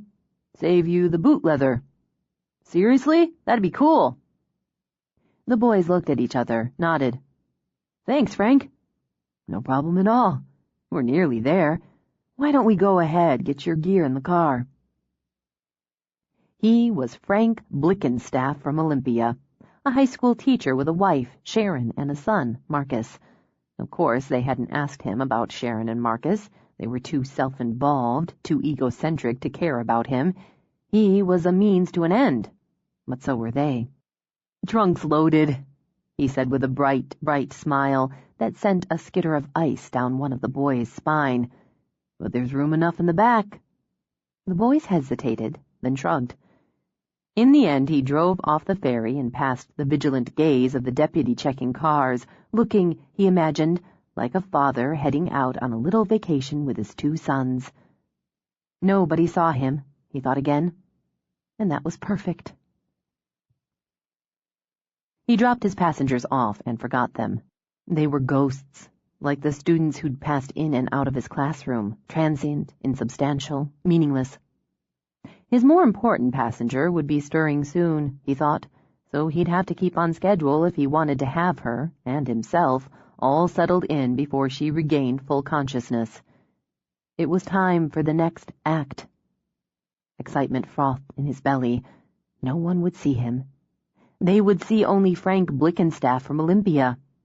He drove through the busy village, along the twisting roads and into the park. He had to wipe damp palms on his jeans as he thought of Fiona. So close now, nearly close enough to touch. He could have told the watchful deputy at the ferry she had a few days left. Days to eat and sleep and teach. Days left to wonder. Days left before he repaid his mentor and made both her and Perry other ghosts who'd passed in and out of his life. And once that was done, he'd fully become his own man, at last. Live or die, his own man. He navigated the winding roads, easing carefully on the switchbacks, and smiled as the trees thickened. Like curtains, he thought.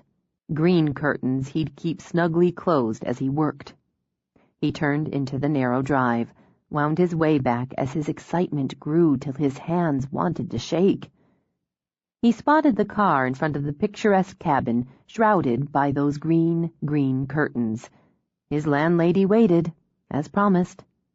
He noted the windows were open, airing it out for him. There were planters of flowers on the porch. He'd have to remember to water them, in case she slipped by to check. As he parked beside her car, she stepped out. He had to repeat her name over and over in his head to make her real. "Mrs. Green." "Meg," she reminded him and walked down to offer her hand. "Welcome. Smooth trip in?" "Couldn't have been smoother. I can't tell you how happy I am to be here." He kept his smile pasted on his face as the dog trotted up to greet him. "Hey, boy, how's it going?" "Zena and I spruced the place up for you a little." "Oh, now, you shouldn't have bothered. It's just going to be me for a few days. Wait till Sharon and Marcus get here. It's going to be love at first sight." "I hope so. Now, we've laid in some basics for you. Don't say we shouldn't have bothered. It's part of the package. Why don't I help you in with your things, show you through again? Zena, come on away from there." She must smell my fishing tackle, Eckel said, as the dog sniffed around the trunk of the car. His voice went flat. He imagined kicking the dog bloody, strangling its master. I'll get my gear later. No need to show me through again, Mrs. Meg. I think the first thing I'm going to do is take a long walk, stretch out my legs. If you're sure. I left the keys on the kitchen counter, and there's a list with all the numbers you should need right on the refrigerator. Booklet in the living room has all the information on the cabin, restaurant menus, shops, park information. Now you're sure you don't want the cleaning service? We'll be fine. He would kill her if she didn't leave him alone. Yes, he would kill her and her sniffing dog if she didn't leave within 1 minute. Really, he'd have no choice. Well, if you change your mind, or you need anything, you just call. Otherwise, enjoy the cabin and the quiet. Good luck with your writing. What? Your writing? The travel piece you're going to do? Yes, my mind was wandering. He let out a ha-ha-ha, the closest he could get to a laugh. Not enough coffee this morning. There's a fresh pound of beans in the freezer. 30 seconds, he thought, live or die. Appreciate it. I'll let you get to your walk. Come on, Zena. He waited and, because his fingers had begun to tremble, slipped his hands in his pockets while the dog followed her to the car. He watched the dog look back at the trunk, nose quivering. Kick you bloody, then carve you up and bury you with the bitch who owns you. He spread his lips in a smile, pulled his trembling fingers out of his pocket to answer Meg's wave. And he breathed and breathed, the air charging out of him like an engine as she drove down the lane and disappeared into the trees. Nosy bitches better stay away. It took him time to get settled. All the windows had to be closed, locked, the curtains drawn. In the cozy bedroom his chatty landlady had shown him on his previous visit and deemed perfect for his imaginary son, he covered the bed with plastic. He unpacked, tidily arranging his things in the closet, the dresser, on the bathroom counter while he enjoyed the quiet and the generous space. He'd gotten too used to tiny motel rooms, shabby beds, ugly sounds, and smells. This was a treat. Satisfied with his preparations and his privacy, he walked back outside. For a few moments he simply stood basking in the quiet, in the peace. Then he opened the trunk. "We're home, Katie. Let me show you to your room." She trembled toward consciousness, ill, aching, confused. She felt as though she was floating in some freezing river, with slabs of jagged ice scraping and stabbing along her skin. Red and black dots spun in front of her eyes, tilting sickeningly. Through the rush of blood in her head, she heard someone humming. A sudden burning pain in her arm brought on a shocked gasp, but the air wouldn't come. As she began to struggle, as her eyes wheeled, the humming stopped. "So awake at last. You slept right through your bath. Believe me, you needed it. You'd made a mess of yourself and stank to high heaven. No wonder that idiot dog was sniffing around." She tried to focus on the face over hers, but everything about it was too hard, too bright. The eyes, the smile. She cringed away. "I didn't have time to introduce myself before. I'm Francis Eckel. But you can call me RSK too." Fear drenched her like sweat, and as she shook her head in denial, that bright, hard smile only widened. "I'm a big fan, and I'm going to give you an exclusive interview. It's the story of your life, Katie. Just think of it. You'll know everything, experience everything." He patted her cheek. "I smell Pulitzer. Of course, it's going to cost you, but we'll talk about that. I'll leave you to settle in." He leaned down close to her ear and whispered, "I'm going to hurt you. I'm going to enjoy it. Think about that." He leaned back, beamed that smile again. "Well, all this excitement has worked up my appetite. I'm going to go down and have some lunch. Want anything? No?" He laughed at his own joke while tears leaked down her cheeks. "See you soon. It felt good to do something normal, something fun. Better yet, Fiona thought, to wander around the nursery and stop and catch up with neighbors. It struck her just how isolated she'd become over the past week, tethered to the house. She missed outings, she realized, and errands, and the bits of easy gossip gathered up at routine stops. She'd even enjoyed the interlude with lumber and hardware. Simon spent his time vetoing choices or shrugging his assent, until she dawdled over Dahlia. "Pick one. They all have stems, leaves, petals." This from a man who just spent half a lifetime over drawer pulls. "The drawer pulls won't die in the first hard frost." Which makes the choice of Dahlia more important, as its time's brief. "This one." He snatched one at random. "I can't live without this one." She laughed, even as she grabbed two more. "Perfect. Now I want some of that blue stuff." She gestured toward a flat of lobelia. "Then we'll be—" "Hey, hi, Meg, Chuck." Her friends turned, with Meg's hands full of dianthus. "Hi. Oh, aren't those pretty?" Meg beamed at Simon. "You must have built those window boxes." "Yeah," he confirmed, as he and Chuck exchanged brief yet long-suffering glances over the women's heads. "Are you putting in another bed?" Fiona asked. "No. I had to run over and open the cabin for a new tenant, and Chuck stayed back, started cleaning out the shed." "If I try it when she's around, nothing gets thrown away." "You never know, do you? He was going to toss this old wash tub." "Piece of junk," Chuck said under his breath. "It won't be once I fill it with these and put it in the yard. I'm thinking of sort of digging in one end so it looks like it just got tossed there. It'll be a bit of lawn art instead of a piece of junk." Meg's always figuring out how to repurpose things. Fiona set the flowers in the cart. "I hate waste." "I guess it saves us in the long run," Chuck put in. "She mostly furnished the cabin out of thrift store and yard sale junk she fixed up." "So you've got a tenant," Fiona said, as she picked through the lobelia. "A 2-weeker. Husband's down by himself this week. His wife and son are coming down next." Meg picked up some lobelia, held it next to the dianthus, and deemed it good. "The boy's got some swim meet or some such thing he didn't want to miss. The dad's a teacher and writes travel articles. We're hoping he does one on the cabin in Orcas. It couldn't hurt." "Kind of an odd one," Meg added as they wandered through. "He came in a couple months back, asked to see it, wanted a quiet place, private, so he could write." "That's natural enough, I guess.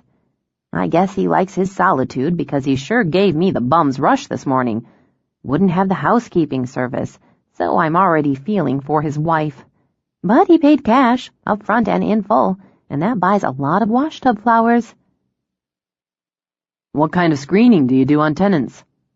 Meg blinked at Simon's question. "Oh, well, there's really not much you can do there. Most people take a week or two, or even a weekend off-season. You take a security deposit and hope for the best. We haven't had any serious problems there. Are you thinking of buying a place for rentals?"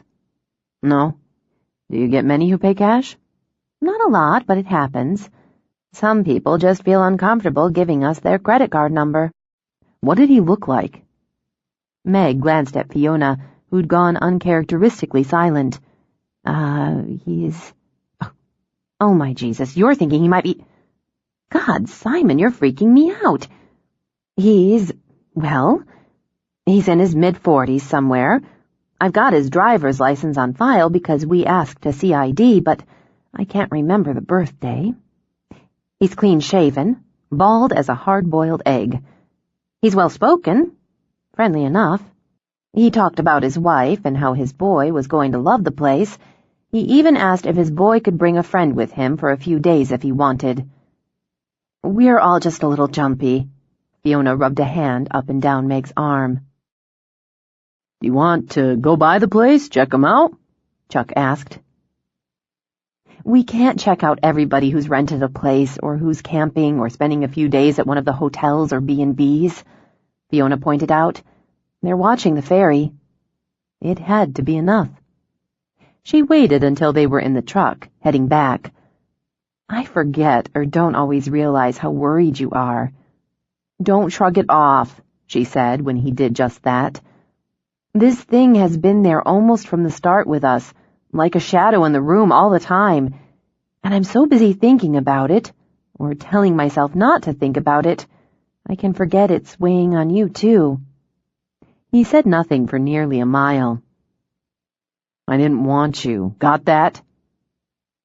Simon, I hold that sentiment close to my heart. I didn't want you because I knew damn well you'd get in my way, and you'd find a way to make me like it, need it, and you. So now I do. I keep what's mine, and I take care of it. She lifted her eyebrows. Like a puppy? Like however you want to see it. I'll have to think about that. Cops, feds, that's all fine. They do what they do. But nobody's getting through me to you. Nobody. This time Fiona fell silent, stayed silent until they made the turn to his house. You know I can and will take care of myself. No, wait. You know that. And because you know that, hearing you say that to me, knowing you mean it, it makes me feel more cared for than I have in a very, very long time. She drew a breath. So I'm going to plant window boxes, then I'm going to teach my evening class, and I'm going to hope with everything I've got they find Katie Starr alive, and that soon, really soon, we'll be rid of the shadows so it's just you and me. And a pack of dogs. She smiled. Yeah.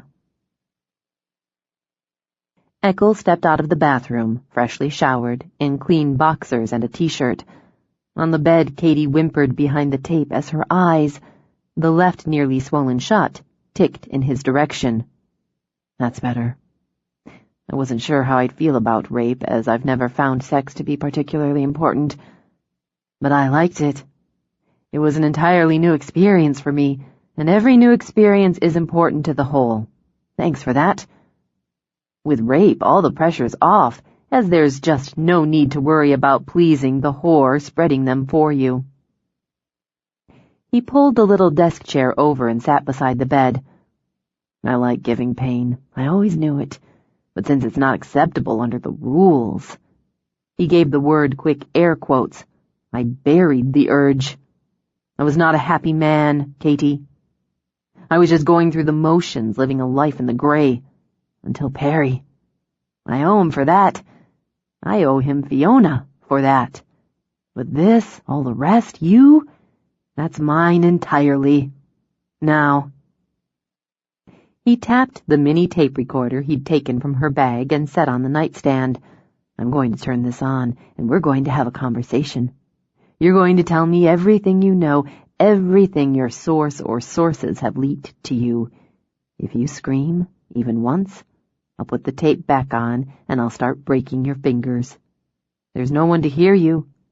But you're not going to scream, are you, Katie?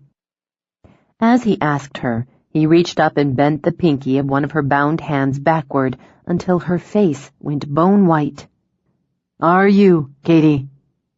She shook her head, arching up as if to escape the pain. Good. This is going to hurt. He ripped the tape away, viciously, nodded with satisfaction as she bit back the scream. Very good. Say thank you. Her breath shuddered out, in. Her chest trembled with it, but she managed a barely audible whisper and licked her dry lips. Please, water. Please. This? He held up the bottle. I bet you're parched. He pulled her head up by the hair, poured water into her mouth so she choked, gagged, wheezed. Better? What do you say? She said thank you. 30. They had more than he'd expected, but not more than he'd prepared for. Tawny and his partner had been to College Place, though Katie couldn't confirm they'd gone to his school or apartment. Even when he broke 2 of her fingers, she couldn't give him the exact locations. Her source hadn't given her the data, or hadn't had the data to give. But they'd been there, he was sure of it. They'd pawed through his things, through the daily life of the person he'd once been. Not that it mattered, he thought. They weren't his things any longer. They belonged to another life, the gray life.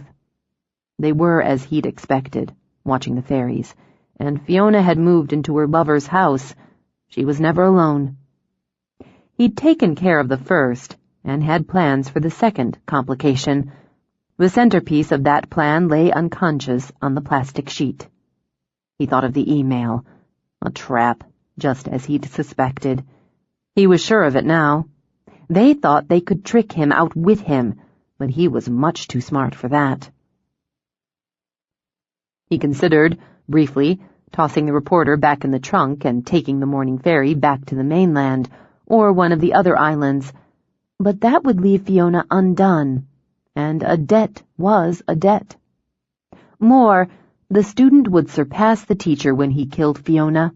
Correcting Perry's mistake would be part of his legacy, his song and story.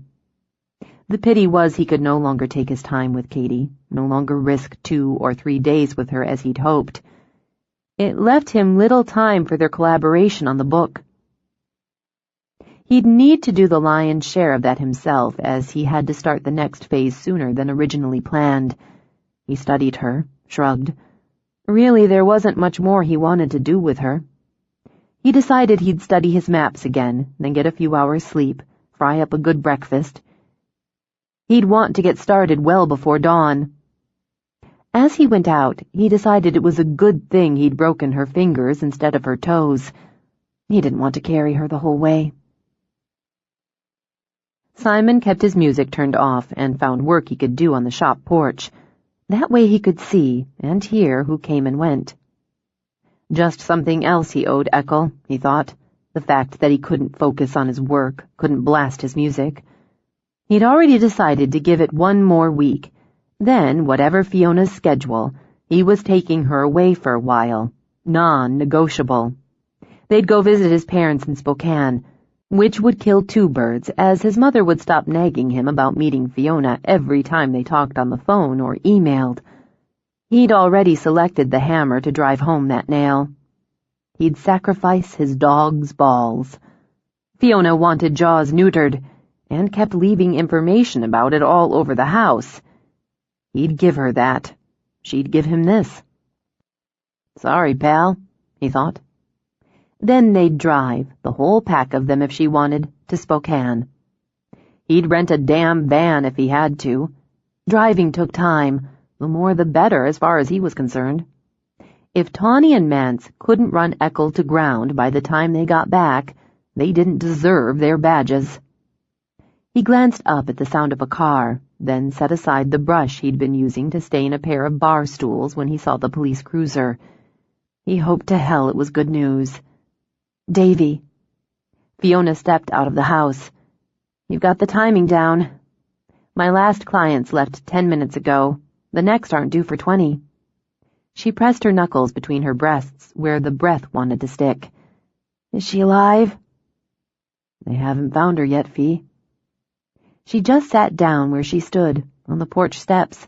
Her arms went around dogs as they crowded around her. They sent us a picture.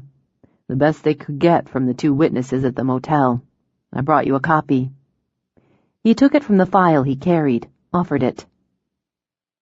It hardly looks like him, or like he did. The eyes, I guess. The eyes do. The witnesses were shaky there. They've done a composite. His face looks beefier, and he looks younger without the beard, but the cap covers a lot, doesn't it? The night clerk was next to useless. That's the word we got. The other guy, he did his best, but he barely saw Eckel. He left prints in the motel room. Eckel did. They matched them with prints from his apartment. He's not biting on the email again, at least not so far. He nodded to Simon as Simon walked up. They don't think he will now, so they're releasing his name and this sketch to the media this afternoon. It's going to be all over the TV and the internet in a couple of hours. Somebody's going to make him, Fee. Simon said nothing, but took the sketch out of Fiona's hand to study it. We're going to plaster those on the ferries at the docks, Davy continued. Star's papers offering a $250,000 reward for information that leads to her or Eckel. It's blowing open in his face, Fee. Yes, I think it is. I only hope it blows hot and fast enough to save Star. He'd made her walk. Even with the speed and the protein drink he forced down her throat, it took a full 3 hours. She fell often, but that was fine. He wanted to leave a good trail. He dragged her when he had to, and enjoyed. He knew where he was going and how to get there. The perfect spot. Brilliant, if he said so himself. By the time they stopped, her face was filthy, purpled with bruises, hatch-marked with scrapes and nicks. The clothes he'd washed and put back on her were little more than rags. She didn't cry, didn't fight when he lashed her to the tree. Her head just fell forward, and her bound hands lay limp in her lap. He had to slap her several times to bring her around. "I have to leave you here a while. I'll be back, don't worry. You may die of dehydration or exposure, infection." He lifted his shoulders in a what-can-you-do gesture. "I hope not, because I really want to kill you with my own hands, after I kill Fiona. One for Perry, one for me. Jesus, you smell, Katie. All the better, but phew. Anyway, when this is done, I'm going to write the story for you. Send it in your name. You'll get that Pulitzer. Posthumously, but I think you're a shoo-in. See you soon." He popped one of the black pills himself. He needed the kick, and started off in a brisk jog. Without the dead weight, he calculated he could make it back in under half the time it had taken to drag her pitiful ass alone. He'd be back at the cabin before dawn, or just after. He had a lot of work to do before he made the return trip. Simon watched her push herself through her next class and decided enough was enough. When he'd done what he needed to do, he waited until the last car pulled away and she walked back into the house. He found her in the kitchen running a cold can of Diet Coke over her forehead. "Hot today." She lowered the can, popped it. "It feels like the sky's dropped down a few thousand feet, so the sun's pressing against the tops of the trees." "Go take a shower, cool off. You've got time," he said, before she could answer. "Sylvia's coming over to take your last 2 classes." "What? Why?" "Because you look like hell and probably feel worse. You got fuck all for sleep last night, and I know because I was the one trying to sleep beside you. You're wound up and worn out. So take a shower, take a nap. Brood if you need to, as long as I'm not around. I'll order some dinner in a couple hours." "Just hold it." She set the can aside very deliberately. "My classes, my business, my decision. You don't get to decide when I'm capable of running my business or when I need a goddamn nap. You're not in charge." "You think I want to be? You think I want to take care of you? I damn well don't. It's a pain in the ass." "Nobody asked you to take care of me." He grabbed her arm, dragged her out of the kitchen. "If you don't let go of me, I'm going to deck you." "Yeah, you do that." He shoved her in the powder room, pushed her in front of the mirror. "Look at yourself. You couldn't deck an unconscious toddler. So be as pissed off as you want, because I'm right there with you, and I'm bigger, I'm stronger, and I'm meaner." "Well, excuse the hell right out of me for not looking my best. And thanks so much for not sparing my feelings and letting me know I look like warmed-over crap." "Your feelings aren't my priority." "Huh, there's news." "You do your work and I'll do mine, and I'll do you a favor. When I'm done, I'll take myself off to your slob fest of an excuse for a spare room and sleep there so I don't disturb your beauty sleep."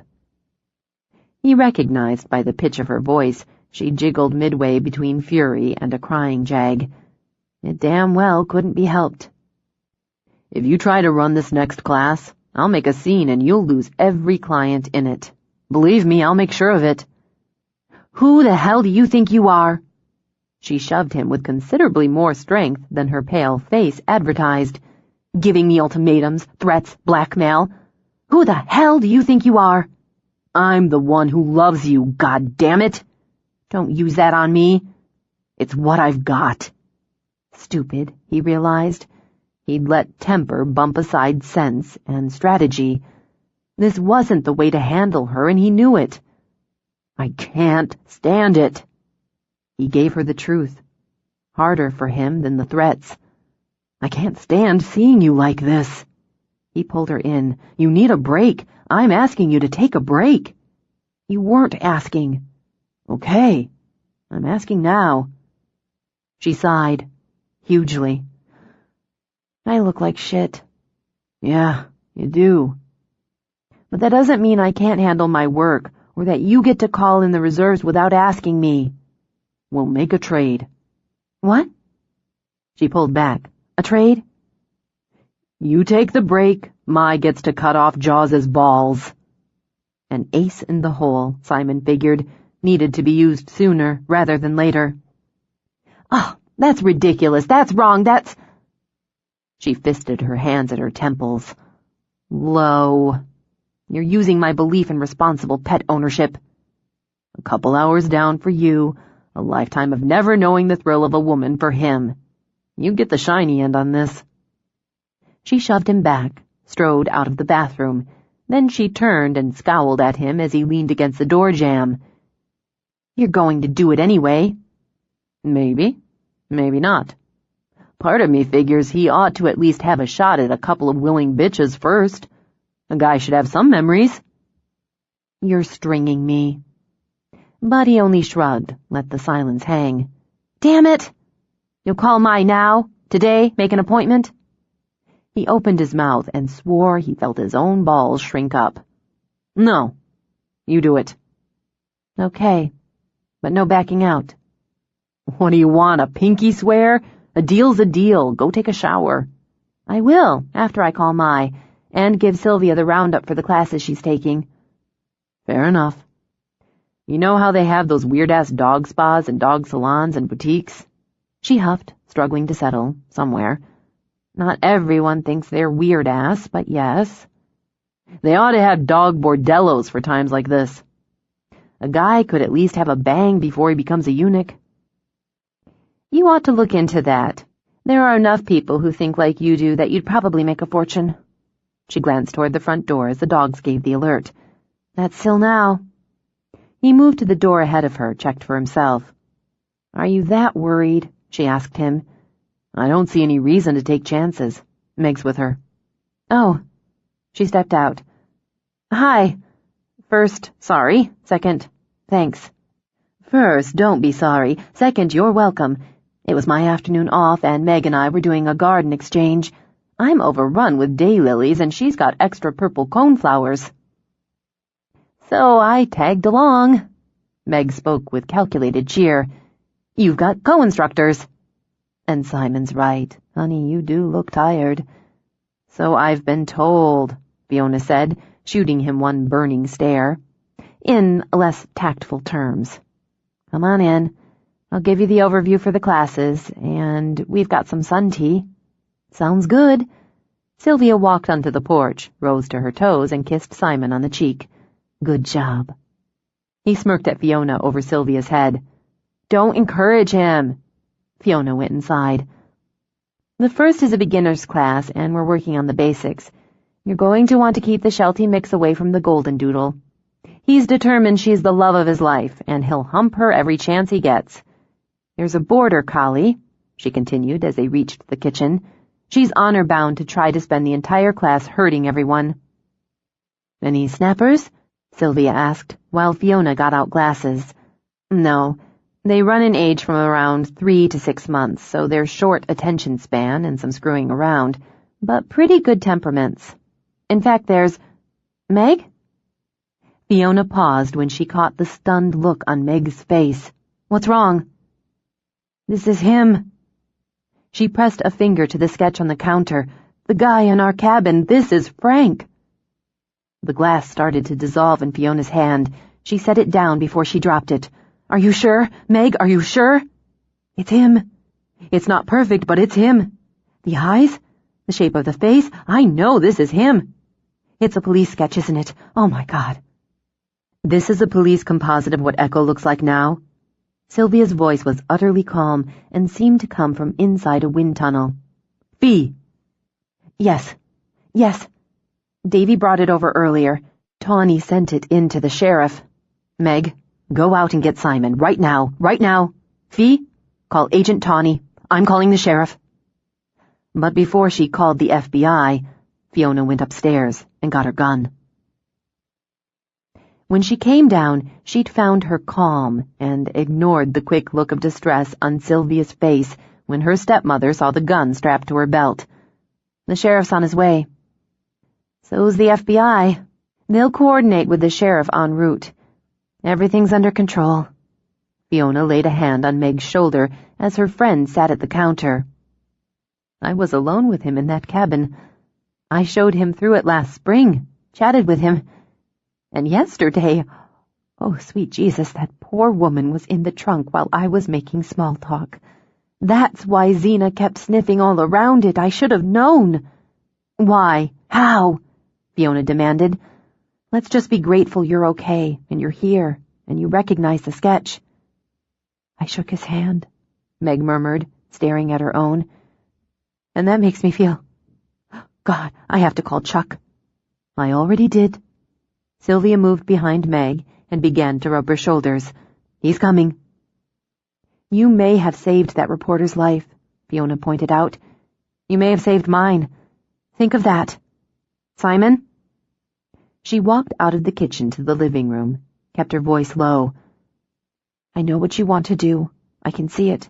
You want to go over there, drag him out of that cabin, and beat him to a pulp. The thought crossed.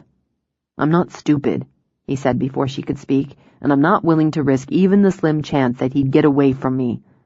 I know how to wait. She took his hand, squeezed it. He doesn't. Not like Perry. It was wildly stupid to come here like this and to bring her. He must have brought her. Stupid? Yeah.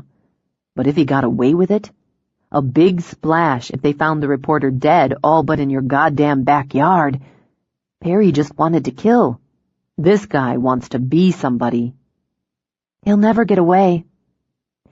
Still, she rubbed her arms to warm them as she checked through the front window again. He won't get off the island.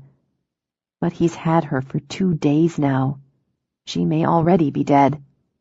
If she's got a chance, it's because of you. Me? You're not stupid. He brought her here to unravel you, to hurt you. He's boxed himself in, and he may have hurt you, but he hasn't unraveled you. I like having you around. It's my house. I have you around. She didn't think she could laugh, but he brought it out of her. And with it she put her arms around him and held on until the sheriff pulled into the drive. When they stepped out to meet him, Sheriff McMahon didn't waste time. We've got the road to the cabin blocked off.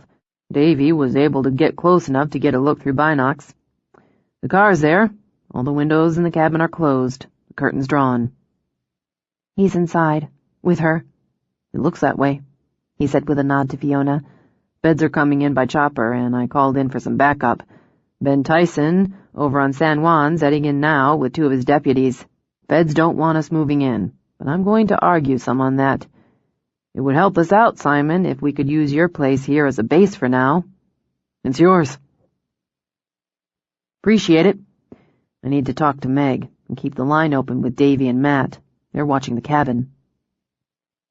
Fiona felt the minutes dripping like syrup, so slow, so thick. No movement, the deputies reported again and again. Each time she imagined what moved inside, behind those shuttered windows. The problem is, there just aren't enough of us, and goddamn it, Matt's still green. McMahon scrubbed his fingers over his head. We can keep watch, but I can't argue with the feds that if we go in, he might get through us. It doesn't sit well, I can tell you, but sit's what I have to do. At least till Tyson gets here. I've got a shotgun. Chuck stood, his arm around Meg's shoulders. We could have 6 men here in 10 minutes willing to help out with this.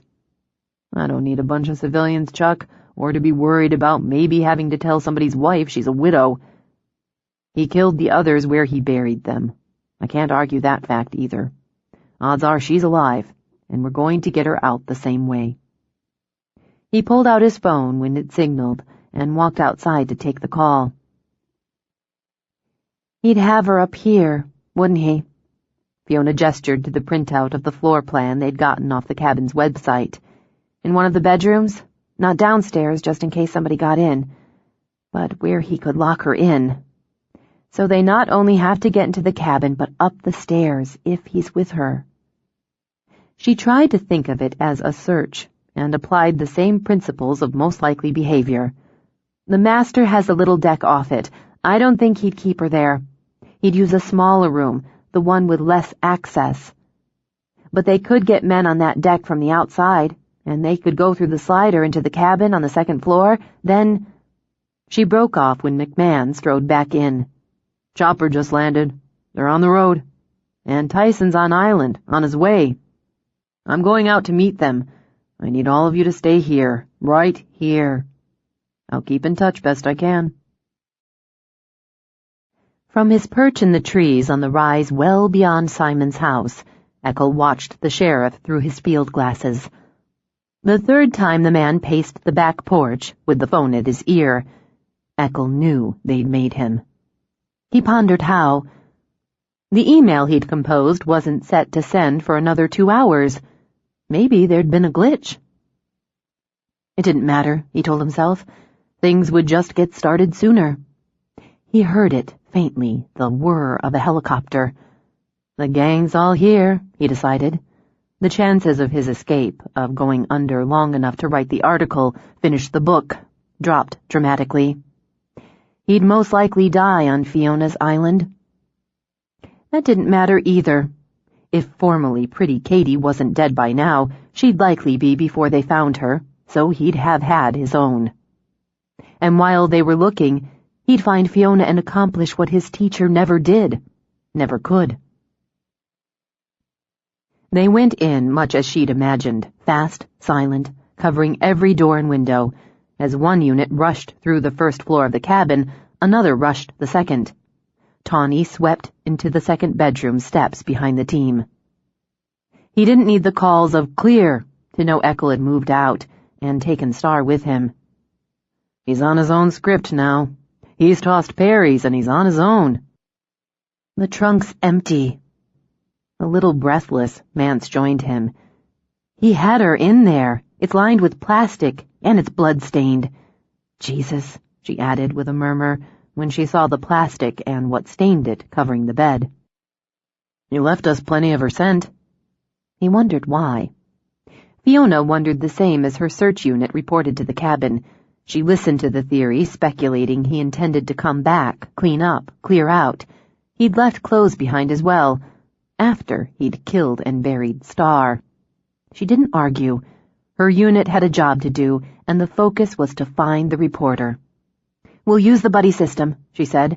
None of us goes in alone. Megan, Chuck, Team 1. James and Lori, Team 2. Simon and me, Team 3. 2 people, 2 dogs per team. She took a breath. There are going to be armed police and federal agents swarming everywhere. You'll keep in regular contact with Mai, and with Agent Tawny. They're running the base. We've got about 3 hours before we lose the light. There's a strong chance of a storm hitting before dusk. If we don't find her before dark, we call it until morning. Everybody's back to base at dusk. We don't risk ourselves or our dogs. She glanced toward Tawny. We all heard what Agent Tawny told us. Francis Eckel is a killer. He may be armed, he's certainly dangerous. If any of you want to opt out of this search, it's not a reflection on you or the unit. Just tell Mai and she'll re-coordinate. She stepped aside as Mai signaled. I don't like you going in, Fee. You're a target. He's fixed on you already, and if he's got any sort of a chance, he won't. Can't you convince her to take the calm on this? She said to Simon. I'll take Newman in, go with you and Peck. I'd be wasting my breath, just like you and Tawny for that matter. But she's right. He won't get the chance. Mai swore, then caught Fiona in a hard hug. If anything happens to you, anything, I'm going to kick your ass. Fear of that alone will keep me safe. Let's get started, she called out. Signaling the dogs, she moved off toward her sector. Aren't you supposed to give them the scent? Simon asked her. Not yet. she murmured. "I need you to cover me here. I'll explain." When she judged the distance enough, she drew the scent bag out of her pack. "We've got 4 experienced search people and dogs looking for Star, and cops and feds. They'll find her or they won't." She looked up into Simon's eyes. "We're not going to look for her. We're going to look for him." "That suits me fine." This time she blew out a breath. "Good. Okay, good." She opened the bag. "This is his. He wore this sock and it hasn't been washed. Even I can smell him on it." She gave both dogs a scent. "This is Eckel. It's Eckel. Let's find Eckel. Find him." As the dogs scented the air, noses twitching, heads lifted, she and Simon followed. 31. As they covered the first quarter mile, Simon swore the dogs consulted each other. Ear flicks, tail wags, a duet of sniffing. The temperature eased down under the cover of trees, along ground soft with its bed of needles, and rose again in the open, through wild grass and juts of rock. If he brought her this way, Simon wondered, why didn't he use the road, keep her in the trunk until he found a spot? And if he did that, why is the car back at the cabin, and the cabin empty? He didn't bring her this way. At least I don't see any sign of it. Fiona trailed her flashlight over the ground, over brush and branch. He left tracks. He wasn't being careful. But I don't see any that could be hers. It doesn't make any sense. But I know damn well we're following his route, his solo route. Maybe he spotted the cops or got wind of them somehow and got out. It could explain why he left everything. Panicked? Ran? She nodded. We've only been on a couple of searches where the person didn't want to be found. A pair of teenage lovers, and a guy who stabbed his wife during an argument when they were here on a camping trip. The teenagers had a plan, such as it was, and covered their trail, hid out. The man just ran, and that made him easier to find. I wish I knew which category Eckel falls into, if either. I have to check in with Mai. Simon watched her take out the radio. Decide yet what you're going to tell her? We're still in our sector, so I'll tell her the truth. Just not all of it yet. She stared at the radio in her hand. I should tell her all of it. I know that in one logical part of my head. Tell Agent Tawny or at least the sheriff. I could tell Meg to tell Sheriff Tyson. We could pull a couple of the deputies in on this trail. You could, he agreed, and spend time arguing with them when you're told to go back to base. Which wasn't an entirely bad idea, Simon considered. Can any of them, Davy, McMahon, Tyson, handle the dogs on a search? Davy might. That's a maybe. The reality is he hasn't had much more training or experience than you have, which isn't enough, not without an experienced handler on the team. I know how to read my dogs. I can't guarantee any of them can. I guess that's the answer. She called in, gave their location. I've made some tracks, she told Mai, and the dogs have a good scent. Tawny wants to know if you spotted any blood trail or any signs of struggle. No, none of that. James and Lori found blood and strong signs of someone falling, possibly being dragged. Their dogs have multiple alerts. I'm working on narrowing the sectors. Fiona looked at Simon. I'd like to follow this for now. I don't want to confuse the dogs when they're alerting. Understood, but... Hold on. Stand by. I gave the dogs Eckel, and they took his route. It must be fresher than the trail James and Lori picked up. I can't lie to Mai, to any of them, Fiona told Simon. The unit's built on trust. So give it to her straight. Argue it out. You're still going to do what you have to do. Even as she nodded, the radio crackled. All teams, Agent Tawny's just relayed that Eckel sent a timed email from Star's computer. They're speculating that he wanted it traced, wanted the authorities to find the cabin. Fee, he wants you to head back, now. They think this might be a lure to get you out there. I am out here, Fiona responded, and we're tracking him. Eckel, not Star. Fee? The dogs are alerting and I'm not coming back in while the rest of my unit is out here. I'll stay in contact, but I need a minute to think this out. She shoved the radio back onto her belt, turned down the volume. I have to see this through. I'm standing right here, Simon pointed out. That makes it we. Where are we in connection to James and Laurie's area? Give me a minute. She pulled out her copy of the map. Okay, she murmured as she studied. They're east of us, here. Plenty of places off the trails or on private property. But if they've got the scent and found blood, he had to cross this road. So he had to do it at night. He'd need the dark and the relative assurance he wouldn't be seen. Yeah, but we're here. Well, west. In fact, he veered west all along, which is more like panic. More like trying to distance himself from wherever he took her, but... New element, Simon put in. If he sent the email to bring the cops in and to bring you out, where's he going? He thinks you'll be following Star's scent, not his. If he set a trap for you, it's not here. You think she's bait, Fiona murmured. He brought her here, to my place, even used the cabin of a friend, a partner. God, of course she's bait. How, she wondered, did that make it worse? He walked her, dragged her, left a blood trail because he wanted to lead us, or me, to wherever she is. But he can't be sure I'd be the one to find her. He'd need a place where he could watch. If you're the one who finds her, he takes or kills you there. If you're not, he moves over to your location, does the same. But, no, I see. He doesn't need to abduct me to string it out. He just needs to kill me. I'm Perry's. I'm payment.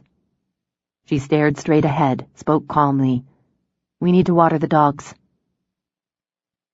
He crouched down with her to fill the bowl. Fiona, you don't have to be a cop or a shrink to figure out this guy's gone over an edge. Once he slipped over, changed Perry's agenda, method, criteria, whatever the hell, for his own, he went over. Yes. Star had information, some she'd printed, some she probably was still trying to confirm. He probably knows they've got his name, his face, everything there is about him. He probably knows Perry turned on him. Yes, she said again. And she'd have told him anything, I imagine, anything he wanted to know if he told her he'd let her live. Maybe he didn't need to ask. He had her laptop, her phone. He knew the FBI was closing in. Where does he go, Fiona? When he's paid his debt to Perry, where does he go? How does he get off the island? Steal a boat, a car? How does he get through all the search teams to manage that? Long odds. Even if he did it, how does he get through more cops to get on the ferry or get a boat off the island?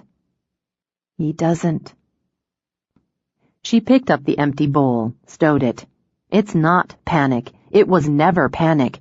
Maybe, back in April when he rented the cabin, he thought he could get to me. Take care of it and move on. But all that changed when he took Star. When he brought her here, knowing I'd gone to see Perry, when he read her article, it ends with me, one way or the other. Maybe he tries to kill the dogs and you, maybe as many as he can manage. But he knows it ends with me. Blaze of glory. He's never had it.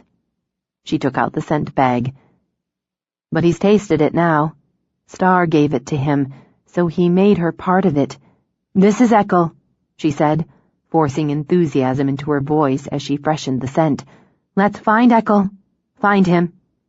As they started again, she turned up her radio, winced at the chatter and the demands that she respond. Let me do it. Simon held out his hand. You need to focus on the dogs. He was right. There wasn't just one life on the line, but many. Star was either alive or she was dead. That depended on Eckel's whim. Her unit, her friends, they were subject to that whim too, as Greg had been to Perry's. But for Eckel, it had never been about her, she realized. Despite the taunts, the terrorizing, she was no more than an IOU, and his twisted sense of honor demanded he pay that debt before the ugly new life Perry had given him was finished. "He's cutting back east now," she flagged the next alert. "If he keeps the direction, he's going to cross into James's sector. I need to—" "I'll do it. You missed that." He took another flag, marked a discarded candy wrapper. "You're letting yourself get distracted. Stop it." Right again, she thought, and paused for a moment. She shut her eyes, let herself hear, scent, feel. Orcus was a small island, a lot of ground to cover, yes, but limited. If his goal was to lure her into a trap, he'd have to have cover and a vantage point. His route had to cross with the route he took with Star. Somewhere he has to cross it, or parallel, but crossing from this direction— She had the map in her head, but took the one from her backpack to study again. No chances. Perry took high ground when he killed Greg. That was another kind of payment. Perry got caught, put in prison. I don't think Eckel is looking at prison as an option. Over Fiona's shoulder, Simon scanned the map, the trails, the routes. Neither does Tawny. "He's got work to do first," she murmured. "He's traveled in an arc, a wide curve, rounding west, now rounding east, taking himself away from Star, moving back toward her, not to her. That doesn't make sense. But near enough to watch, maybe even hear the dogs, the radios when they get close enough. And in this direction, he's going to start running into houses. Gary and Sue's farm." "I don't have your sense of direction, but your place is before the farm. How far are we out?" "From my—" Her breath caught. "My place, you said it before, my own backyard. He's taken everyone, even Star, from their own place. School, routine area, work. He's never deviated from that." She gripped Simon's hand as certainty and urgency coursed through her in fast streams. "Not just the island, my home. It's empty, my house, because I'm out here looking for him. Or maybe he knows I'm at your place. Either way, he'd have the woods for cover." "And if he could get you inside, a place to take that last stand." "How far, Fiona?" "Maybe a half-mile, less. It depends on how far he circles, which point he's picked for his hide."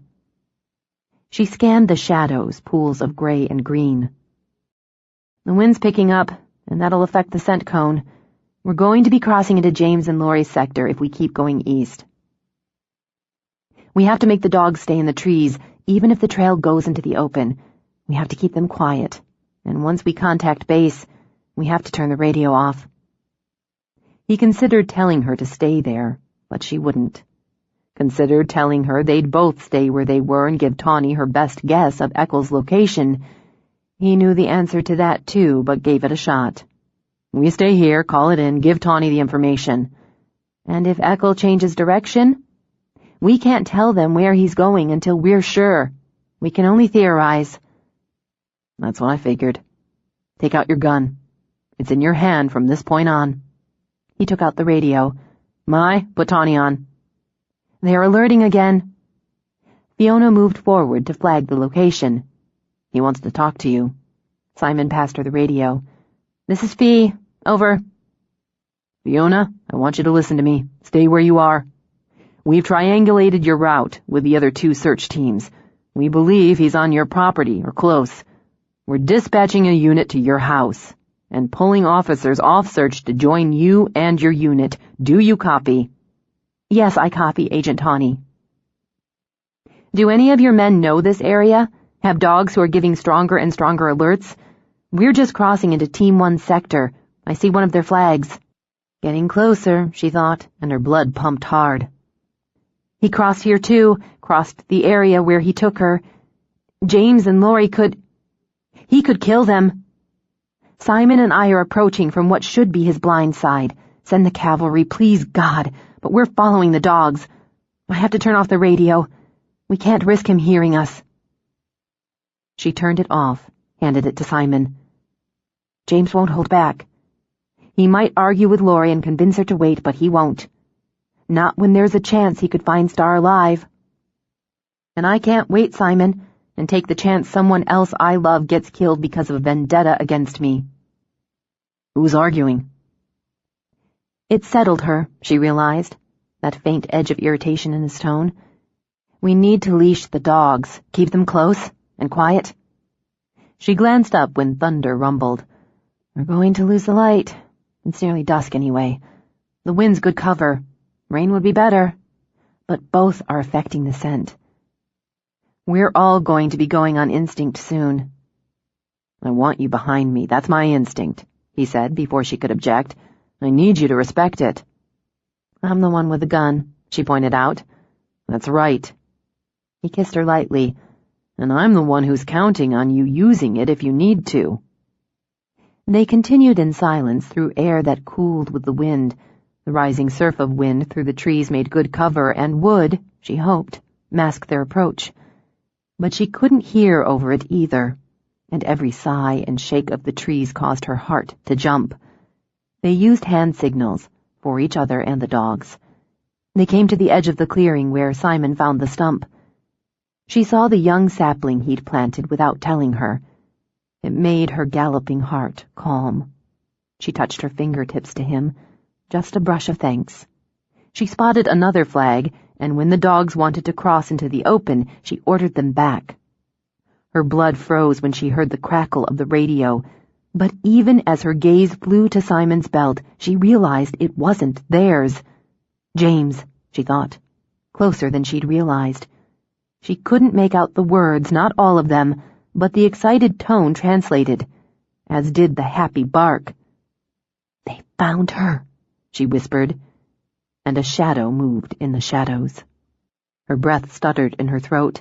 He'd been sitting behind a tree, she saw, on the far side of the clearing, and now he used the wind, the gloom, those first quick patters of rain to mask his movements. Simon laid his hand over her mouth, leaned close to her ear. You stay here. You keep the dogs right here. I'm going to circle around, cut him off. Stay here, he repeated. He won't get past me.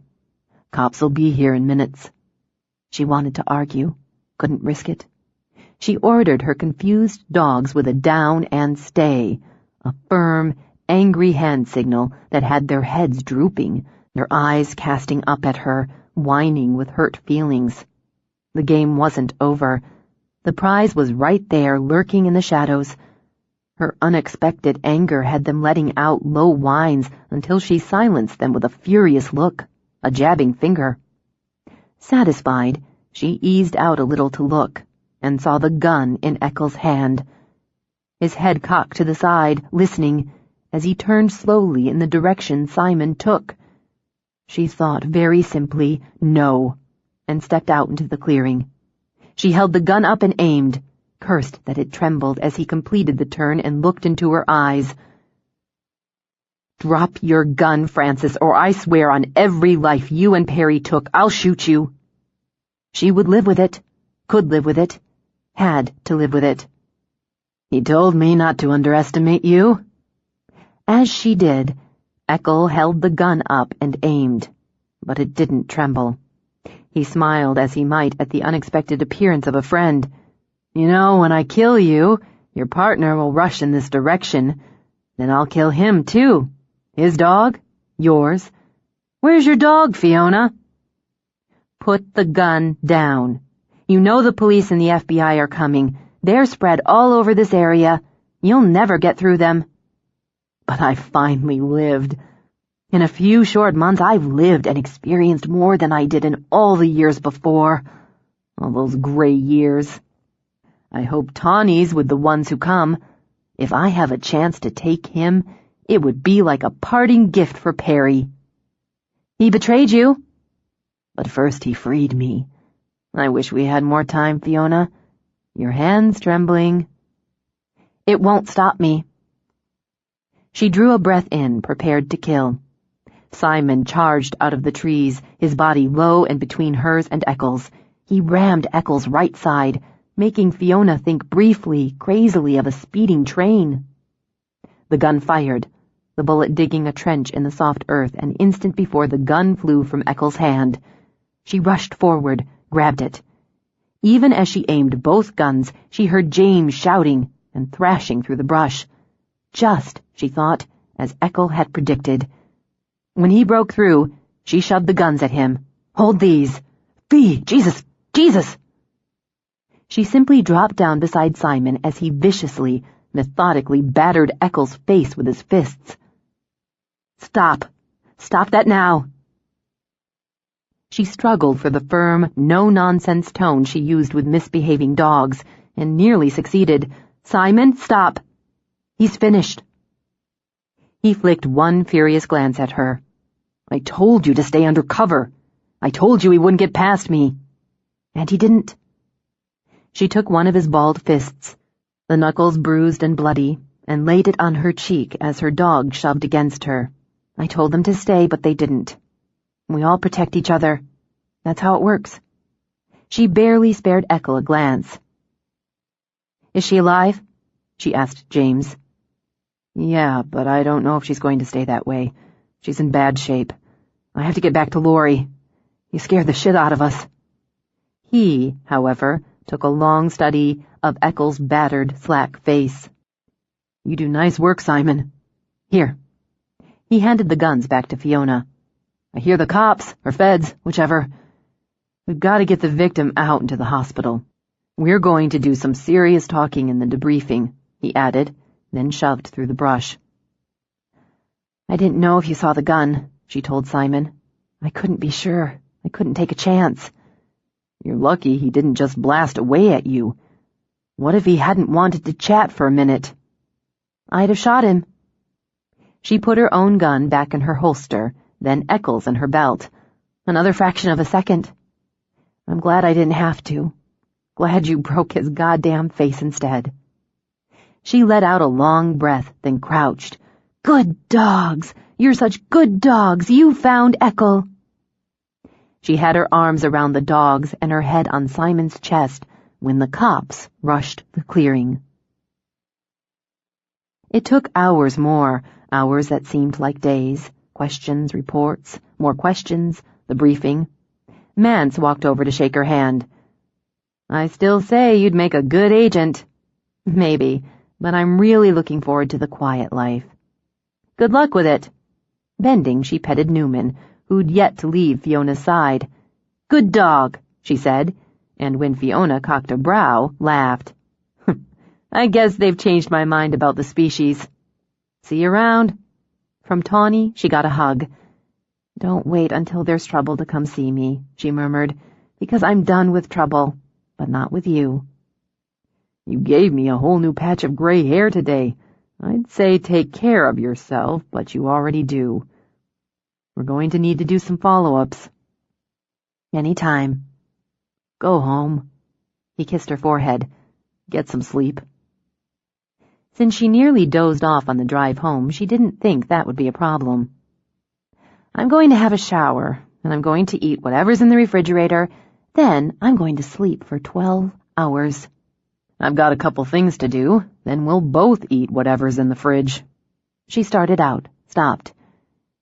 "Would you check, see if there's any update on Star's condition? I know it looks bad for her, but maybe... We hate losing one." "I'll check. Have your shower." She wallowed in it, basked, lingered. Then, tying her wet hair back in a tail, pulled on cotton pants and a soft faded tee.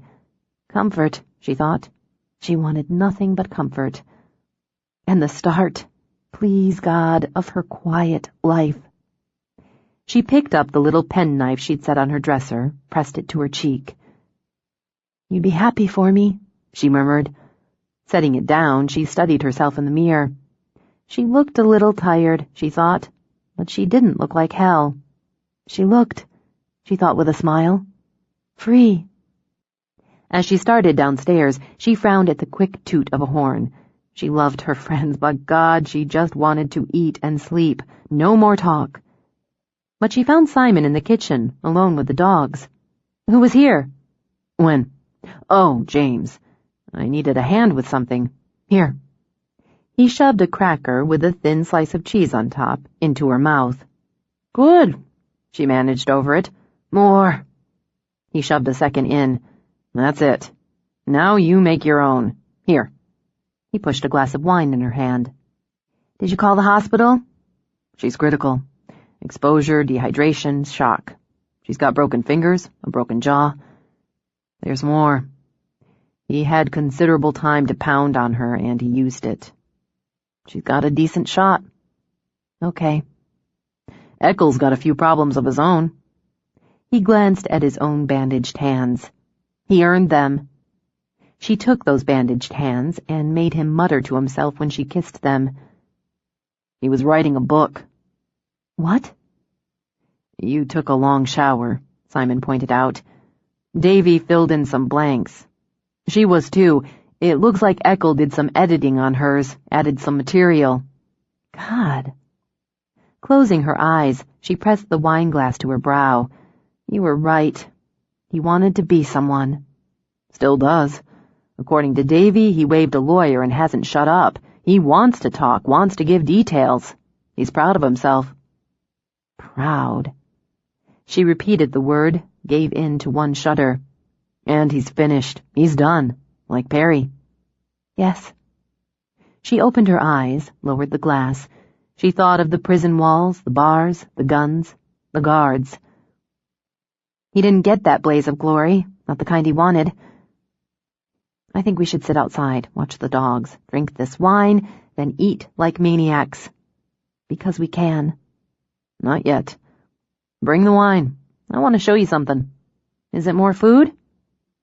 He took her arm and pulled her into the dining room, where the table, she noted, was sadly empty of food. Okay, I really hope you don't want fun on the dining room table because I don't think I've got it in me tonight. Now tomorrow... She broke off as she spotted the wine cabinet. Oh! She rounded the table in a flash. Oh, it's wonderful. The wood's like chocolate silk and heavy cream, and the doors... Those are dogwoods. It's just... Oh... She opened the doors, danced in place. It's just absolutely fabulous, every detail. It's charming and fun and beautiful. It suits you. She spun around. Is it mine? Oh my God, Simon! Before she could rush him, he held up a hand. It depends. I'm thinking a trade. I'll give it to you, but since it's going to stay here, that means you stay too. She opened her mouth, shut it again, picked up the wine she'd set on the table, sipped. I can have the cabinet if I live here? With you? I'm the one who lives here, so yeah, with me. This house is bigger than yours. You've got the woods, but I've got the woods and the beach. The dogs have more room, and I need my shop. You can keep doing your classes here, or you can move them back. Keep the house for the business, or sell it, or rent it out. But if you want that, you stay. That's some interesting bartering. You started it. He slid his thumbs into the front pockets of his jeans. I figure we got through some of the worst anybody gets through. And here we are. I don't see the point in wasting time. So, you want the cabinet, you live here. We should probably get married. She choked, managed to swallow the wine. We should probably? I'm not coming up with some fancy proposal. How about something between we should probably and fancy? Do you want to get married? No, she laughed. I guess that's between... Well, I want the cabinet. I want you. So, yeah, I guess I want to get married. It's a good deal, he said as he stepped to her. It's a very good deal. She laid her hands on his cheeks. Simon. He pressed his lips to her right palm, then the left. I love you. I know. She slid into his arms. It's the best feeling in the world, knowing. And every time I look at that cabinet, put a glass in, take a bottle out, I'll know it. It's an incredible gift. It's a trade. Of course. She laid her lips on his, lingered. She was free, she thought. And she was loved, and she was home.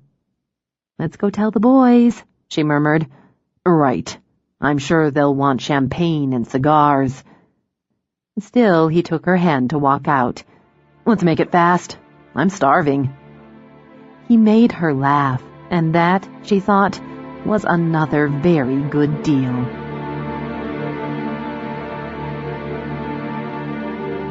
We hope you have enjoyed our presentation of The Search by Nora Roberts.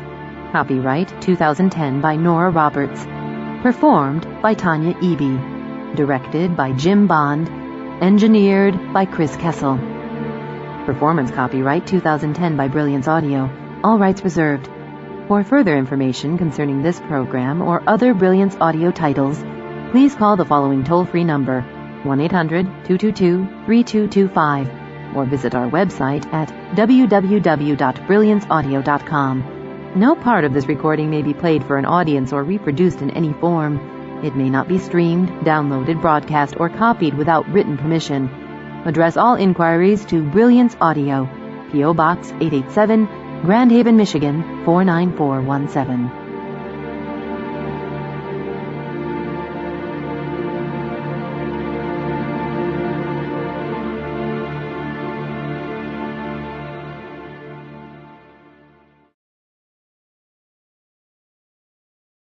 Audible hopes you have enjoyed this program.